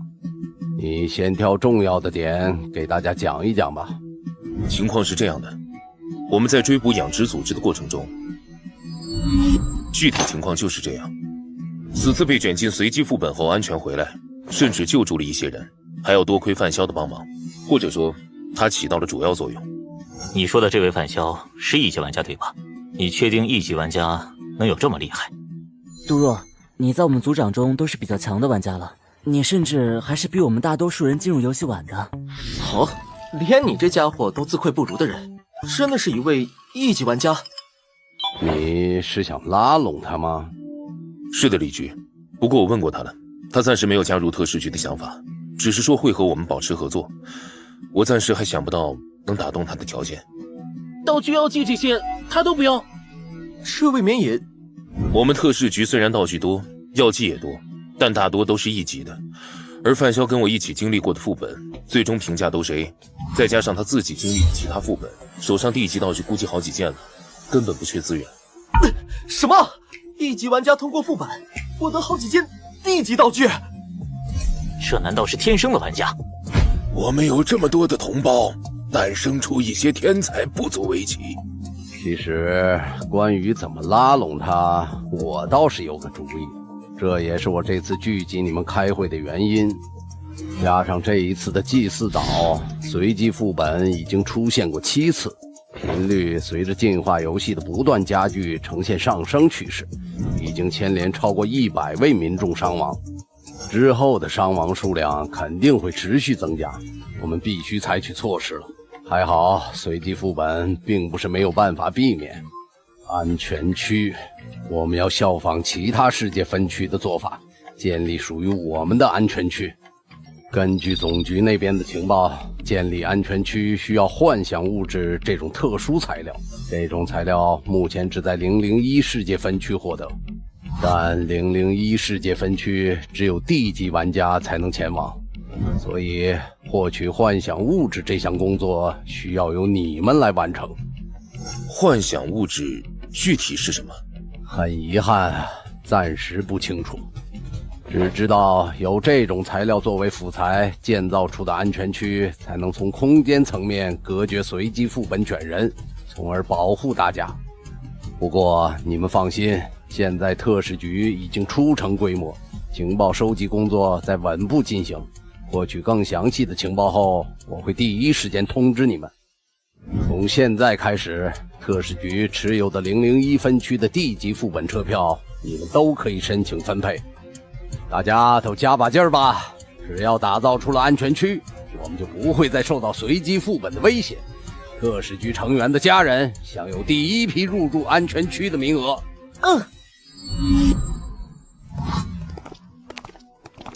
李局，你是说我能用安全区的名额去拉拢范潇吗？不，拉拢不是靠交易。陆组长，你的眼光要放得长远一些啊！拉拢靠的是持续的善意，既然他愿意和我们合作，说明他心里有国家，有时候缺的只是个契机而已。你调查下这位范潇同志的家人情报，根据具体人数给我上交一份申请上来，这算是特使局给予他此次帮忙的奖励。没问题，是我欠缺考虑了。李文栋妇女我已经安顿好了。啊，谢了。花了多少？3万游戏币。3万？你没趁机虚报吧？这都值3件1级道具了。你就是这么看我的？我可是把他们安顿到了安全区啊！安全区并非只是个名字，建造它的辅材里有幻想物质这种特殊材料，故而安全区可以隔绝随机副本卷人。我这么一说，你应该理解筑建安全区的名额的价值了吧？好吧，我之后转给你。不过，幻想物质是什么？哼，果然好奇了。这个我也不清楚，目前只知道个名字，以及在001区有获取途径。你那边若是有什么情报了，可以提供给特使局，我们会视情报的价值给予一定的报酬。001区嘛，我记下了。先说到这里吧。001区我迟早会去的，灭国还在等我呢，或许还能从他那里打听打听。等等，先别挂，我也有重要的事。你这次帮了我们很大的忙，特使局决定给予你特殊奖励。国家目前在筹备建立安全区的计划，一旦建成，你的家人将享有第一批入住资格。怎么样，这个奖励到位吧？啊，谢了，恩情我记下了。这下加入特使局的优势又多了一个，你们可以好好考虑一下。安全区还没建成呢，现在讨论这件事还为时过早。我打算等成为地级玩家之后，再考虑加入特使局的问题。我和姐姐一样。也好，那就成为地级玩家后再说吧。走吧，我们在外面吃顿饭，然后休息一晚，养足精力，明早进腹。这杜若还有什么事吗？是妈呀，妈。范少，我今天打电话到你公司去了，他们说你早就辞职了，怎么回事啊？嗨，甲方太难伺候，就辞了。你为什么要骗我啊？是不是嫌妈管你太多了，还是嫌妈照顾弟弟妹妹没有关心你啊？没有，这不是怕你担心吗？我最近有点忙，没时间过去。你都辞职了，还忙什么呀？既然你闲着，就过来待段时间吧。我们很久没有见过面了，你妹妹小玉啊，也成天闹着要见你。妈，我真没空，忙着和女朋友玩，现在正在约会。女朋友？啊？真的？当然是真的，你不信我发张照片给你看。那你发过来吧，正好我帮你看看合不合适啊。啥？好，您稍等，我就客气一下。我妈怎么还当真了？这下怎么办啊？那帮个忙？演女朋友？啊，一起拍张照就行，当个挡箭牌。那个，还是我来演吧。啊，姐姐她不喜欢男生触碰自己。我确实不喜欢男生触碰，但从来没有排斥范香。难不成白痴他？白痴，我来就可以了。还是我来吧，姐姐你的表情太冷淡了，估计不怎么讨阿姨喜欢。白痴，一下就试出来了。那麻烦你拍张照了。好吧。真麻烦你们俩了。那你可得多请几段。姐姐。没问题了。嘿嘿。总算应付过去了。下次我妈再打电话问，就发和陆熙宁的合照，说前一个因为不合适已经分了，这个正在花时间追，如此又能拖一段时间，简直完美。啊！好了，出门吃饭。总觉得那家伙在谋划什么。吃饱后进副本吧。好。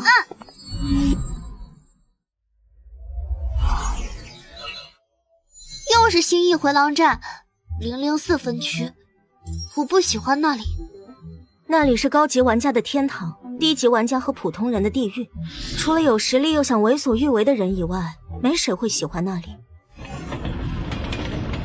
如果这次顺利成为地级玩家了，我可能会去004分区看看。你这算不算是立 flag？ 嗨，我立的 flag 多了去了。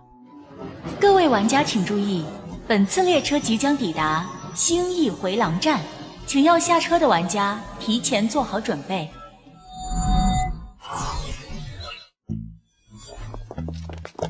啊，好多人啊！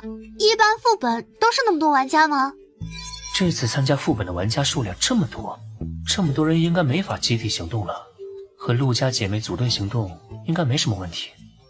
疯狂动物园副本已开启。背景介绍：陈院长是位善良的动保协会成员，哪怕是面对会让人产生强烈不适的奇形怪状的动物，他也会一视同仁。为了给这些动物们一个温暖的家，陈院长推翻了此地的旧设施，建造了这座动物园。他细心地照料着所有动物们，和他们玩着互动游戏，10年如一日，不曾有丝毫懈怠。动物园也变得越发出名，慢慢吸引了来自各个地方的游客。副本任务已发放，提示如下。啊，副本名字好像跟动物园名字不一样啊，不是新义城动物园吗？确实，虽然没规定必须一致，但白芝注意到的地方可以重视一下。另外，你们发现没有，游戏提示里说夜晚不能外出，又说集齐10枚徽章后可以外出，而集齐10枚徽章就可以直接通关副本离开的，没必要继续留在这里。所以我推测，集齐10枚徽章很可能是完成第2个副本任务的前置条件。没错，以此来推理，这座动物园的一些秘密可能要在晚上才会呈现出来，白天恐怕找不到什么有用线索。不过还是先进去看看再说，光凭几条游戏提示推理，很容易因为信息不完整而出错。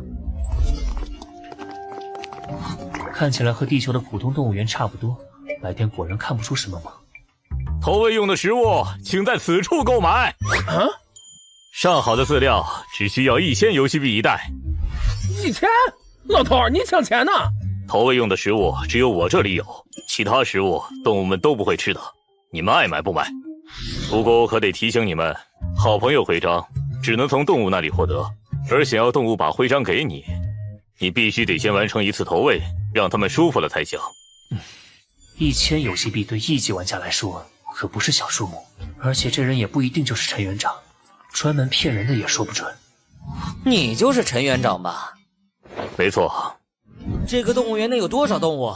万一数量有限，我们这么多玩家，怎么可能每个人都凑齐10枚徽章？这是你们自己的事，跟我没关系。我只提醒你们一句，每只动物每天上线送出3枚好朋友徽章，能不能抓住机会，就看你们自己了。或者，你们可以抢夺别人的徽章。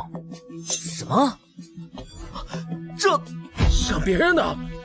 陈园长的意思是，副本限制对他和动物出手，却没限制玩家私斗。抢夺他人徽章是不违规的吗？这么一来，很多玩家都会倾向不劳而获。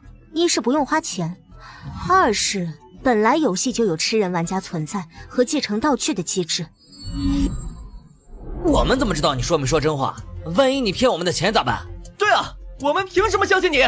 是啊，是不是真话？你们可以自己去验证。我还是那句话，爱买不买。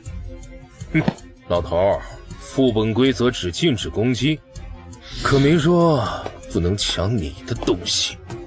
食物都在屋子里，你可以来抢一个试试。副本规则确实没禁止抢东西，只要注意别误伤到陈园长就好。我们要不要抢？抢就算了，你没钱我先帮你垫上吧。目前来看，动物园的陈园长和动物两方谁是副本 BOSS 还不好说，现在得罪他没好处。是啊，既然可以交流，最好还是先打好关系，这样说不定会收获意想不到的好处。臭老头！赶紧给老子滚出来！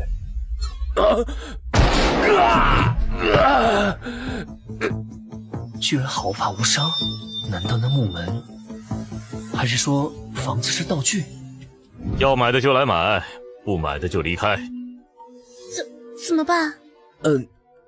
再看看。给我来2袋。我要1袋。哎，陈园长，你说任务需要完成孩童的心愿，那这个动物园里有没有孩童啊？这里只做食物生意，不做情报生意。哎，买了就让开，别等着别人买。那个，我游戏币不够1000，可不可以先赊账啊？游戏币不够，或者没有游戏币的，就用苦力来换食物。陪我打1天工，帮我把动物们的粪便全部清理完，再把动物园里外打扫干净，我就给你1袋食物。有人盯上我们了。兵来将挡，水来土掩，暂时先别管他们了。我们先去动物们那边吧。每只动物每天只会送出3枚徽章，我们必须要抓紧时间才行，可不能被其他人抢先了。3枚徽章，你们说会不会早中晚各送1枚？如果是这样，3餐跟我们人类一样的习惯，说不定这些动物原本都是人类。是人类也不足为奇，说不定都是进化失败的进化者。别忘了副本的背景介绍里提到过，陈园长养的是一群奇形怪状的动物。那这座动物园确实够疯狂的。万有引力，终于舍得出手了。围城，动手！火箭好雨，同体自燃，手忙脚乱。身体燃烧起来了！赢！无尘之盾！什么？还有后招？可恶，看不清他们在哪儿了。找到了，就是这个方向。制毒大师，锁定！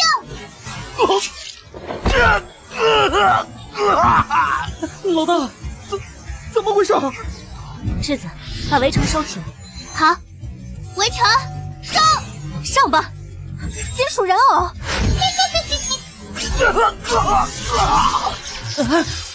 居然毫发无损的干掉了老大！我可不想随便死在这里！快跑！记住他们的相貌就好，省点力气吧。可是，别忘了，玩家之间是可以互相抢夺徽章的。这就是你不出手的理由吗？怪不得你都没出手，确实值得放长线。自己赚钱跟抢钱，当然是抢钱来得快吧。而且是他们先不长眼对我们出手的，只是抢他们的徽章已经很仁慈了。好像说的没什么不对。人头狗，3不沾，4不像，5杂6畜兽。这都是些什么动物啊？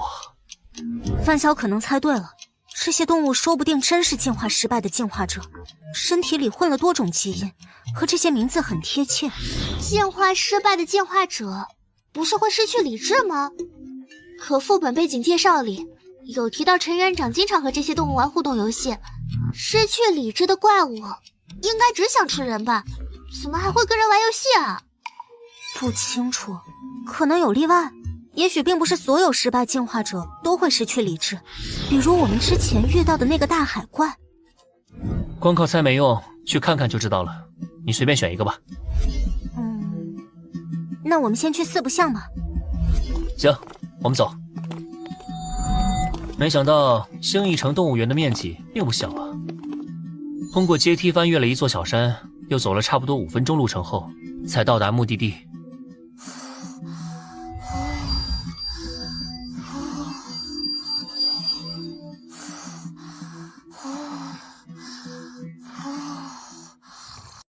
这是什么呀？世界上哪有这么奇葩的动物？绝对是失败进化者没跑了。你们注意一下，离我的距离不要超过5米，我能保护你们。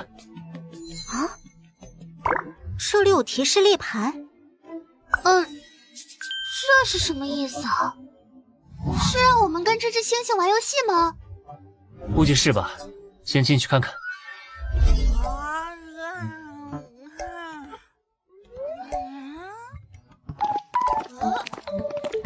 太好了，又有人来陪我玩游戏了。这个东西竟然说人话了，星球崛起。他竟然还会说话。这个怪物怎么想都不会是高级玩家吧？总不可能有玩家愿意被圈养在动物园里吧？还是有理智的怪物，可应该得是岛神那样，被游戏认可的高级玩家才能保持理智吧？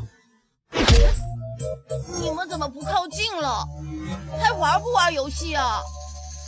停一下，我们带来了你的食物。啊，熏肉干儿，熏肉干儿！呵呵。小朋友，我们给你熏肉干，你把好朋友徽章给我们，好不好？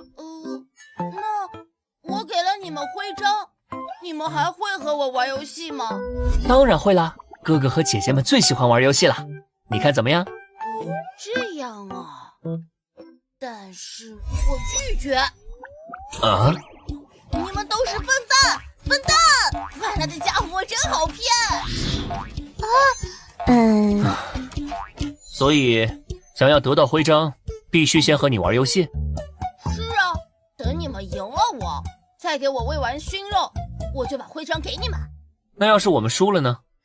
输了你们也要给我喂熏肉，但我不会给你们徽章。赢了我们，你就别想吃熏肉了，我把它丢掉也不会给你的。不给就不给。陈叔叔说了，有的是人带着熏肉过来，抢着和我们玩游戏。你们要是不给我熏肉，下次我就不陪你们玩了。这狗日的陈园长真会做生意，不光垄断销售，游戏输了居然还要喂食物，反复割韭菜啊！这是。怪不得这座动物园这么干净，估计是很多玩家被反复坑钱和食物，最后只能打工换取1袋投喂食物。这也侧面反映出，想赢下互动游戏恐怕并不容易。你要玩什么游戏啊？猜拳扇耳光，我们先猜拳，赢的人扇输的人耳光，谁能连续打对方5个耳光，谁就赢。这规则明说了黑猩猩可以用力打人，但玩家却不能攻击他，真是毫无公平可言啊！另外，我只和你们玩1个小时，1个小时后没分出输赢，那就是你们输，输了也要喂我熏肉吃。这不公平！你们是大人，当然要让着我吧。好，我来和你玩。智子，有把握吗？猜拳的话，没问题。决定好了吗？我肚子好饿哦。决定好了。放心，输了也没关系，我帮你挡着。规则没说不能用道具，用无尘之盾挡住冲击力还是没问题的。我们开始吧。小姐姐，我得提醒你一句，猜拳输了的人一定要挨打哦。不挨打就跑掉，我下次不和你们玩喽。来吧，石头剪刀布。不好意思，你输喽。好，愿赌服输。嘿嘿。第一把而已，是我让你的，再来。再来。再来。再来，我不信，再来。大人已经说5次了，我们的游戏结束了。为什么不让我？你们大人好过分，好过分！你这大怪物才过分吧？反差感太大了，有点恶心。那乖，把东西吃了再哭吧。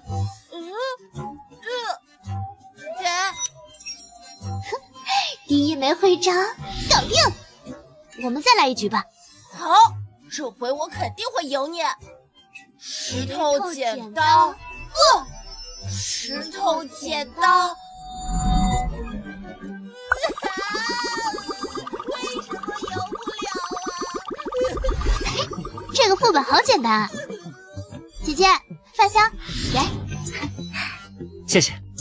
我觉得第2个副本任务完成孩子们的心愿，可能与这些动物有关。那只动物的嗓音听着跟儿童一样，会不会其他动物也是这样呢？他们会不会就是所谓的孩子们？我也觉得很有可能跟孩子沾边。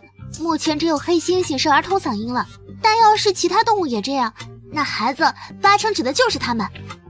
就是不知道这些动物的心愿是什么。黑猩猩很喜欢玩游戏，如果其他动物也和他一样，估计孩子们的心愿就是和人玩游戏吧。或许我们陪这座动物园里的所有动物都玩一遍游戏，任务条件就能达成了。都玩一遍吗？目前看来，不仅动物有问题，我看陈园长8成也有问题。啊？说不定他表面是动物园园长，背地里却是个科学怪人，喜欢搞人和动物的融合研究。这里的动物，搞不好都是他的杰作。不知道你们注意到没？副本的背景介绍里提到过，陈园长推翻了旧设施，建造新动物园。这里的旧设施指什么？会不会有猫腻？这有可能是游戏给我们的情报暗示。姐姐觉得会是什么？可能是一座大型孤儿院吧。陈园长拿孤儿院里的孩子做实验，搞出现在这些会说话的怪物，这种套路在小说里很常见的。范大哥，这件事你怎么看？你们推测的有一定道理，但是动物等于孩子这个推测有点过于想当然，也有点过于简单了。这里只是个1级副本，本身难度就是有限的，而且需要和所有动物玩一遍游戏，也许是猜起来简单，做起来难的副本考验。我们之前不是还猜测动物园的秘密只会在晚上显露吗？这还没到晚上呢。先别着急下结论，一边收集徽章，一边收集情报吧。那我们先去其他动物那里确认一下吧。这上面的动物和之前的完全不一样，要验证我们的猜想可就麻烦了。那也说明不用担心徽章不够了。怎么样，智子，这次我们去哪儿？这一次我们去6处所。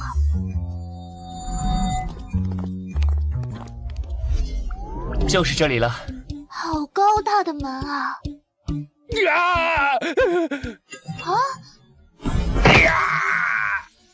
你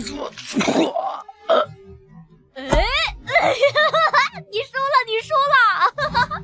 大人都好弱啊，快给我熏肉干！快把熏肉干给我啊！我给你个头！你居然骂人，好不要脸的大人！你们给我滚！我这里不欢迎你们！怎么办？就这么离开吗？我们回去，动手干掉他，把徽章全抢过来。你确定？规则不是不允许吗？狗屁规则，就是唬人用的。之前我去的那个副本就是，规则很严酷，但有人违背后却屁事没有。副本就是在赌你不敢出手。好，那就一起上！恭喜发财！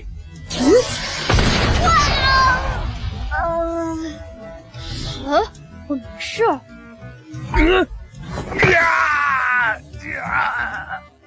什么情况？救我！救救我！好疼啊！好阴险的大人！我再也不要和你们玩了！好兄弟，救救我！好，我没药气。好，你等着。是怪我，换你来你也会这么做的。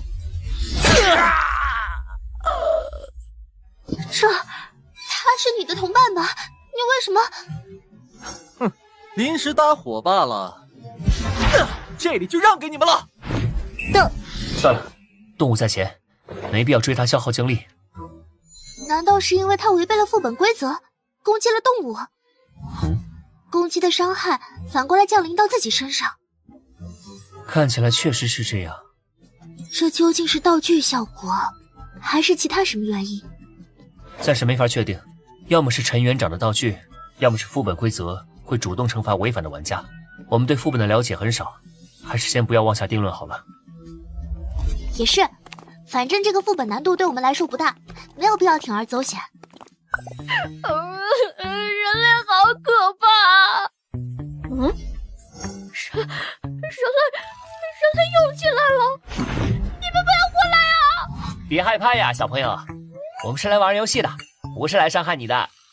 真的吗？你们可不能骗我！果然，声音和心智都和孩童类似。这些动物很可能就是副本任务提到的孩子们。玩游戏赢了你，给你喂熏肉干，你才会给我们好朋友徽章，对不对？对啊，这是陈叔叔的规定，不能违反。对了，你叫什么名字呀？我才不告诉你呢！陈叔叔说不能把名字告诉你们这些外来人。你悄悄告诉我好不好？你悄悄的跟我说，你的陈叔叔又不知道？不行。这样吧，只要你告诉我，我就多陪你玩几局游戏，行不行？真的？陈晓，我叫陈晓。真乖。那我们赶紧玩游戏吧，快点！别着急，你还没介绍你的游戏规则呢。对啊，我的游戏是比铁头功，看看谁的头更结实。哦，怎么比？很简单，用脑袋撞脑袋，谁的脑袋先流血，谁就输了。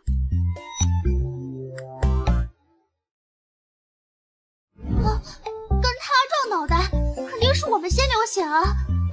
栀子，上吧，交给你了。你之前不是挺兴奋的，一直想和动物玩游戏吗？姐姐，你就别数落我了，人哪能撞得过牛啊？要不我们去其他地方吧？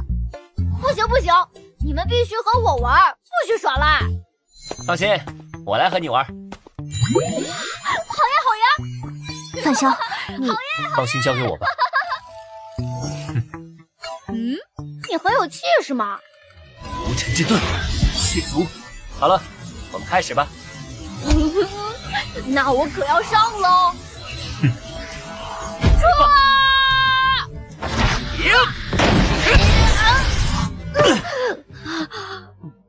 毫发无伤？怎么会？再来！可你已经输了。什么？你流血了？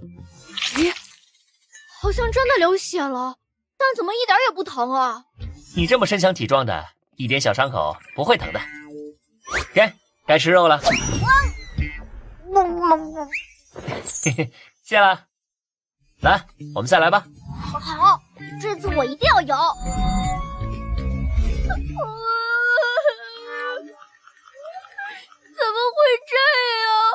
怎么会这样？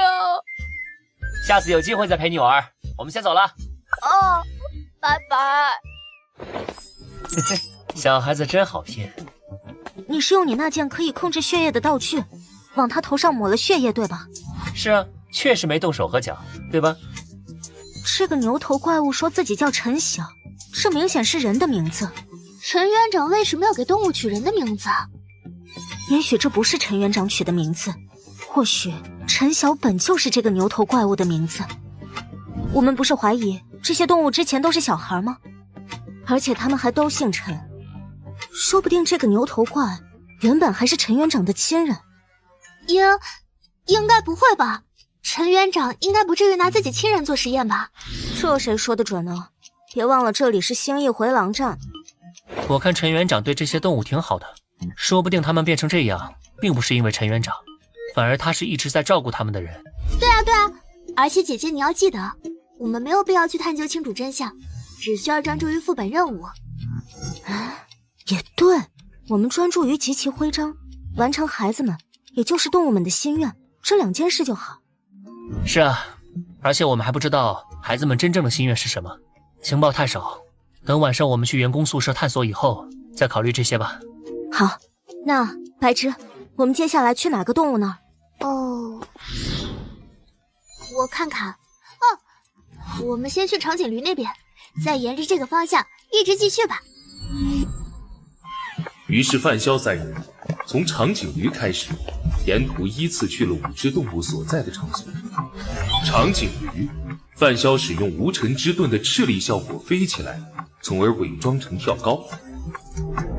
一积水，范潇同时动用血族和无尘之盾，以300%的身体素质，再辅以炮弹般的斥力辅助，强行赢下了游戏。马骑马，范潇直接贴地飞行。海豚鲸鱼，他同样靠着无尘之盾扫开水的阻力赢了下来。狗头兽，陆白只再次上场，自然也是大获全胜。至此，3人一共获得了21枚徽章。陈晓、陈清泉、陈烈、陈然，还有邱泽、邱平。除了最开始的黑猩猩的名字没问，其他6只动物都问过了，并不是所有动物都姓陈。这下发现问题了，如果这几人都是陈园长的亲属或者亲朋好友，不可能在变成动物前都是小朋友吧？所以，我们只能推测，是他们变成动物后智商倒退到了幼儿水准，甚至连声音都变稚嫩了。但这样一来，他们还算得上是真正的孩子吗？所以那也只是一个推测。我们还有之前陈园长利用孤儿院孩子做实验的推测，和现在的情况也非常符合。还是跟你下午说的一样，等晚上收集情报后再讨论推测吧。对了，你们也发现了吧？宿舍和大门相距很远，几乎是故意被隔开了距离。哦，陈园长刻意让玩家晚上待在宿舍，说不定是因为秘密会在晚上暴露在正门。很可能陈园长在试图隐瞒什么，我们直接悄悄跟着他一晚。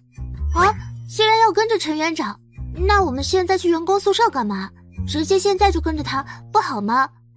我们已经有21枚徽章了，可以让2个人在夜间行动。姐姐，难道你们要去抢其他玩家的徽章？别说的这么暴力，别忘了今天早上攻击我们的玩家，我们现在不是抢，叫索要赔偿，出来混迟早要还的。你别忘了玩家都是什么人，我们怎么可能单独留1个人在宿舍呢？而且只要我们1亮徽章，肯定会有人动心。所以我们不是抢劫，是挨打以后索要精神损失费。就是这样。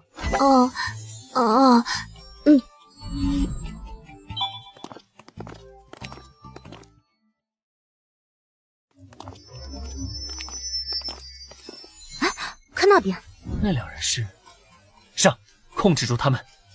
万有引力。什么头山？身体变得好重。血族是。糟糕！好久不见啊！是你吗？你们已经中了我的道具，现在我动一下念头，就能让你们死。识相的话，就把徽章交出来。你得保证不杀我们，否则你什么也得不到。真要杀你们，白天你们就跑不了了。白天放走你们，就是为了现在抢你们的徽章。只要徽章还没凑齐，就不会动手，明白了吧？怎么了？发生什么了？这是在当众抢劫？好像是那2个人白天抢了他们，现在报复回来。嘿，我提醒你们，我手里有吐真剂，要是敢藏着徽章不交，被我问出来了。好吧。算你们识相。20、21、25，我们快要凑齐30枚徽章了。运气好的话，明天早上就能通关副本了。已经25枚了，这么快？收起来，别那么傻。啊？哎呀，太多了，有点兴奋呢。这里不安全，我们快回宿舍。溜了溜喽！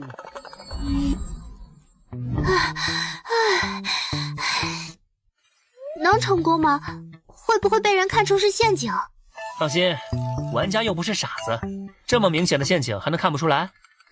但贪婪会压倒恐惧，一个人不敢来，多聚一些人就敢来了。我们现在可是大肥羊。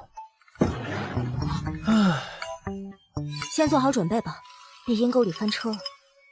金属人偶，无尘之盾，城墙。先把血刃埋伏起来，万一有穿洞的，我们直接打击到。布置好了，等鱼上钩吧。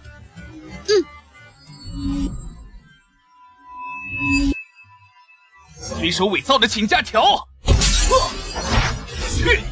来了，道具。请假条，精神干涉类道具，但是只影响注意力的集中点，不影响身体的其他动作，那就没什么用了。血刃。又闯进来一个，注意戒备。啊，这是踢踏舞，总觉得这只兔子怎么这么欠打啊！血刃，我的人偶不太对劲，怎么会？我控制不了人偶了。制毒大师，停不下来。控制解除了，来了。我树礼帽，小心，注意闪避。想躲，灰色沼泽。啊！地面陷进去了。哎，把徽章交出来！不对，快退！无尘之盾向上。窗户进来的交给我。金属人偶。好像有点麻烦了呀。门口的几个，我来解决。血刃。什么？血族，血液控制。不好，那个玩家有闪避道具，玩偶打不中他。快跑！姐姐，手忙脚乱。剧毒大师。糟糕！都解决了吗？还有扔兔子玩偶那个没进来，让他给跑了。别管他了，这里有5名玩家，就算每人只有1枚，也足够凑齐了。那么，你们是想挨揍，还是乖乖交出徽章？交，我们交。赚了！让人强行注射的纸条，让人强行攻击的玩偶。按照游戏定位，这属于强控技能，能瞬间扭转战局或者抢占先机。精神干涉类的道具真危险啊！也许这次副本完了，你也能得到1件。他们的徽章还挺多的，拿到了11枚呢，不知道多收集一些能不能提高副本评价。怎么，抢上瘾了？不劳而获，确实挺上瘾的。比起徽章数量，应该是通关时间更影响副本评价。为了收集徽章延长时间，算是本末倒置了。既然如此，我们抓紧时间吧。你们拿着，这样每个人都有10枚以上徽章，可以在夜间自由行动了。确实得抓紧时间了。陈园长可能在9点会有动作，我们现在赶过去。这是时间紧张，我直接带你们飞过去，准备好了吗？原来你能带人飞啊？能带，但消耗挺大的，不是紧急情况一般不用。我们要不要再靠近一点？光线太暗了，远了看不太清。姐姐，我们还不确定陈园长是否危险，还是暂时别靠太近了，被发现了就不好了。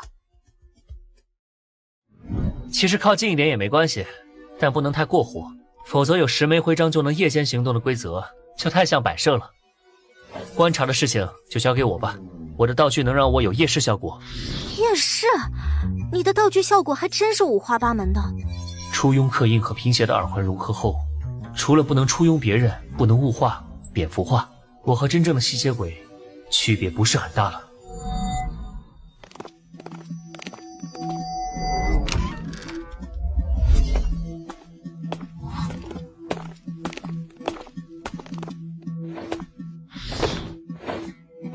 这是之前我们见过的玩家。总之，先跟上去吧。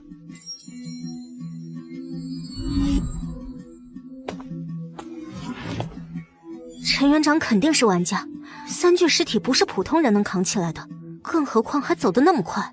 可是他总共找到7具尸体，为什么只选择了其中3具啊？我有看到他在检查尸体手臂上的编号。啊？难道遇到灰色和黑色的，他才会装入袋子里，白色的他没理会。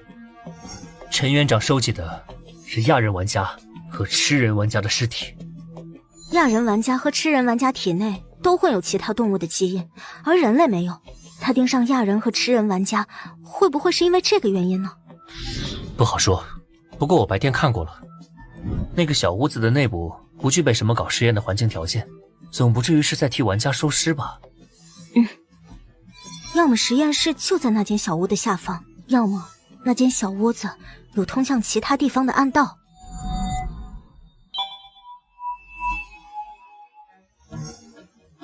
人不见了，我们过去看看。人和尸体都不见了，先进去再说。门没有打开，人也没有从窗户出去，也不知道陈园长是从哪里离开的。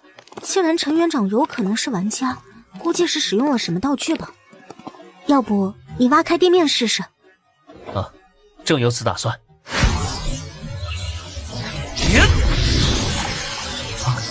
下面还真有猫腻，再加把劲儿。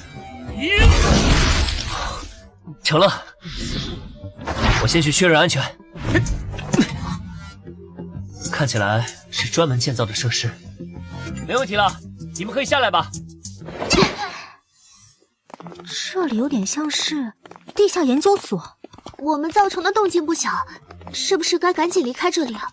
一边躲藏一边搜集情报吧，这里有分支路线。侄子，你来带路，跟着感觉走就好。好，那我们往左边走吧。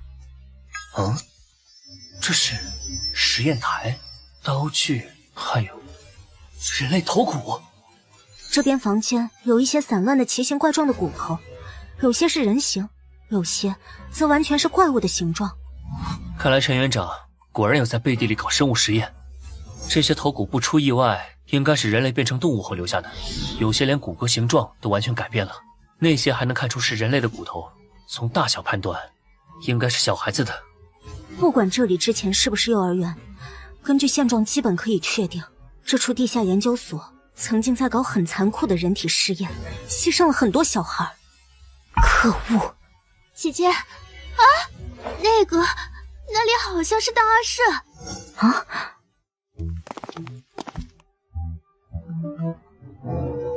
邪尘之盾。这里好暗啊！这里真的会留有什么资料吗？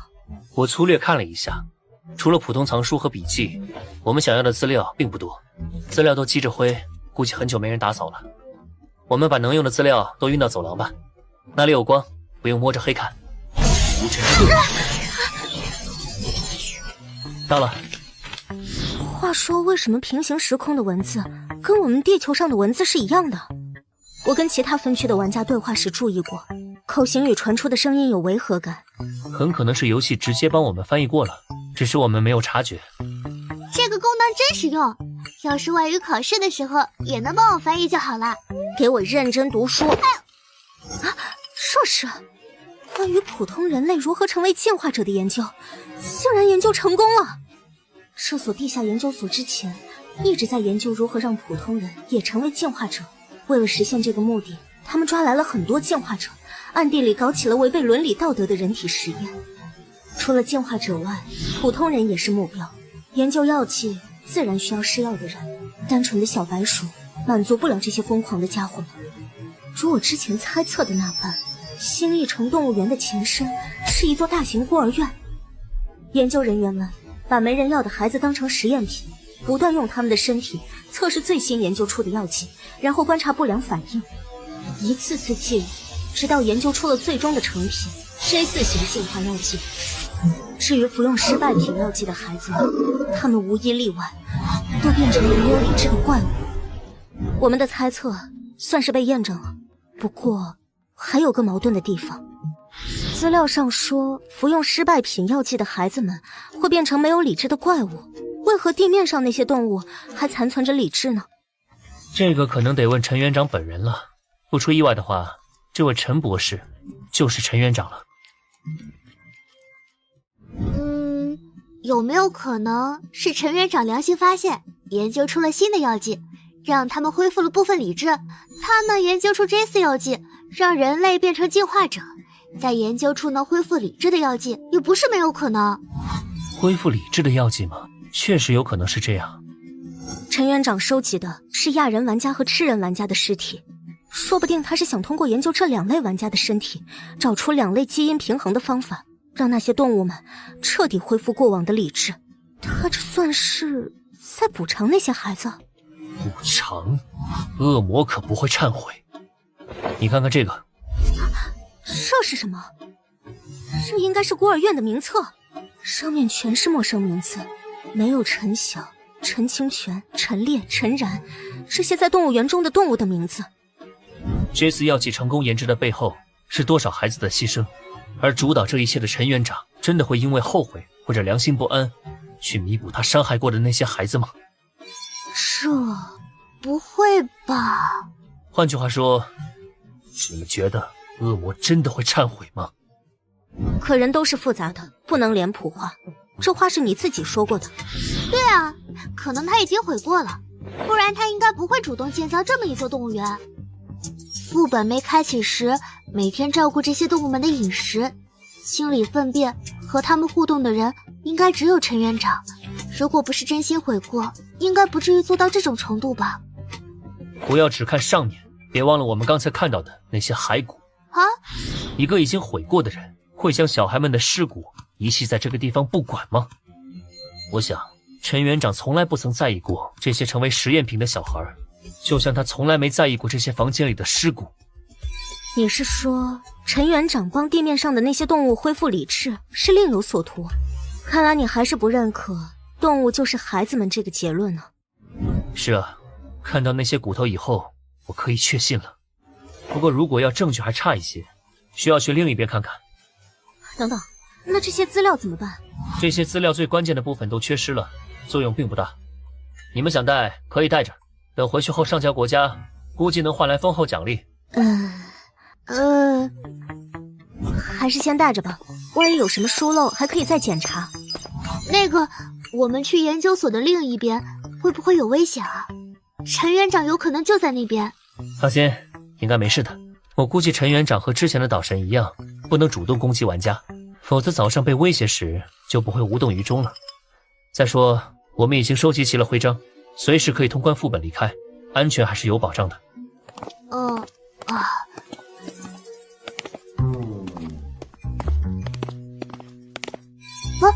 这里有股腐败的气味。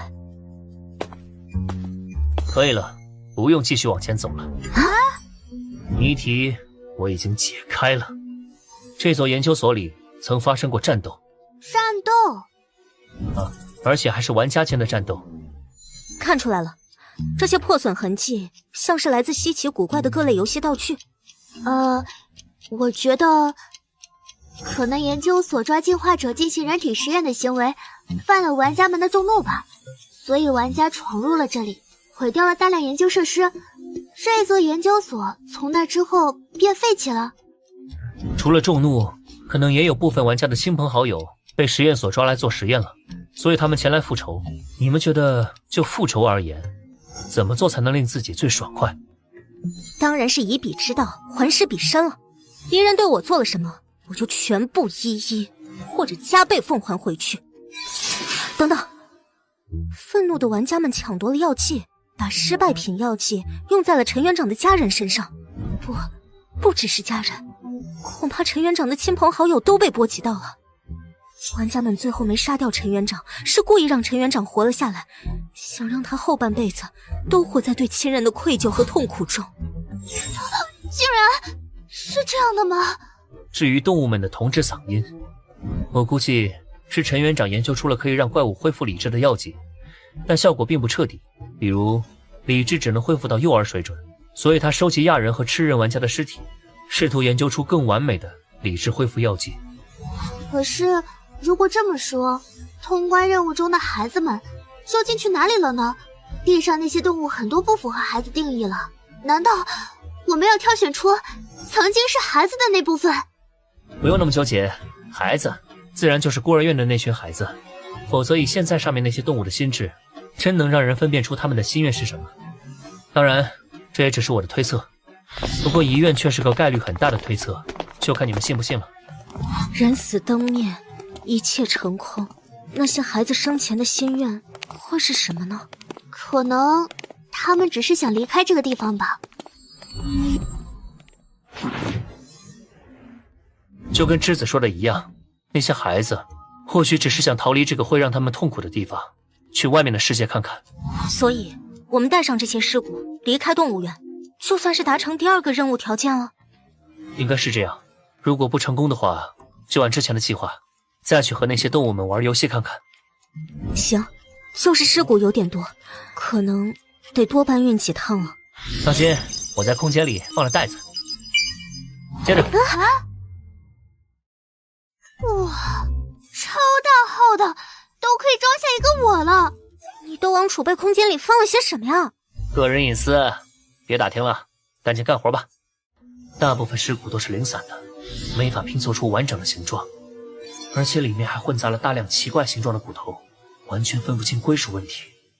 我们只能做得粗糙一点，把骨头全部放到一起，算集中处理吧。希望这些孩子们不要介意吧。这里的尸骨都收集好了，我们再去其他地方看看吧。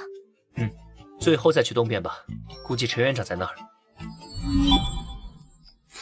好了，收集到的尸骨就先送到外面，然后去东边看看吧。没想到有那么多，我们得抓紧时间了。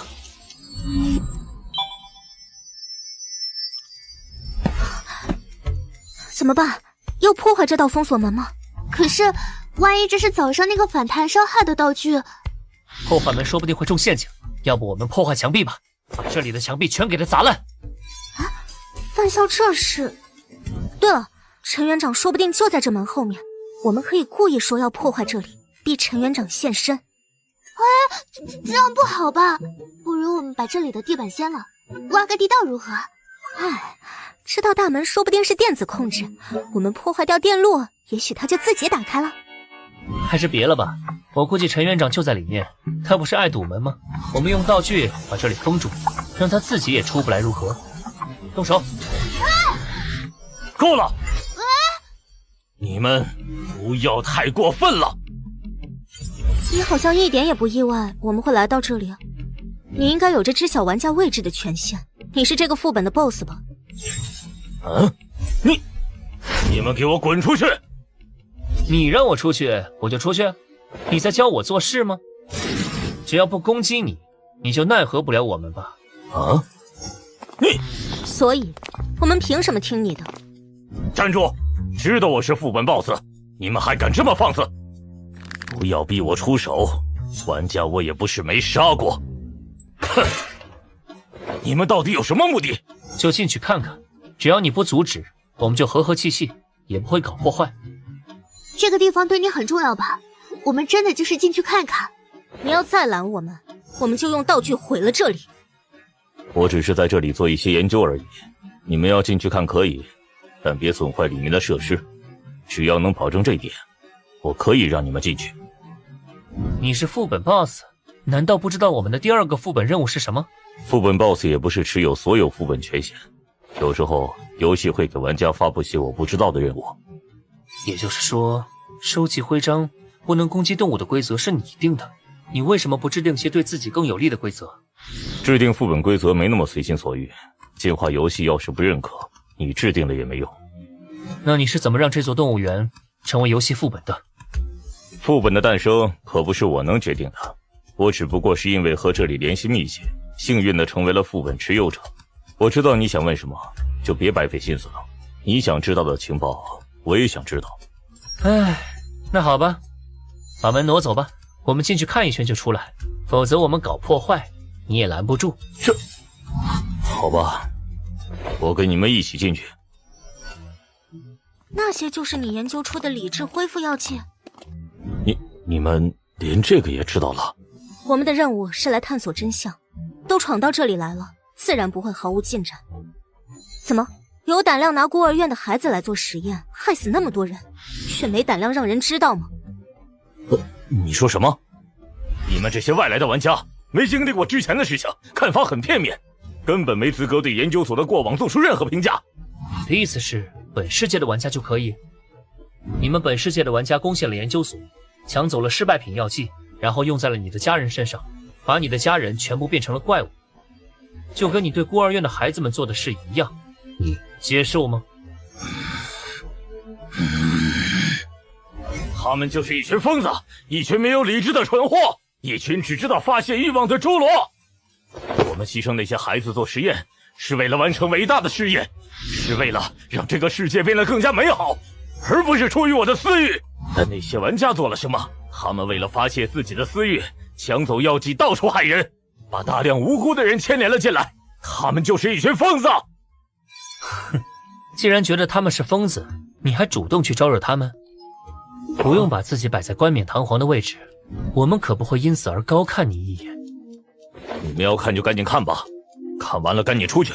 好的，好的。难缠的家伙。这些人骨是什么？是上次副本开启时死掉的玩家。你们好像在找孤儿院儿童的遗骨，这里没有，毕竟他们的价值已经耗尽了。没必要跟他说太多。既然如此，我们就不打扰你恢复药剂的研究了，先走了。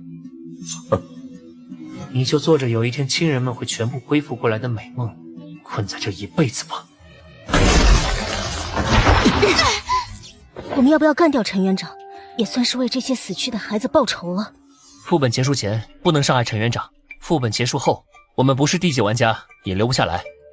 而且，干掉了陈园长，这座动物园里的动物怎么办？他们需要陈园长的照顾。唉，现实真是让人无奈啊。别多想了，百世，我们只是见证者，不是历史本身，别陷进去了。历史吗？这次药剂的诞生确实算是历史性的事件了。这些孩子是历史的推动者，但也是历史的尘埃。你们不愧是两姐妹，都说了别伤春悲秋了。题外话，等做完正事后再说吧。先把尸骨带回动物园，看看我们的猜测对不对。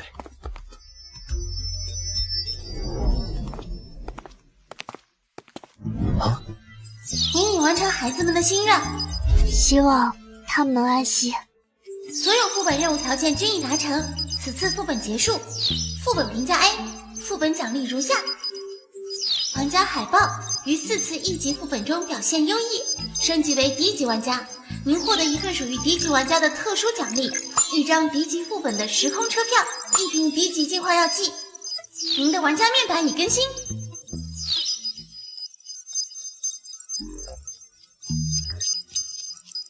您的等级提升到第1级，获得1次天赋提升机会，是否使用？地级玩家还真被我给猜对了。第1级道具兔兔公爵已发放，道具背景故事如下，道具效果如下。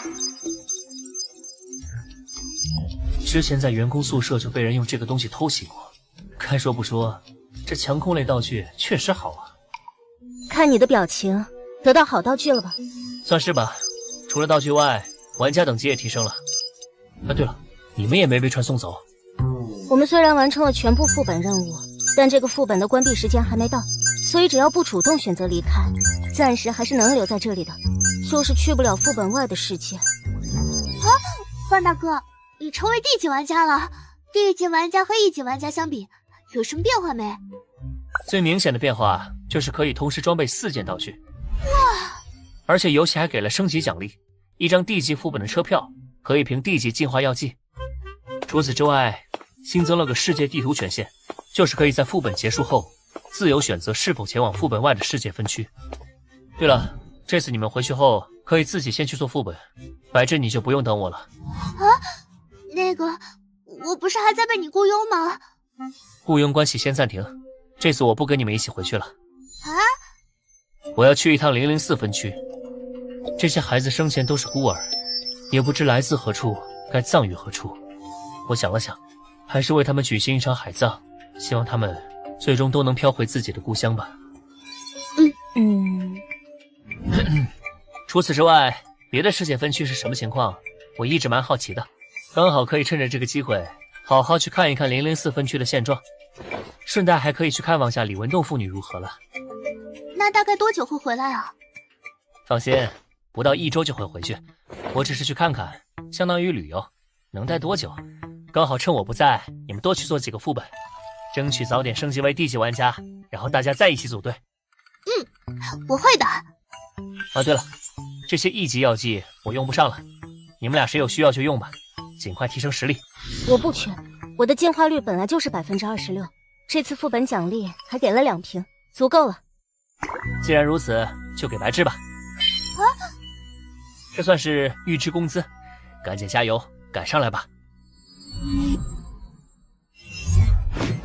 把研究资料留给了陆家姐妹，希望她们能顺利带出去给特使局，这样能换来不错的好处。我也该试试新的进化药剂了。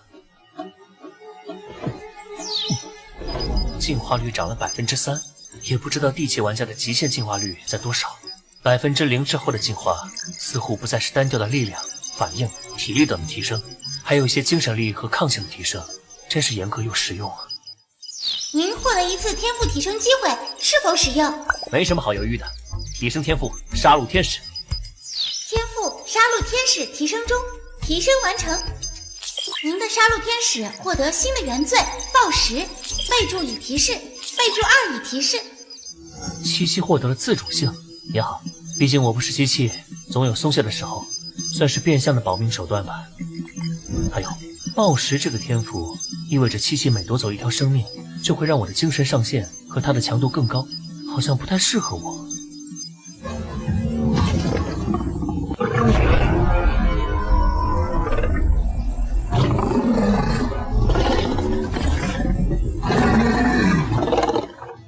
怎么会有这么多怪物聚集在一起？难道这也是副本？没猜错的话，远处的城市应该就是星翼城了。可是为什么会在城市周边聚集那么多怪物？星翼城里的高级玩家扫荡掉这些怪物应该轻而易举。对了，祭祀岛也是这个分区的。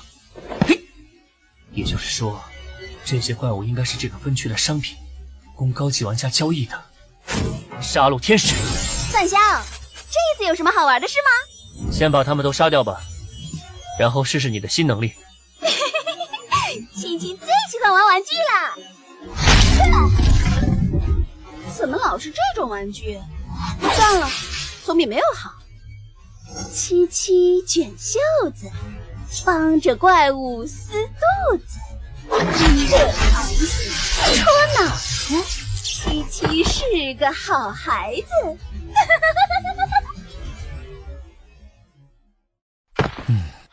好像是有一些精神反馈，但不多。几十只怪物才增加这么点精神上限，果然怪物的精神都很弱。正是因为没有理智，精神脆弱，很容易就会被精神的手段所操控，才会成为商品和工具。范香，范香，我们去那边吧，那边还有玩具。撕开丑八怪有什么意思？看见那个地方没？它叫星翼城。等你什么时候变得更强了，高级玩家见一个撕一个，我就带你去那里面撕个痛快，撕个够。总算安抚好范七七了，不能忘了这趟的主要任务啊！直接倒出骨头可能会被野兽捡走，稍微按这边的习俗处理一下，希望你们不会介意。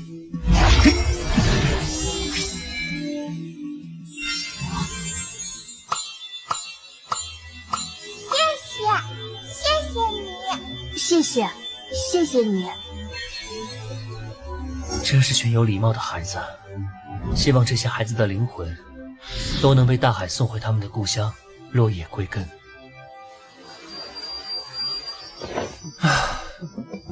还好范七七的冷却时间减少了，没有个保命手段，真不敢在004分区随便晃悠。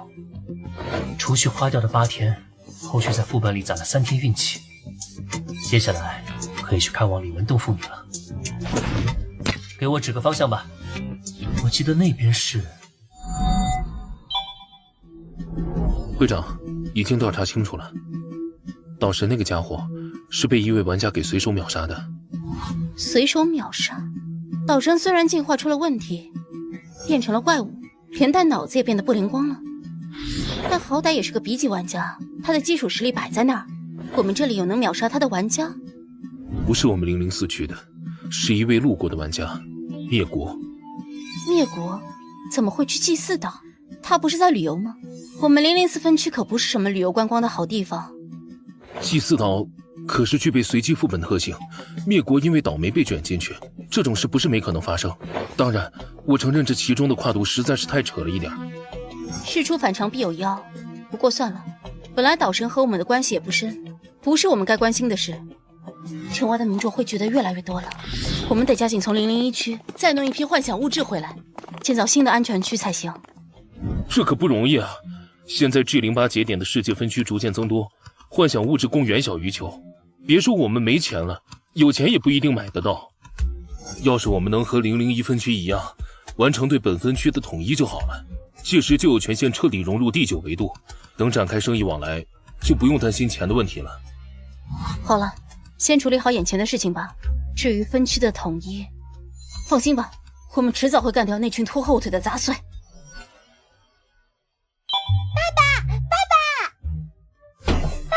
我又赚到钱了！不用给我，这是你自己在花店打工赚到的，怎么花你自己决定吧。可是我没有需要花钱的地方啊。那我把钱送去城外，给和我们一起出来的邻居们吧，他们应该很需要钱。可以，不过你可别一个人出去啊，等吃完饭我们一起去吧。好。这么巧，那也算上我一个吧。范潇哥哥。饭点不请自来，是我唐突了。不过不介意添双筷子吧？看来你们在这儿过得挺好的。范潇哥哥，你打算在这里待多久啊？这个嘛，暂时还不确定。放心吧，我可是大人，要走的时候会好好和你告别的。范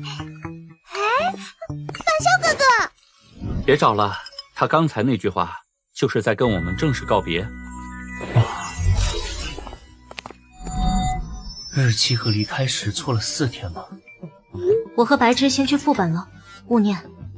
范潇，我和姐姐呢先去副本了，等回来后我再帮你的忙。不出意外，他俩应该是从我家用车票去的副本，那出副本时就会碰到，没必要多此一举。而且现在有更要紧的事要解决，再不睡觉，或者D级玩家也得猝死，所以得把血刃的问题解决掉。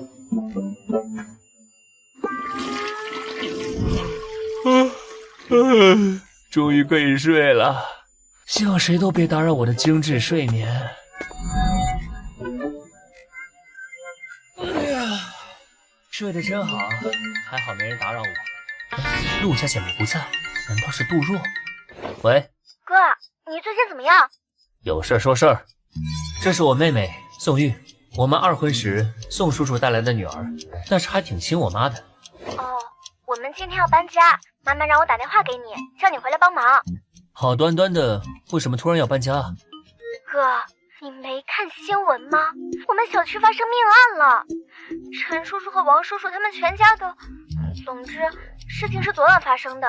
爸爸说这个小区不安全，我们要搬到唐仙街那套别墅去。哥，你回来帮忙吧，我有好多东西要搬。好了好了，我知道了，马上回去。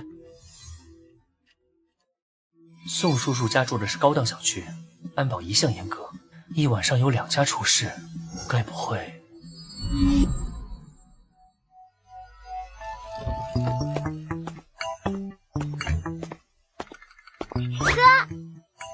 哥，啊，哥，头发都要被你弄乱了！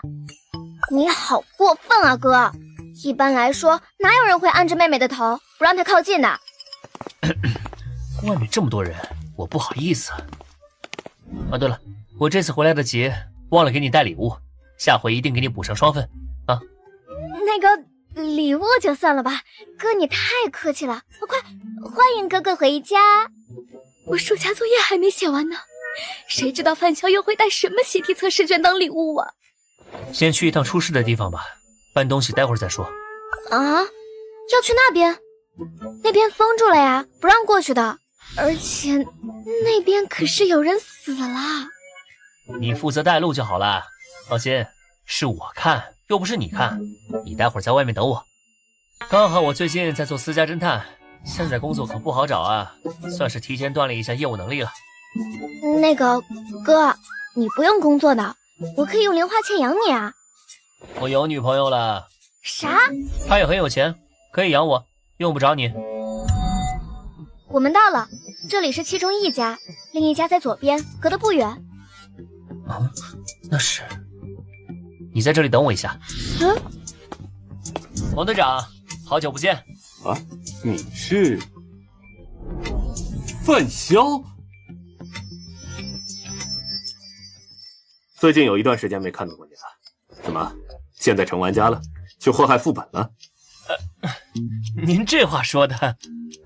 哥哥真的认识警察？哥哥不会是什么警察卧底吧？好了，题外话先不说了。我们初步怀疑这次案件是一起进化者犯罪案件，等到调查完所有状况确认后，就会将报告发给特事局那边。关于这方面的事，你肯定比我专业，帮我看看，到底是不是玩家干的。啊，行。这状况一看动静就不小啊，除非用重武器或者炸弹，否则人类光凭身体是做不到这种事的。另一处别墅跟这里差不多，大门也是这样被砸开的。你这种说法，心里已经肯定答案了吧？这样，你等我打个电话。喂，说吧，你又卷进什么事件了？啊，我没事，就是向你打听个事儿。咱们010分区诞生副本没？这才刚出来不久的事情，你就知道了？你从哪儿打听到的？我遇到一起案件，我猜应该是外区的地级玩家做的。这些破坏所需的力量，一级玩家应该还做不到。而我们的世界刚被卷入进化游戏2个月，能成为地级玩家的都是谨小慎微的性格，就连那个养殖组织的老板也只敢在私底下做脏活。而且杀人的方式有很多种，何必选择最会暴露身份的一种？你不来特事局真是可惜了，确实是有个地级副本诞生了，在安城下辖的一个偏远县城，不过其存在状态很古怪，并没有直接与地球的空间接轨。军方目前正在对那里进行封锁，不过玩家的手段千奇百怪，可能已经有玩家躲过封锁了。如此看来，我这边的事件基本可以定性了，应该就是外来的地级玩家做的。我最近没有积攒运气啊，应该不是我让安城倒霉的。安城要开始不太平了，帮个忙，你们应该有建立那种被特殊保护起来的居住区吧？给我4个入住名额。确实有这种居住区，我之前也跟你说过，只是名额难搞而已。那就照常，我们来个交易吧。不用交易，由我亲自出面还是没问题的。那就算我欠你一个人情。真难得啊，那我可得好好替你记着啊。王队长，确认了，就是玩家干的，没错了。啊，越来越乱了。放心，你们负责你们的事情，玩家负责玩家的事情，只是一开始会出现问题，乱不起来的。哥，你怎么跟警察那么熟？你是不是有什么隐藏身份？小孩子家家的，别问那么多，该回去了。我有件重要的事得和你们说下。切，不想说就算了，我可不是什么小孩子了。哥，啊，哥，你回来了。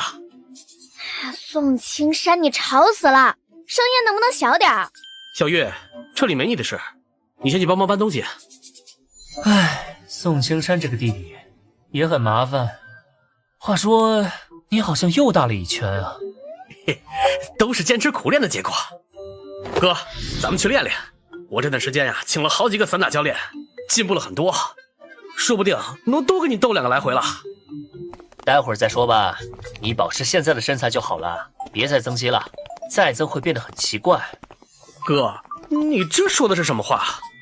别人想增肌还增不了呢，我这可是天赋。好好好。对了，我听说哥你找女朋友了。哥，情情爱爱的浪费时间，我们应该把注意力放在更有价值的事情上。更有价值的事？格斗，研习更精深的格斗技巧。男人就应该干男人该做的事情。宋青山，你在胡说八道些什么呀？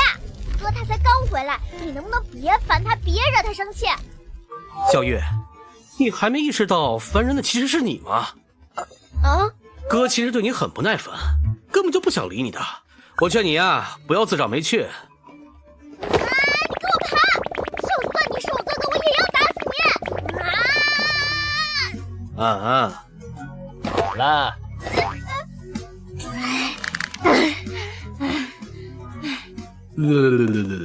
你们2个别闹腾了，先进屋吧，我有事情要说。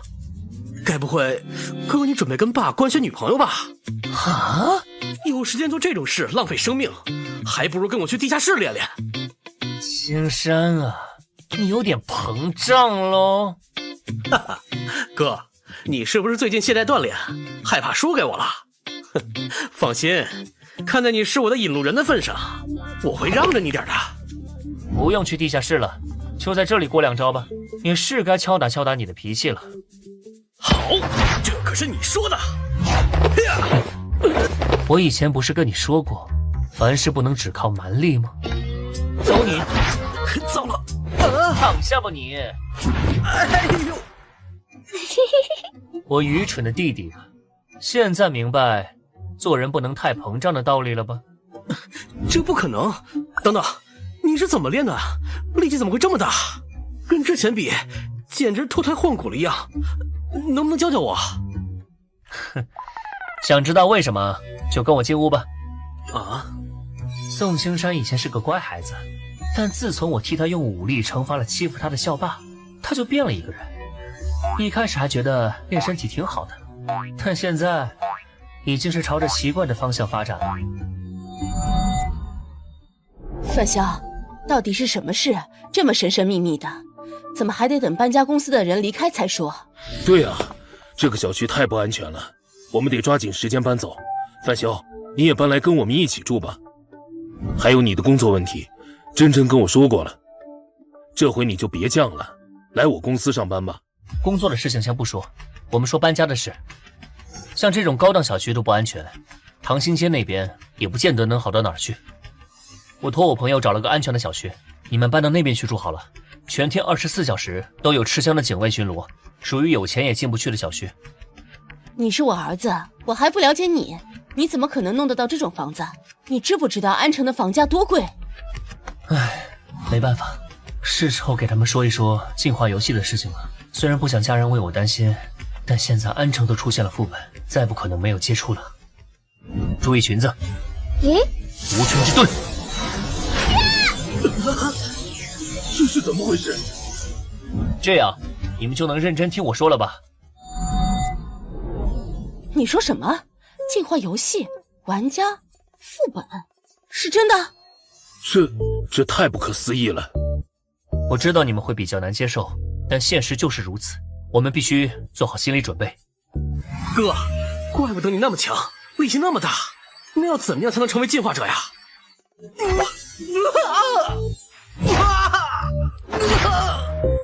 玩够了就躺下吧。冷静下来了吗？哥，别打我，我一定听你的话。眼睛好花。我也不是要故意吓你们，我想说的是，进化游戏很危险，成为玩家后，要是心性不合格，第一个副本估计就得死于非命。你们别看我表面光鲜亮丽，暗地里在游戏中我可是吃了不少苦头的，好几次差点被别的玩家给杀了。这么可怕的吗？那我还是晚点，等强一点再考虑吧。是啊，就是这么可怕，而且也不是你想成为玩家就能成的。不管怎么说，都得自己做好准备。哥，你说成为玩家要心性合格，怎么才算合格？那我问你，你敢杀人吗？没试过，不过侠义5分尽，身怀利刃有条心，遇到该出手的状况时，我不会犹豫。除心性之外，脑子也得用起来，善于思考，会提高玩家的存活率。哥，你不反对我了？现在每个人都有成为进化者的可能，不排除你和小玉也会。反对是没用的，还不如提前训练一下你们。我把特视局的号码给你们，要是你们的身体出现我说的那些征兆了，记得第一时间联系我，或者打这个电话。杜若推荐的小区还真有点东西，这样以后再安排专车接送，应该就可以杜绝危险了。更何况我还消耗运气祝福过家人，这要是再出事，那真是天意难违了。等到以后安全区建成再搬过去，阻隔了随机副本的威胁，就算是彻底安全了。到时候跟特使局交易几番也未尝不可。陆白芝的号码，看来他们回来了。范香，你回来了啊！听吴小姐说，你去帮你家人搬家了。原来范香你也有兄弟姐妹啊？是我妈再婚对象的孩子，也就是继父和义弟义妹。是这样吗？说说动物园副本之后的事情吧。李文洞父女那边我去看过了，他们过得挺不错的。那里的安全区叫光耀城，是他们当地的玩家组织光耀会建立的。你们这次副本怎么样？通关中没出什么事吧？很顺利，配合白芝的运气，侥幸得了次 A 级评价。我的是 B 级。A 级评价可不好得，看来之前是我限制了你们的发挥。限制了我们？我没感觉到啊。或多或少有一些吧。当团队里有个擅长动脑子出谋划策的画事人，其他人会下意识的以他为准，减少自己的思考。你们回忆一下，在副本里，你们是不是经常询问我的看法？这好像确实有经常问。思考谁都会，做决定才是最重要的一步。所以说，我没跟着一起，你们反而有所成长了。看来人还是得走出舒适区才行。这话我赞同。我们白芝现在就正在纠结这个问题呢，想听听你的意见。我和姐姐没有相同的时空车票了，正在考虑要不要以这次为契机，开始分头行动。那个，范香，你觉得我们该不该试着分开啊？不管从客观的车票问题，还是主观的成长方面来看，你们分开进副本这件事都是必然的。不过什么时候分开行动也是有讲究的。先说说你们都有什么道具吧，我帮你们判断判断，现在适不适合。道具你不用担心，防御、攻击的道具我们都已经单独凑齐了，而且他的比我的豪华多了，担心他是多余的。哦，你有一次 A 级评价，都没白治的豪华。这一次副本，我又得到一件制毒道具，和制毒大师融合后出了一件 D 级道具。现在制毒大师有一定可能随机到 D 级的猛烈毒素，而且使用限制增加到了每天10次了。姐姐说，相当于手握10次无视距离防御的致命攻击了。不止，再加上围城这件防御道具，以及上个副本获得的攻击道具，他的防攻能力可以说是堆到1级玩家的极限了。而且他本身又有 C 级治疗天赋，即便受到致命伤，也能几秒内恢复。你说他够不够豪华？哼，确实够豪华的。那你呢？我收纳群，负面状态免疫，具有力量增幅。上个副本奖励的道具和手忙脚乱融合后得到的新道具，可以让我免疫1级道具隔空施加给我的负面状态，逼对方和我白刃战。力量增幅呢，就是字面意思，可以让我时刻保持精力和体力不枯竭，同时力量上涨5倍。你们现在算是1级玩家里特别强的了，攻防一体，短板很少，单独去副本没什么问题。反正现在没有相同的车票了，不如就趁着这个机会分开行动一次好了。正好白治这段时间需要陪着我，你不如先自己去副本试试。要不然我抛硬币试试吧。啊，可以试试。如果是正面呢，这一次就分开行动；如果是反面，就暂时不要分开。是正面。这下你们能下定决心了吧？安城最近突然就乱起来了，是不是我们010区带上地级副本了？副本就在安城。真聪明，是外区的地级玩家来这里闹事了。没想到那么快，没有办法限制吗？地级玩家还没法应付现代军队，所以引不起太大的事端。只要官方出面抓住他们，应该很快就会平息下去的。即便抓不住，这批玩家也待不了多久。地级玩家每2个月需要去一次副本，他们最多在这里待2个月。我要去副本了。啊，这么快就要走啊？本来打算再休息几天的，但现在我们分区出现了副本，有外区玩家来捣乱，我得抓紧时间成为地级玩家才行。你姐姐是想快点成为地级玩家，增大自身的价值啊？这样她加入特使局后能得到更多好处。既然你知道，我也不多说了。我去副本的时候，白芝就交给你了。他还小，你别对他乱来啊！姐姐，我已经17岁了，你能不能别把我当小孩子？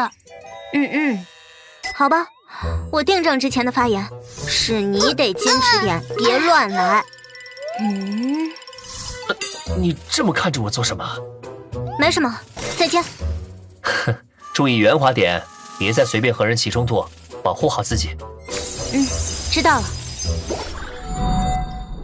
接下来几天，我一直带着陆白志实验他的好运能力的极限。期间，陆西宁不断的完成副本，照这个速度下去，估计暑假结束前，他就会成为地级玩家。这几天里一直没有倒霉的事发生，直到第13天。可能是小孩滑的吧。范晓，你别生气啊，这可能只是刚好遇上了。哦，对，是刚好，是巧合，不一定就是你的霉运道具起作用了。算了，先去看看监控吧。没想到监控刚好坏了，去修车又遇上车祸，没怎么撞到人，还被家属唉，看来可能真是你的霉运道具发挥效果了吧。现在基本可以确定了，你的运气对我的作用极限是12天，从第13天开始，霉运就会突破界限，重新降临。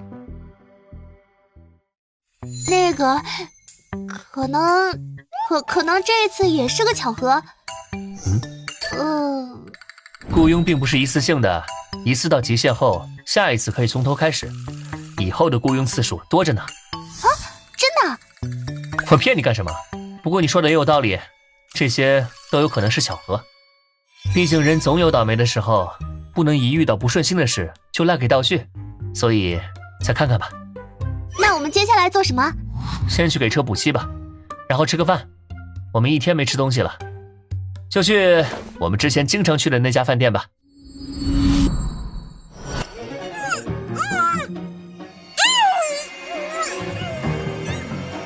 吵死了，别叫了。我今天心情不错，暂时还不想杀人。老方，兴义城那伙人的邀请，你觉得我们应该怎么回应？别理那群疯子，他们无非是想利用我们，把这个新分区变成他们的养殖场。为啥？我听说兴义城会提供高级道具援助我们。拿了这些道具，成功了当然是好，要是失败了，你觉得兴义城会放过我们吗？那我们还是别掺和了，反正地级玩家去哪儿都一样。况且这儿的生活条件不差，食材和玩物都唾手可得。话说，你从刚才开始就一直往窗外看，难道又有人发现我们了？暂时还没有，我是在物色新的猎物。我去，极品货色呀！那今晚的主菜就决定是他了。怎么了？来的路上还有零星人，而这附近却空旷无人，你不觉得古怪吗？你是说这附近有吃人玩家吗？保持警惕。好。哟，小姑娘，跟着这种小白脸多没意思，跟叔叔走，带你体验点儿大人的乐趣。啊，你跟他废什么话呀？直接带走就完事儿了。那老王，你去把他那个小男朋友解决掉，我就不动手了，得给小姑娘留个好印象，免得她待会儿闹情绪，坏了兴致。小子，遇上我们算你倒霉。找死！我来，去死吧！哇哦！竟然能接住我的拳头，难道他们也是玩家？而且我的手艺，力气挺大的嘛，你应该是吃人玩家吧？这家伙很强，硬拼绝对吃亏，必须使用道具才行。爆！不要啊！不堪一击，你这种货色也敢出来嚣张？老王居然一个正面就被秒杀，我甚至都没有出手的机会。快逃！短跑冠军。那就比谁的速度更快吧。无尘之盾。该死，这都能追上来，只能使用道具了。暴躁的电风扇。兔兔公爵，这是强制嘲讽类道具。糟了，身体不听使唤了。结束了。搞定。万大哥，他还活着吗？只是昏过去了，留个活口，看看能不能问出点情报。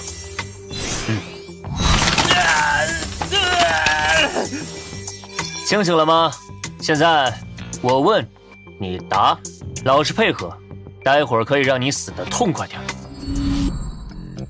没想到他们就是从其他分区流窜来的地级玩家，而且还是之前8名女性失踪案的元凶。已经通知特事局了，他们的人应该很快就到。这次混进安城的玩家，大部分都是从兴义城来的，估计是想把这个分区也变为殖民地吧。报！好了，答应的给你一个痛快。走吧，先去救人，还有4名女性被捆着呢。结果还是折腾到大晚上才把绑架案搞定，还是来看看获得的新道具吧。一级道具飞毛腿，效果为佩戴后奔跑速度提升90%。一级道具无人问津，使用后可使进化率不足1%的人在潜意识中产生远离你、无视你的念头，作用范围方圆50米。无人问津，干涉精神的道具吧，估计以后能用得上，先留着吧。范潇，特事局有联系你吗？我有点担心。还没有，有情况杜若会通知我的。不过有件事要和你说，我们的雇佣关系先暂时结束吧。啊，这么快吗？已经13天了，你姐姐都进了3次副本，你却1次还没去过，这样下去不行。而且继续跟着我，你会遇到更多危险，暂时分开行动比较好。现在已经确定，陆白志的幸运只能庇护我12天，从第13天起，我的霉运就会波及他，而且会越来越危险。好吧。不过，你让我帮忙，真正的目的并不是测试倒霉道具吧？能告诉我实情吗？啊，确实另有目的，但现在还不是时候，等时机成熟了，我会告诉你。你当初对我可不是这么说的。当初我问你攒运问题的时候，你可从来没有正面回应过我。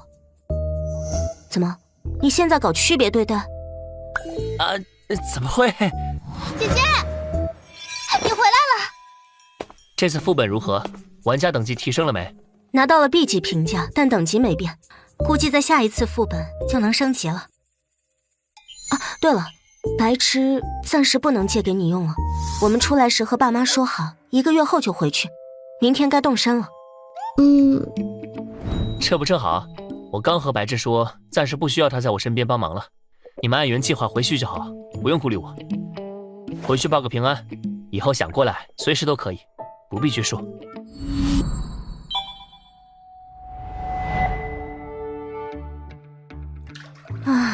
根据我的分析，你的运气大约只能护他平安12天。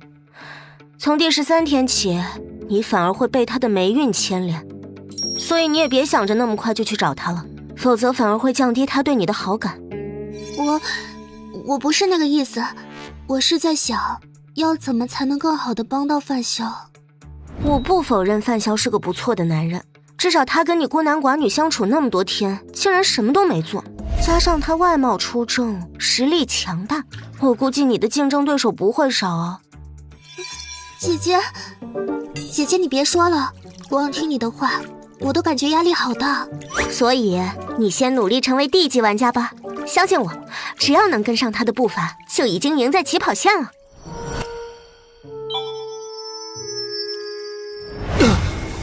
有情况！小老鼠翻窗台，跳进来被猫逮。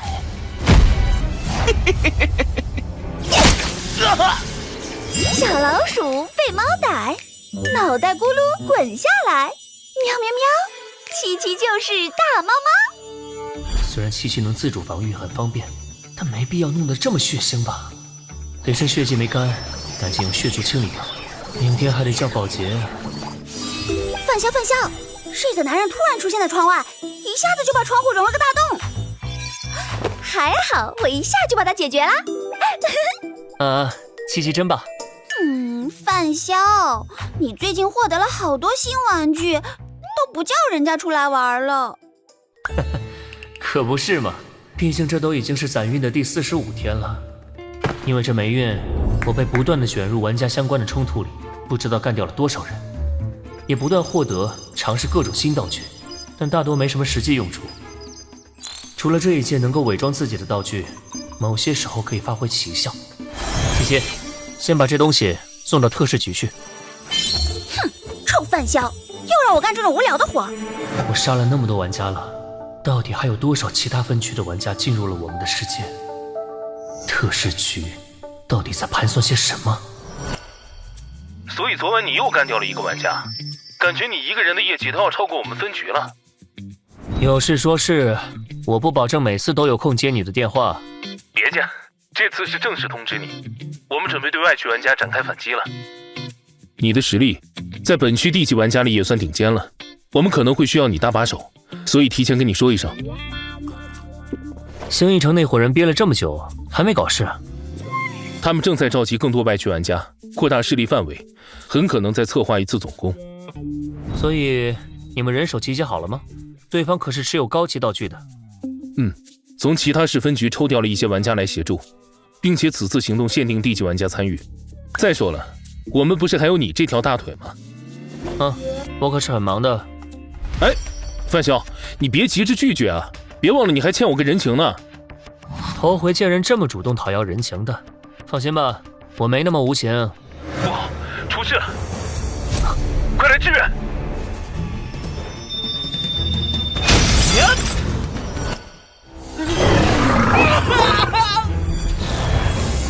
这灾难的规模远超预期，比想象中严重太多了。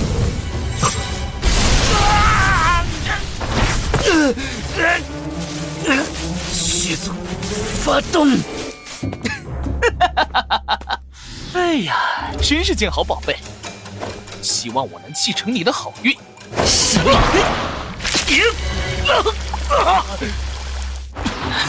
操控血液，果然有点本事。不过，我可没那么好对付。有雷针，血爆！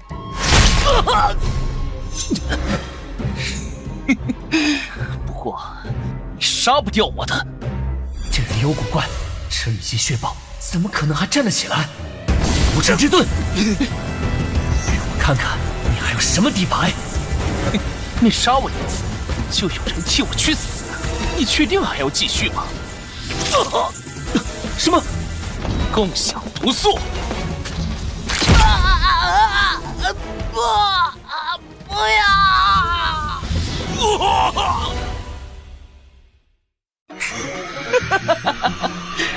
哎呀，你先陪这些小可爱玩玩吧。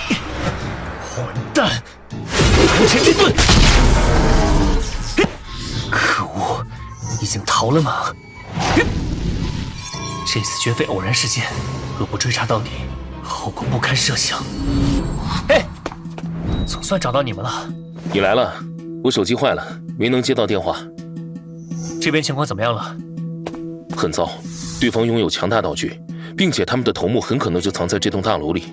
我们已形成包围，但暂时无法突入，正在等待上级的进攻指令。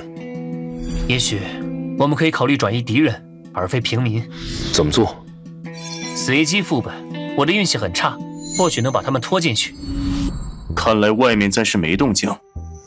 哼，他们知道生命归元的威力，暂时不敢乱来。但我觉得有个家伙不在乎，他真的很恐怖。懦夫，再不行动，我们的计划就完蛋了。西宁，你和白芝来我这一趟，我需要你们的帮助。发生什么事情了吗？我需要白芝诅咒我，把我卷进随机副本里。什么？卷入随机副本？你疯了吧？没时间解释了，快让白芝帮我。他来了。是谁？范萧，他可怕的就像个恶魔。别自己吓自己，我们还有生命归元。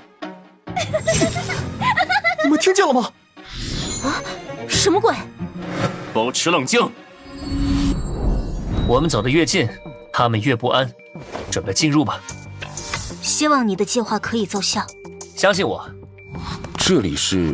这是我们的战场，记住我们的目标。明白。我们得先找出副本任务。这是哪里？啊！我们被拉进随机副本里了。我们快走，抢在他们之前，尽快行动。我们得转移到小镇入口，才能触发副本任务。走。好。在这里等着，总会有新的任务浮现。但愿如此。这样就能逃？付出代价吧！冲啊！来了，七七，净化他们。好多玩具，好多玩具啊！耶，收割完毕。这是什么怪物？快逃啊！不可能，我们怎么可能打得过这个小女孩？装肚子，扯肠子，肠子脏，撕胸腔。恶魔，有恶魔！救命啊！范萧，我能感觉到力量在膨胀。很好，七七，你做的不错。今天就到这里吧。她好漂亮啊，范萧，我想跟她交朋友。将来七七长大了会更漂亮，不必着急。七七最喜欢范萧了。哎呀，好了好了。他的力量果然不一般，后面会发生什么呢？总算结束了。范萧，你做到了。只是暂时的结束，真正的战斗才刚刚开始。话说，你现在是什么等级的玩家？刚才秒杀那么多人。嗨，就地级呗，运气好罢了。不是我多嘴啊，你档案里那精神疾病治疗记录是真的吗？不好，他发作了，快拿道具！至于吗？我就开个玩笑。你别瞎搞啊！副本里杀人哪能每次都搞得血肉横飞的，也太暴力了。这没办法呀，我天赋自带的效果。都别愣着了，介绍下自己，后面好称呼。我是黄成，你们叫我黄老板就行。靳州安，昵称九州客。你真的叫弟姐，有点不信了。刘雪，副本里叫我6月的雪就行。我周杰，昵称杰哥。他是，别叫我范萧了，现在叫范莎。我也改了，叫路人甲。你们俩至于这么谨慎吗？你们看，这周围全是枯草，有点怪啊。不会突然从这枯草里蹦出什么怪物吧？就你胆小，别自己吓自己。这望乡镇邪乎得很，好多 C 级玩家都折在这儿了。真的假的？那有攻略不？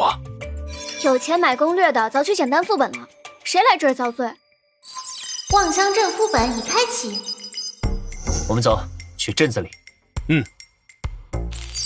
副本提示1：不要反抗你的父母。提示2：夜晚最好不要外出。提示3：每晚必须对你的弟弟讲一个睡前恐怖故事，争取吓哭他。弟弟，我们的亲人怎么会跑到副本里来？莫非是扮演诡异的亲人之类的？别打岔，系统正说着呢。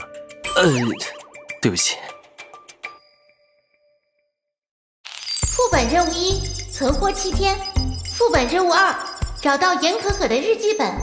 副本任务3：完成所有人的心愿。另外达成任意任务条件，即可通关本次副本。这是一个存活类副本，这类副本难度相当大。那现在该怎么办？我们先回家吧，也不知道家里的父母会是什么。那不有个老妇人吗？也许知道点什么。老奶奶，我们是外面来的，来找一个叫严可可的人，您认识吗？那个老妇人有什么奇怪的地方吗？你们看，她的腿是瘸的，而且舌头也被割断了。据望乡镇的情报来看，这里的镇长为了能够增加当地的人口数量，动用了某项政策。什么政策？不清楚。我在想，这些女性会不会都是人口买卖进这个镇子里来的？我在网上看到过，有些村子为了防止被拐卖的女人逃出去，就打断她们的腿，割掉她们的舌头。应该就是这样了。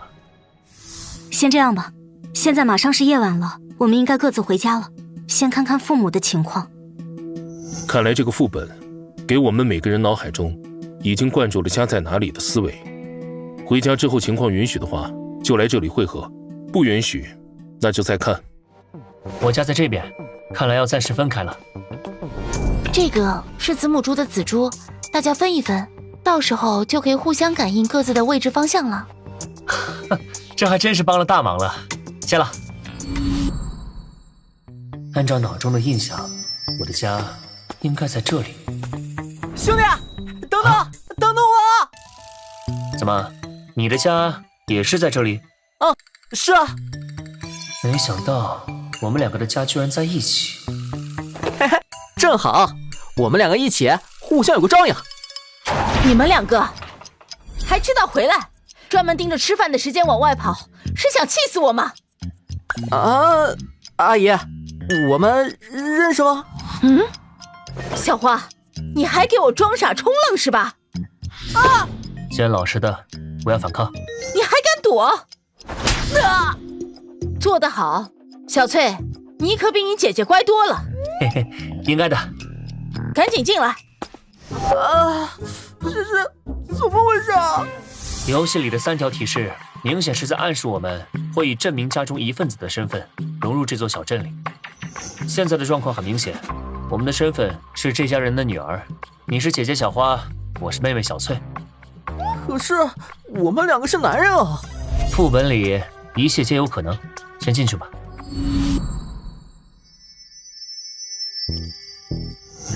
怎么感觉那幅画像上的鬼在看我们？关门，开始。不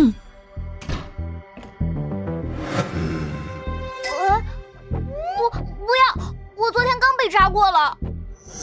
瞧我这记性，那今天不扎你了，到你们了，过来。小花，你先过来。好。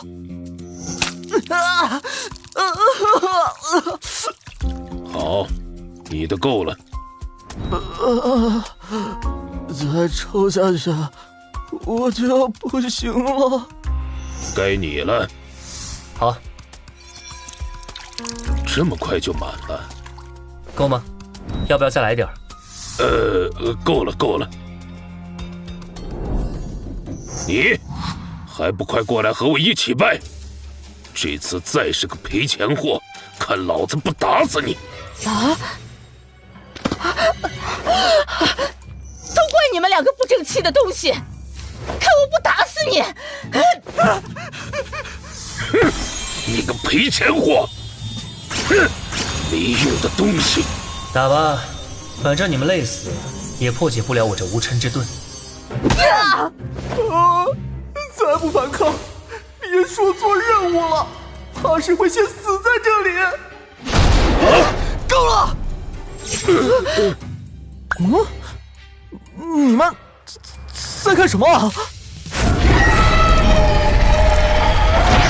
还不快走！糟了！真的试试看，现在能否使用出那种情绪魔法了？去！怎么了？没有效果，消失了，是他主动消失的。还好没死，把这个喝了还有救。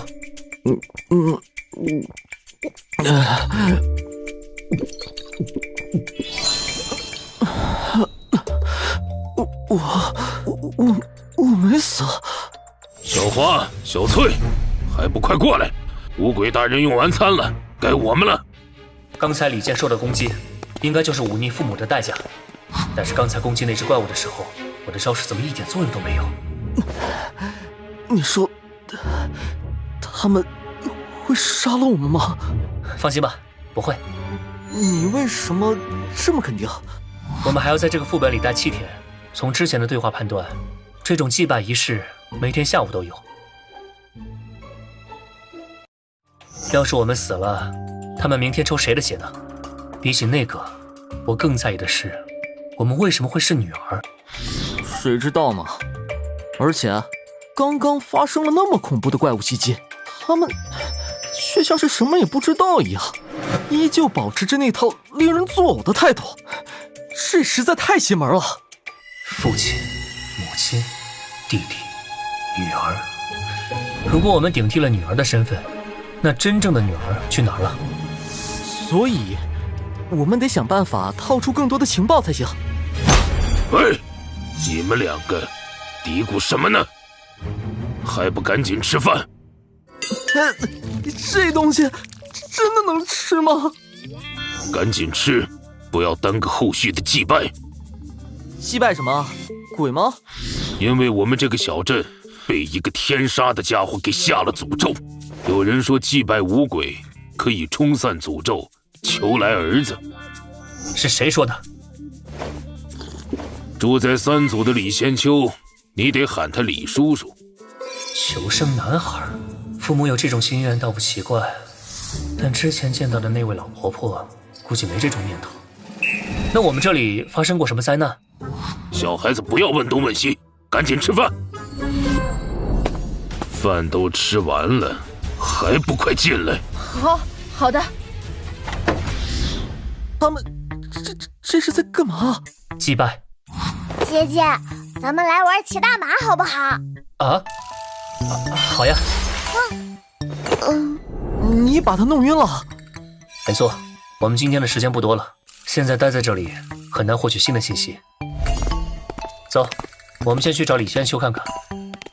我先去探探情报。好。问到了些什么？你说这些村民会不会是在演我们？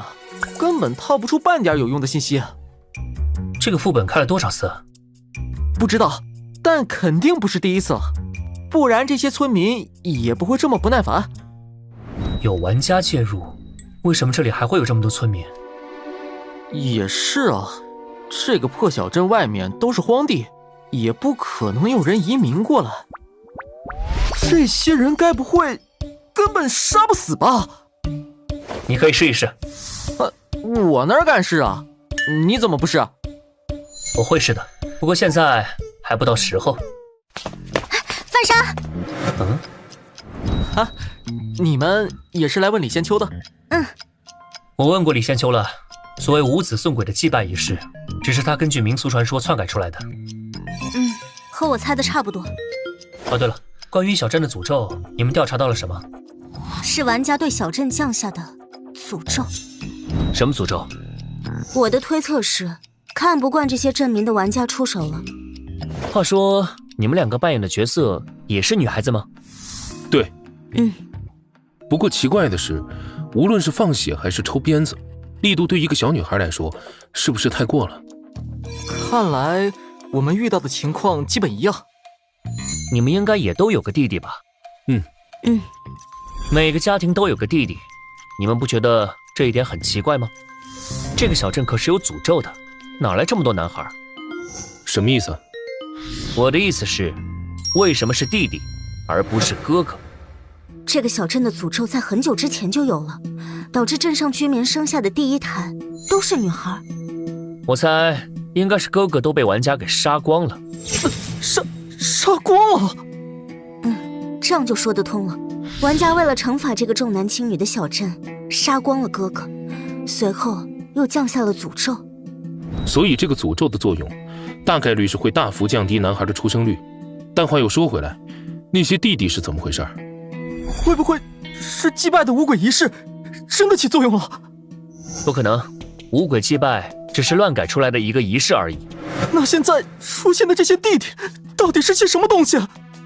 反正不是正常人，可能都是怪物变的吧。毕竟我们刚刚遇到了那只怪物。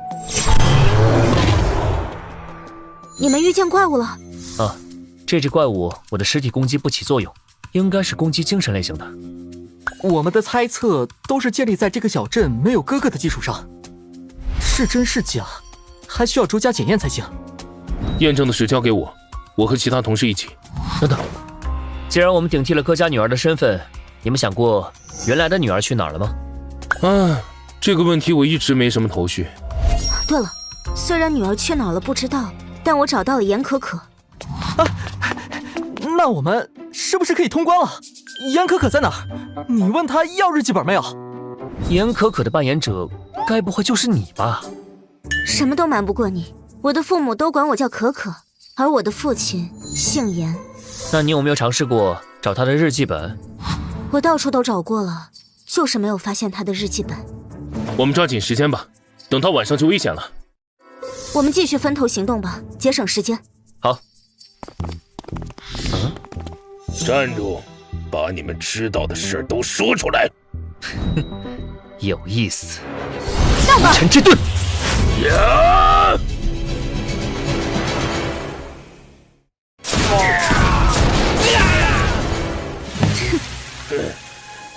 你们给我等着！我们悄悄跟上去。好。这个方向是李仙秋的家。这些人行事强硬，现在又在我们这儿吃了亏。你们说，如果他们找到李仙秋，会做些什么呢？严刑拷问，甚至可能为了立威，当场杀一个人。我在想，如果玩家攻击甚至杀死了父母以外的镇民，会引发什么后果？等等。快跑！那个东西就是你们之前提到的怪物？难道说，只要攻击了镇民，即便不是父母，也会引来他？他出现的条件可能是攻击镇上的大人，攻击小孩则不会。因为我家那个弟弟就被我弄晕过。会不会是轻微的出手？如果没有造成实际伤害，就不算触发条件。这只怪物可能专门惩罚那些反抗了大人的小孩，而我们玩家的身份恰好就是小孩。你这么想有什么根据吗？有啊，大人不是常讲恐怖故事来吓唬小孩，好让他们听话吗？你们不觉得这只怪物的行为模式很像这种故事模板吗？你的意思是，这种怪物来源于大人吓唬小孩的故事？另外，规则要求我们给弟弟讲恐怖故事，那么这个怪物会不会就是故事中所描绘的怪物？范兄，你这是吓唬我们吧？只是猜测，所以晚上讲故事时，最好不要把情节描绘得过于恐怖和具有攻击性，万一成真了，会很难办。而且那怪物原来会杀人，我还以为他只会用触手抽打惩戒而已。也许规则是伤害镇民，他会惩罚你；若想杀死镇民，他就会杀死你。走，我们去问一问。李叔叔，听说您家有人被打死了？什么被人打死了？胡说八道，给我滚！猜错了吧？除了玩家外，这家人一个都没少。会不会不是没杀人，而是这些村民根本杀不死？除非镇民根本不是人类。或许我该找机会亲自验证一下。今天先到这里吧，明天再讨论。好，时间也不早了。这是，大家小心，注意回避。是干尸婆婆，她来了！别过来！那是干尸婆婆。先回家。等等我！在这里等等，正好试探一下干尸婆婆的虚实。刚刚那个笑声，是干尸婆婆。笑声从四面八方传来，要么她有多个分身，要么她的速度快到让人产生了错觉。啊！笑声停了，该不会是？你在找我吗？我在这儿啊！你先关门，我来试探。好。消失了，不知道无尘之端这种物理性道具对它有没有效果？啊！破！情绪魔法，燃！没用的，没用的！无尘之盾，快用这个！刚才多亏了你。地级治疗药剂。这么晚才回来，皮痒了？啊哈哈，是小花硬拽着我出去的。我本来是想在家照顾冰冰的。小花，你怎么当姐姐的？妈，我下次再也不敢了。冰冰睡了吗？啊，睡了。我们哄着她睡着才出去的。还是小翠懂事，明天不准再出去疯玩。啊，可算走了。啊，对了，那怪物怎么不追进了？干尸婆婆的传闻本来是大人用来吓小孩回家的，所以家对她来说是个禁区。但麻烦的是，物理类道具似乎对她无效，所以我打算再去试试。啊，你还去啊？我们才刚刚逃回来。既然物理手段不行，那就试试精神层面的干涉。1分钟没再现身，看来是单一体多方位的笑声，似乎是高速瞬移制造的错觉。触土大公诀。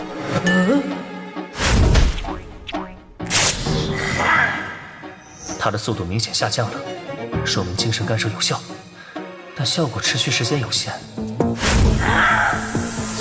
糟了，注意到我了！无尘之盾。